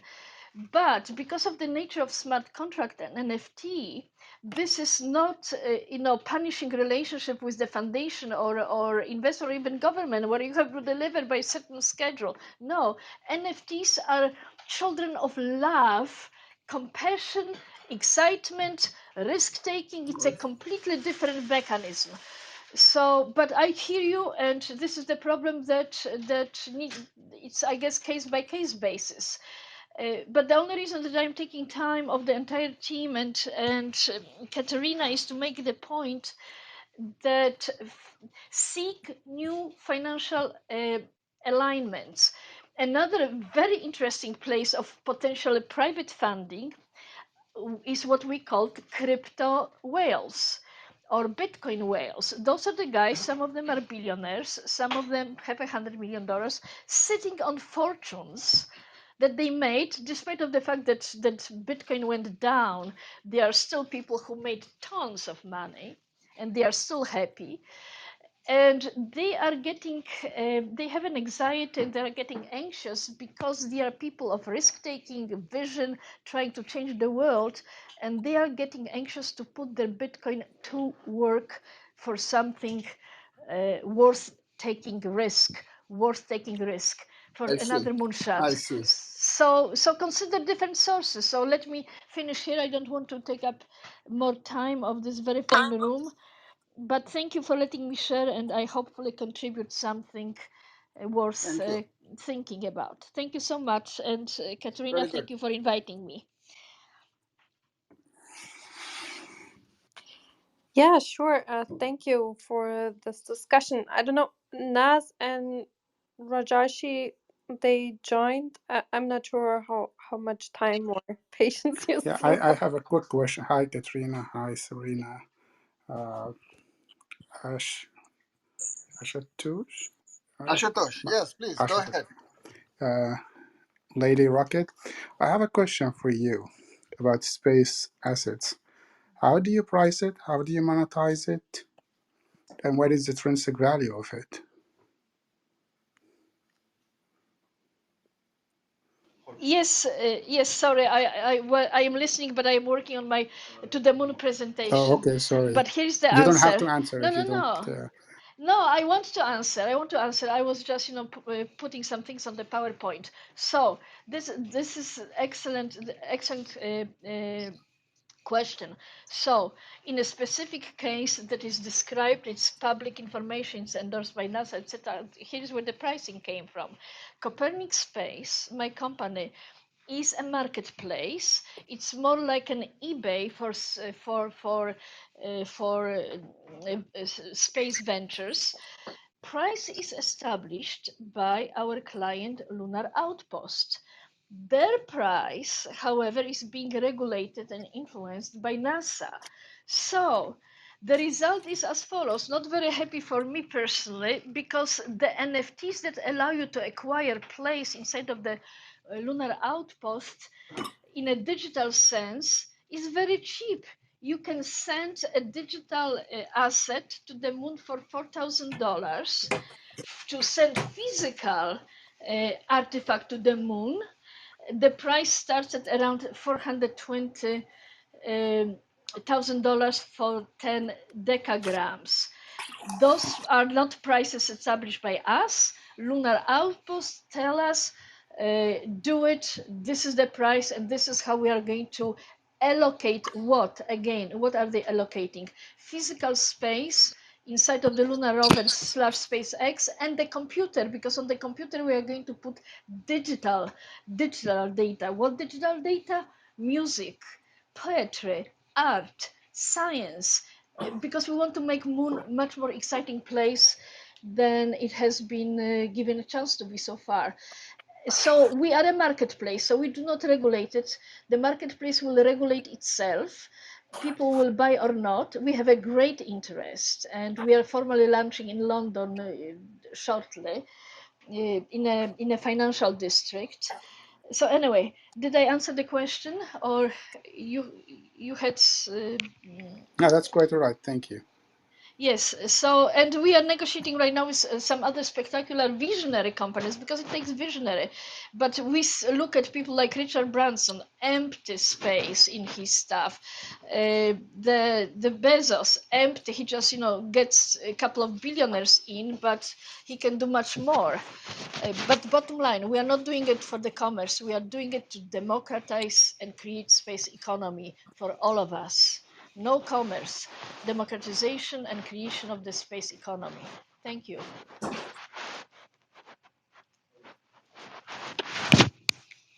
I have a question for Tosh, if it's all right.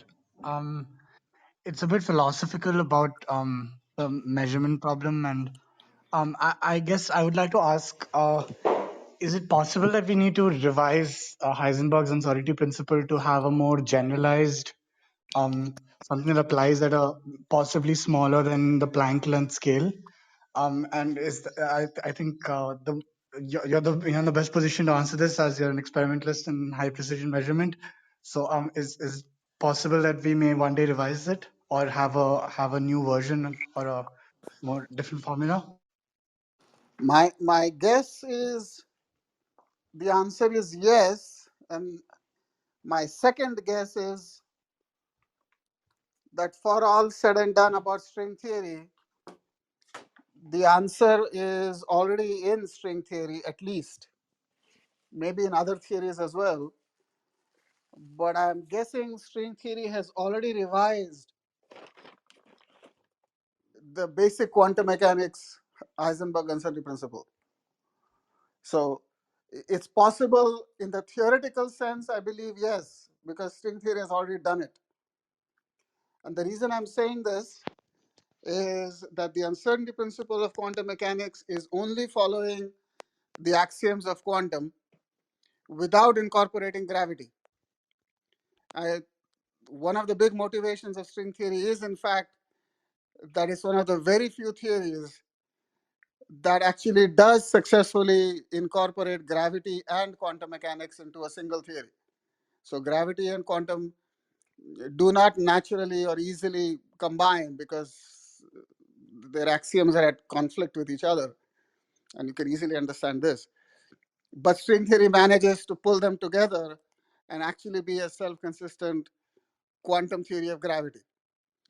And as soon as you have that, you can't only have the quantum principles, right? You have the gravity principles, and string theory does what it does and pulls it all together. So in string theory, I bet this sort of typical pure quantum uncertainty principle has already been modified into something that's compatible with gravity.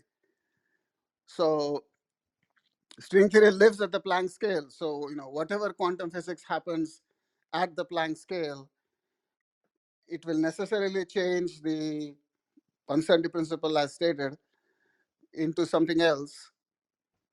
So I think in that sense, the answer to your question is yes. It's possible and it's been done. Whether that's the right answer, we don't know, because for that we need data. Right answer only means consistent with data, and we don't have data. But theoretically, it is possible, has been done. So can I just ask you? I mean, so far our basis of measurement is usually electromagnetic radiations, which obviously are going to fall prey to a minimum resolution of the Planck length. and therefore Heisenberg's uncertainty principle will probably hold true for these kinds of measurements. But what other measurements? What are the ways of measurement could we undertake in high precision measurement, which might not be limited to the Planck scale? You mean that would go smaller than the Planck scale? Yes, or more precise than the uncertainty principle would allow for.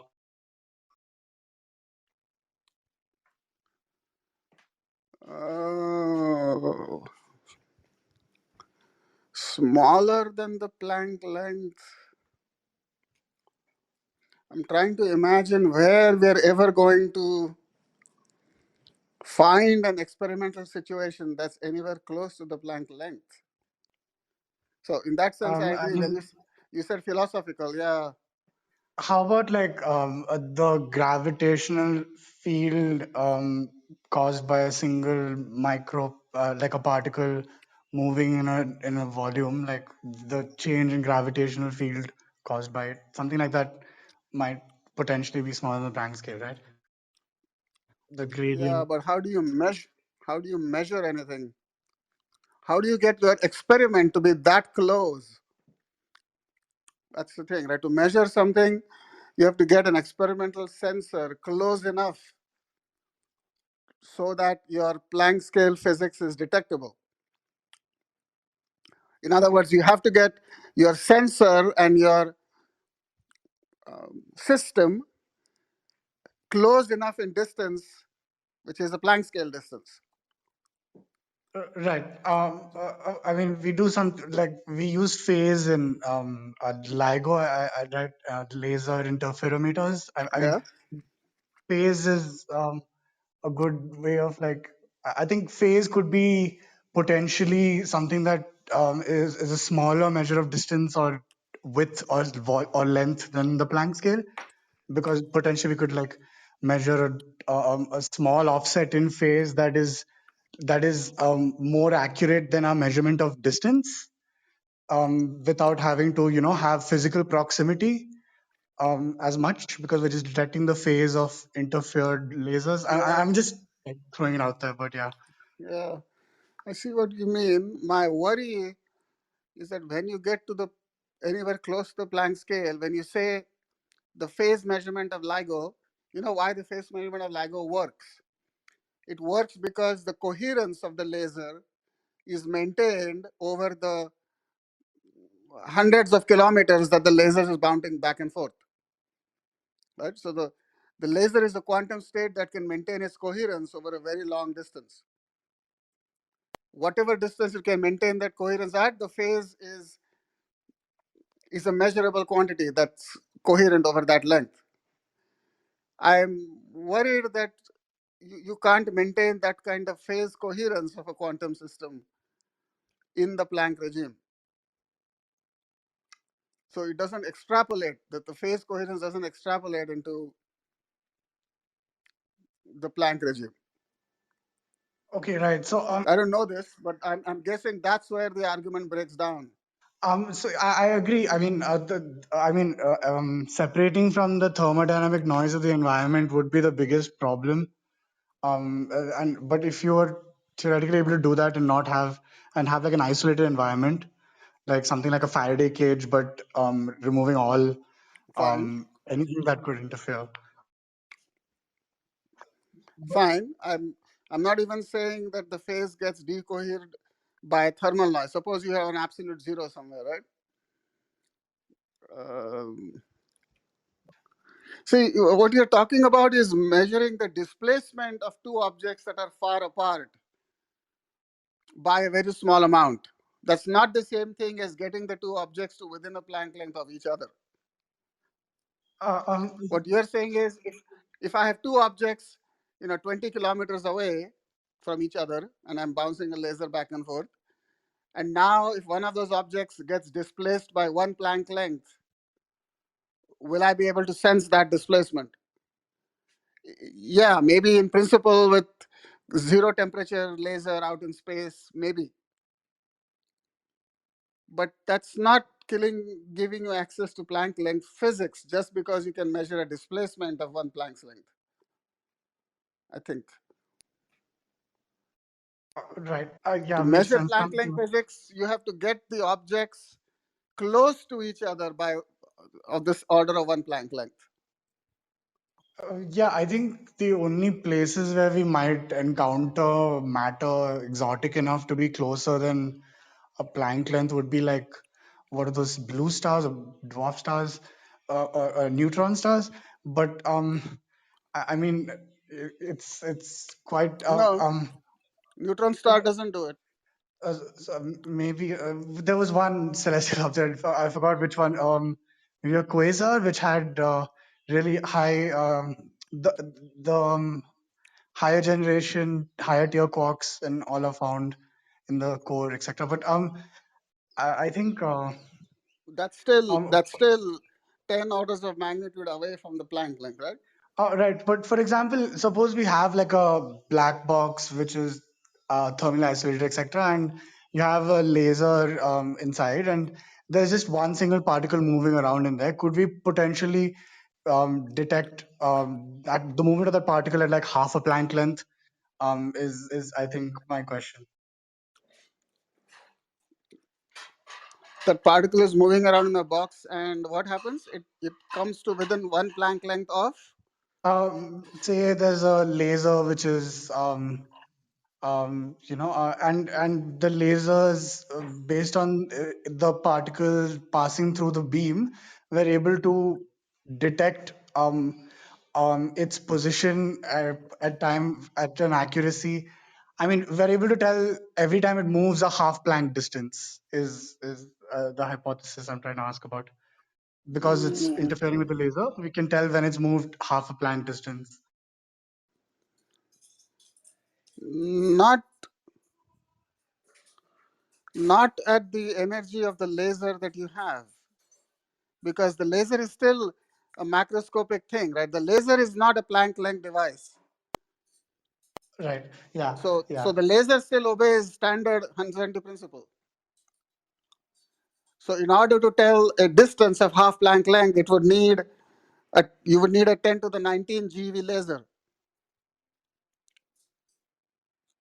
which is the same thing as saying you need a collider of 10 to the 19 GeV to be able to probe a distance of half a Planck length, because the laser is still obeying standard quantum.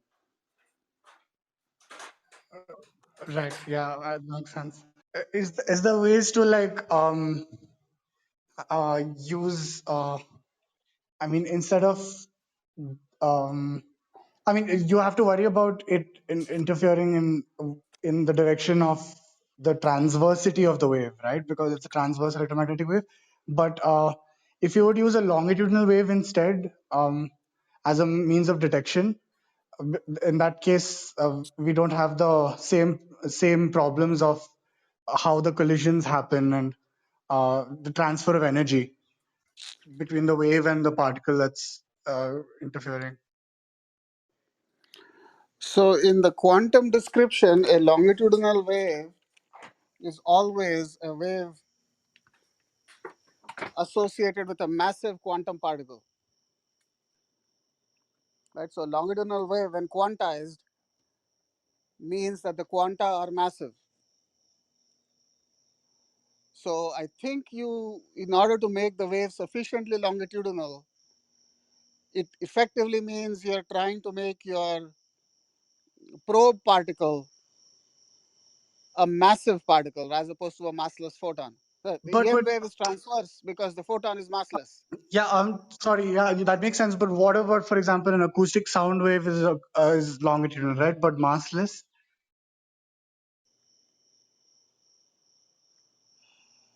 I don't see acoustic sound wave. Is it massless? I have to think about it. We can separately. You can find out my phone number. We can talk separately. I'm sorry, I yeah. have to think about whether a sound wave is massless truly or not. Because it causes perturbations in the medium, right? The medium itself has mass, but the sound Ex- wave. Yeah. So now you're basically moving massive medium. which is a The lot of noise. medium Yeah. has to be massive because the medium is at rest. So the medium has to be massive. So you're kind of moving massive things around and calling it a massless wave. Fine, you can call it a massless wave, but those massive things are not Planck length things. Absolutely. I And just have I, this very pretty picture in my head of a giant ball of mercury and being able to do really high resolution detection inside the center of it, just because it's isolating all the noise and moving predictably, at least statistically. But I'm sorry. Thanks for taking all my questions, and it was okay, really nice talking to okay. you. You know the problem with your medium logic, right? Your wavelength will never get smaller than the distance between the atoms of your medium. So eventually, your wavelength will be limited to something way, way, way bigger than the Planck length. It will be limited by the minimum distance between your massive medium objects. That's the problem with using a medium to do this, to create a longitudinal wave. Its wavelength can never be larger, can never be smaller than So the size of your medium things, your atoms or protons, whatever yeah, it is. that's if you try to pass a transverse wave through it, then absolutely it would have to, like, electron drift, and not just electron drift, collisions. But I mean, if you're talking about an acoustic wave, which is a matter wave, right? It's actually just moving the atoms around. Yeah. If for example you're just detecting the thermal energy, from the mercury atoms hitting each other, you get a very accurate idea of how much something inside is moving just by measuring how much thermal energy is coming from the entire ball of matter. And but I'm sorry, it seems like a tangent, but yeah, I agree with you. If you're trying to detect something by sending a transverse wave through a medium, then certainly the it would be limited in resolution, right, by the distance between them. But the longitudinal also. The longitudinal will also be limited. But The wavelength will never get smaller than the interatomic distance, even No, longitudinal. actually, it would just push through, sort of, and maybe the amplitude would be reduced, but it would be able to go through it regardless of what the size of the medium is. Only it's like pushing a set of balls that are lined up, right? You push the backward ball, and they all Yeah. push each other and reach out the front. Yeah. But the wavelength of that pushing wave is more than the distance between the atoms. Is huge, yeah, usually. Yeah. But you want to make it small, right? You want to make it Planck length. I mean, okay, Can't become Planck length. I mean, we want to make it Planck length in the case of a transverse wave so that we can. I mean, we would want it to be Planck length if it's less than a transverse wave, so that we would be able to detect it. Um, but if we're equating it to something else, for example, the thermal heat generated by the movement of that particle by colliding with the surrounding medium. Mm. In that scenario, we don't have to worry about resolution of the wave of a detector wave, right? Okay. And so it's like because we've equated to another parameter, we're not actually detecting its path per se, so much so Okay. as we're detecting its resultant action on other things. So the limit of resolution would instead be like how accurately can we measure temperature, for example. Well, I keep coming Um, back to, is Hi. any one of your atoms able to detect a Planck length displacement next to it? I, the atomic size is so far bigger than the Planck length. I'm not sure there is any, you can compute the gravitational difference. What's the force on the atom from something close to it? And if that thing moves by half a Planck length, how much will the gravitational force on that atom change? So I'm I not think sure that's I'm maybe not sure to that's a measurable amount. just accentuate the point, you consider a very uniform lattice, a highly uniform lattice. So even a small movement within that lattice would result in sort of scaled up effects, right? That are possibly detected elsewhere in the lattice. No, So because the lattice always has 0 point energy. There is no such thing as a static lattice. right, and It always has 0 point energy. Even at zero temperature, it has 0 point energy. Hi, Rajeshi, and yeah, so really, appreciate the persistent pursuit of the Planck length scale of measurement, and also thanks, Doctor, for very accommodating, the Yeah, sure. a way of this general audience of science society. But I do wanted to I have also among this line, maybe we can summarize a little bit for the benefit of the audience of this particular question. From my general understanding of the Planck scale, they, just like doctor said, that you need uh, orders of magnitude more of energy of what is available right now at CERN, the maximum.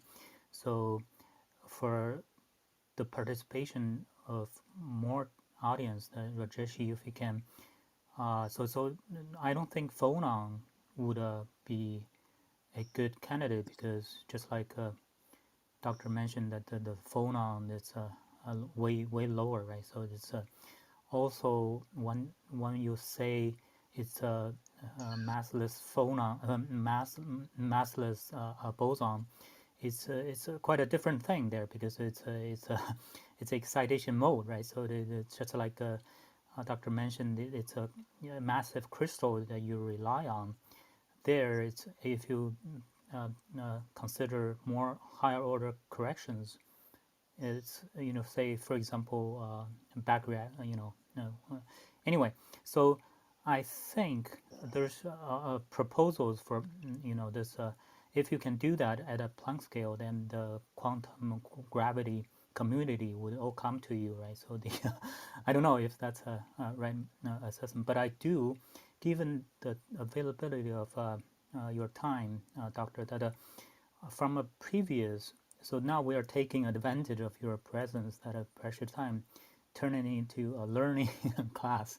So if I may, let me just chip in with one of my questions, maybe related to what Rajeshi's curiosity as well, just joining the circle, the chime. The earlier Eli asked the question on um, the wave function. Is it for experimental community of yours, the I did some Google as well, is it treated as a observable operator, or just a parameter? So for the mass in this scenario, because from, if I understood, it's 30% of the earlier discussion between your answering Eli question. Is that a valid question, or what's your take on? Uh, can you say again what it is you're asking about being an observable? So Which quantity? the MW, the mass of W boson. So usually, if it's a free particle, so the Observable. mass will be. So is it observable with a wave function, or is it a parameter that you're looking at it? It's a parameter. It's not an observable with a wave function. No. I see. So, but what if? So it will be different for a particle that has internal structures, right? So then it will be a different story. Um, in a sense, you're asking me what is the meaning of mass? Sort of. Yeah. Thanks for clarifying that. Yeah. Yeah. What does the mass of anything mean?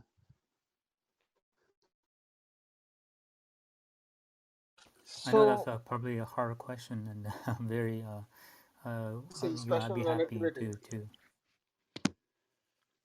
mass in special relativity is E square, energy square is equal to momentum square plus mass square. Right? That's the definition of mass. So the let me put it this way. Let's go back to the longitudinal thing with previous conversation, right? So what happens when an electromagnetic wave goes through a waveguide? Which means it's bouncing back and forth. So it's moving from left to right. So the EM wave is moving from left to right. The EM wave has some energy. Now, what is the momentum it has if the wave is also moving exactly left to right? Then it appears as the typical massless EM wave because all of its momentum is moving in the same direction as the energy is moving. So energy and momentum are pointing in the same direction. All of the momentum is equal to the energy and there is no mass. So E square is equal to P square and M is 0. So now you take this wave and make it point a little bit up. So now on the waveguide, it's bouncing back and forth. You see what I mean? It's going slightly upwards and to the right.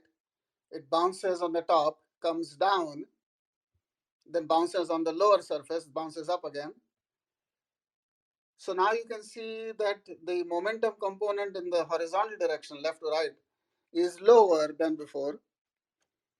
The total momentum is still equal to the energy, but the energy transport is happening horizontally.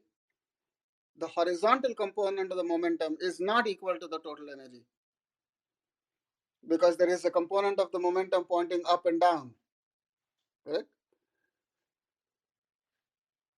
So E will now be bigger than P.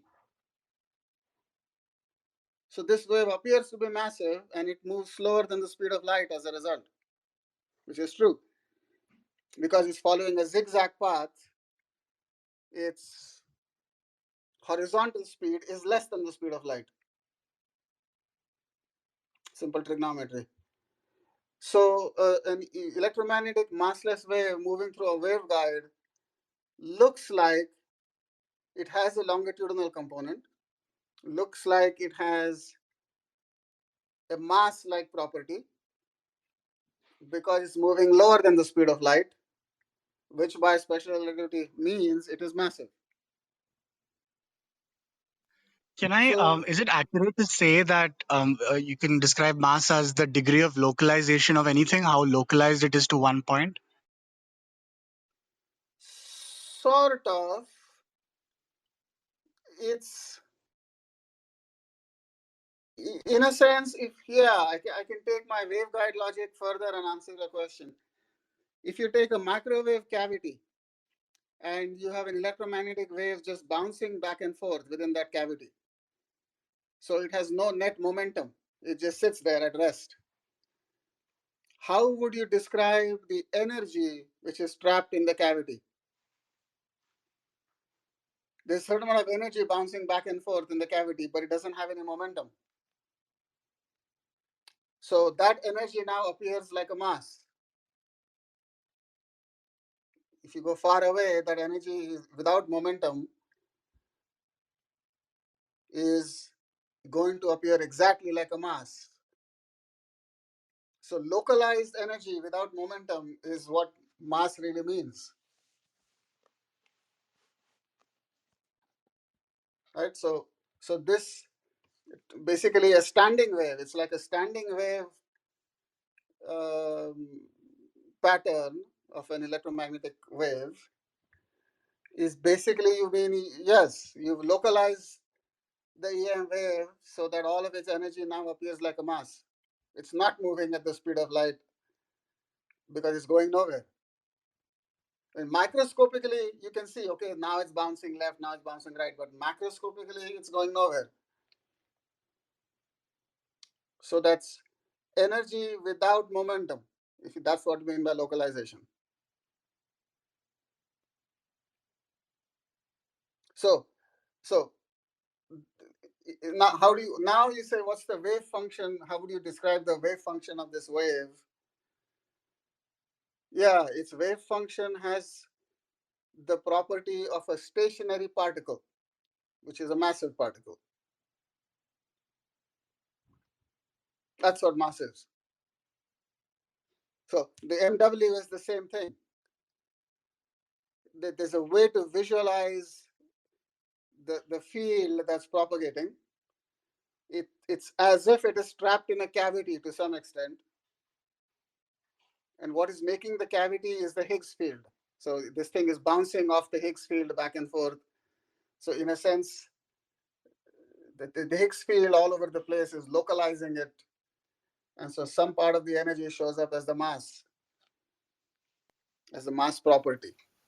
Is the In that trapping sense, mechanism is by charge, since photon has cannot be trapped in this way. say again? So you mentioned the trapping picture. Yes, So is it because due to the charge of W boson and otherwise photon will be trapped as well, right? yes. So the trap is built with the Higgs field, which has no electric charge. That is why it doesn't trap the photon, so the photon remains massless. It's engineered, it's designed, the theory is designed to do exactly what you want, which is postulate a Higgs field with zero charge, zero electric charge, so it cannot trap the photon. But it does have a charge. It has the charge of the weak interaction. It has the other charge, which the W boson has. So it's because of that charge that the W boson gets trapped, but the photon does not. Yeah, thank you. Right? So what it traps and what it doesn't trap is exactly defined by which charge the Higgs has and which charge it doesn't have. And it's engineered to do what you need it to do, which is don't trap the photon, but trap the W.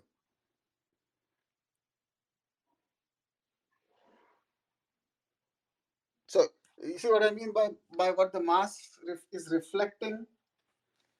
It's reflecting the kinematic property of the wave function. It's not a wave function itself. It's reflecting the energy momentum properties of the particular wave function we're talking about. And that's true for every massive object. That electron, whatever it is, has a wave function. That wave function has some energy and momentum. And the mass is defining the particular relationship between the energy and the momentum.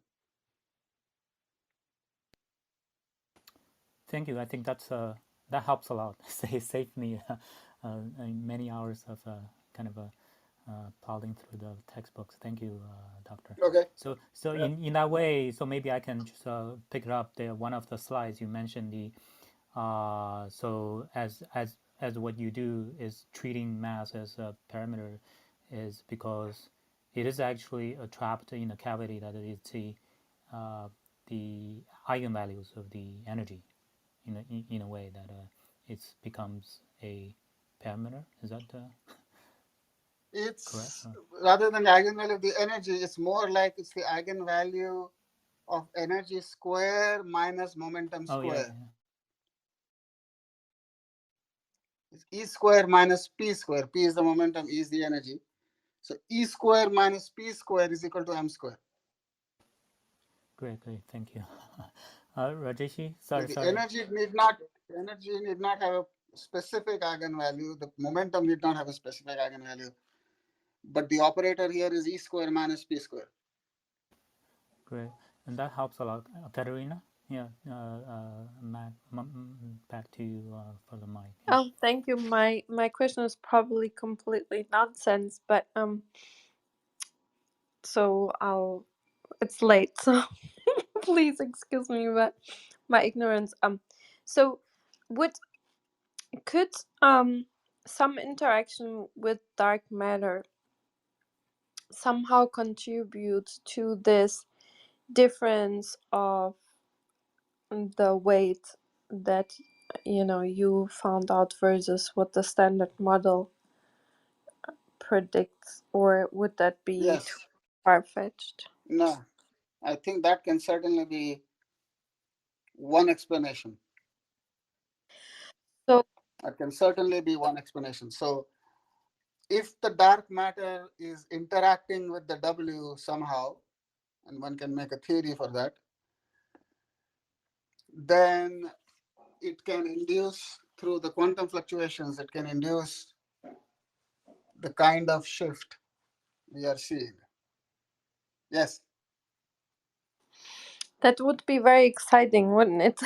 How would Yes. we see that? Like, can we pull it down? For proteins, we can pull them down. But Well, what this would mean is, for example, at the LHC, since we can definitely produce the W bosons, and if the W bosons are interacting with dark matter, that means as a secondary reaction, the proton-proton collide to create W plus whatever. Now the dark matter can be radiated off the W. So this means that at the LHC, W production is a way to produce dark matter. So via the W. So this would imply that dark matter is being created at the LHC with one caveat. The mass of the dark matter particles should be small enough that the LHC can actually produce them. Right? See, in the vacuum quantum fluctuations, you are just borrowing energy as much as you need to create the dark matter particle, and then it disappears. So you're not short of energy in that sense for the quantum version of it. But to actually make the dark matter particles of the LHC, the process must happen as long as the dark matter particles are not too heavy. So there is hope that one can see the dark matter particles somehow. It's all about, you can't directly detect the dark matter particles. So what are you going to see as a result? You're going to see a signature that is going to be interpreted as dark matter production. That's a different topic. But given such a signature can be calculated from that theory, one would have to look for that signature. And if everything fits, we would say that looks like dark matter particles being produced. so, what would the property be so that it kind of a connector between our matter and dark matter? That basically be how it all sticks together in the end in the universe? Our matter and the Yes. dark matter would be kind of the glue, the sticky part. That Yes. Wow, that's so That's a exciting. excellent question. So there are lots of ideas about what connects our matter with the dark matter. Most people think there is some connection, because otherwise the amount of dark matter in the universe and the amount of actual matter in the visible matter in the universe, that ratio is about 1 to 5. And 1 to 5 is not accidental. The reason it's 1 to 5 is because there's a reaction that connects them. Otherwise, it could have been completely random. So what kind of reaction? It could be a reaction mediated by the Higgs. It could be a reaction mediated by the Ws. We don't know of any other forces, but then you could also postulate that there is yet another force in nature that we haven't yet discovered. And it's that force that mediates the interaction between our matter and dark matter. Um, so there's a range of possibilities to mediate between our visible sector and the dark sector. New force, or the W itself, or the Higgs. So the Higgs is the most popular because we've already found the Higgs. So it's more efficient to use an existing mediator than sort of invent a new one. And so these are called Higgs portal models. Portal means it's a door. So the Higgs goes through the door and it interacts with the dark matter and also interacts with us. So Higgs portal models, I would say, are the most popular. Inventing a new force to be the mediator is possible. It's a little less popular just philosophically because you haven't found a new force yet. So why not start with something you already found, like the Higgs? So these are the ideas, possible interactions between the dark sector and us. And So if the W is involved in that interaction, then clearly you could make the W mass be different because of the dark matter interaction specifically. So it's possible. so could the the dark force, or could it make it seem to be heavier than it actually is? Like, is there a way? I don't know. So because you said in theory dark matter couldn't be as heavy as the difference, if I understand it right, then the difference in weight that the standard model predicts. So could this make it this interaction, just the interaction, make it seem heavier than it would be by itself, dark matter by itself somehow? In a way, yes. See, when you have a physical observable effect, it depends on a number of things, right? It depends on the mass of the new particles. It also depends on the strength of the interaction between that particle and us. So, so consider the two situations. You have heavy dark matter, but it has a large interaction strength. So you get a particular observable effect. You can get the same observable effect by having the dark matter being not as heavy, but at the same time, its interaction strength is also small. So it's the combination of how strongly it interacts with us and how heavy it is. Two things can conspire. And since you don't know either one of them, what you're saying is possible. Yes. So if the dark matter is very light, which sounds easy, great, but its interaction strength is also small, then the probability of interacting with the dark matter is reduced. So even though it's light and easy to make, it's a low probability process, which is not so good. But because it's 1 to 5, doesn't, I mean, if it would be 1 to 1, but if it's 1 to 5, doesn't it increase the probability of having maybe more than one dark matter particle interacting with one W? Yes, you could have multiple dark matter particle types. There doesn't have to be just one dark matter particle, could be more. So that will increase the probability of interacting with the W. Yes, I agree. That's a good thing. But that the strength of the interaction may still be small. So 5 times as many particles to choose from is a good thing. But if each of them interacts very weakly, then 5 times that is still a small number. So that's the flexibility you have in what nature might be doing.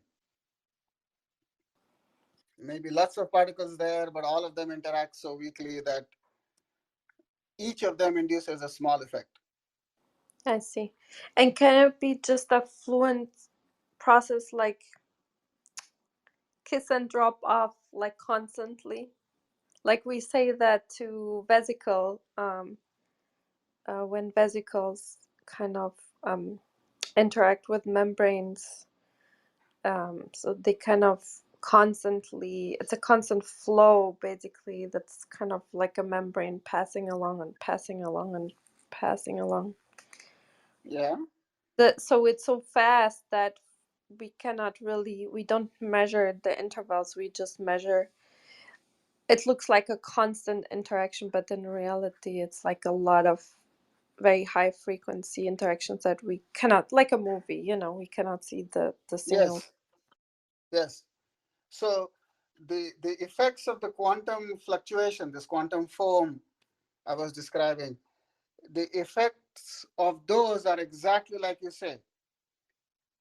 You cannot observe the individual quantum fluctuations. It's explicitly not possible by the rules, but you only see the average effect of all the fluctuations. So something like the mass of the W boson being shifted is exactly the average of all the individual fluctuations. You cannot see any one fluctuation, but you can see the average effect over a long time. That's exactly the same analogy. The direct detection at LHC, for example, is not like that. You have to actually see a single collision producing the particles you're interested in. You have to spot one instance at a time. So what we call direct observation is literally the analog of your individual interactions being observed. They're very fast and rare, but direct observation means you've actually spotted individual events, not just the average effect. Thank you. And Frank just reminded me we are almost up to the limit of the recording. If we don't close the room, we're Okay, recording of this room. I'm so sad. This is so fascinating, and we're wonderful. really Okay, thankful for you coming here and teaching us so much today. I think I learned more very today good. than in years. So, and I Fine. speak for other people too here. So maybe you'll come back one day and Okay, you'll teach us some more one day when you have patience for us again. fine, fine. Sure, Same, happy to do same it. here. Great appreciations for your. Hopefully, you will come back for the second lecture. By the way, this is Okay. quickly. You haven't had the time to touch on the even bigger mystery of dark energy yet. So it seems that dark matter already headaches. So dark energy will be even far fetched for W bosons, right? So, but maybe next Yeah, sequel. yeah, sequel. I can make a quick statement now that dark matter has a lot of candidate theories like the standard model, basically extensions of the standard model, where you include some additional particle or particles, maybe one or two more forces, maybe not even that.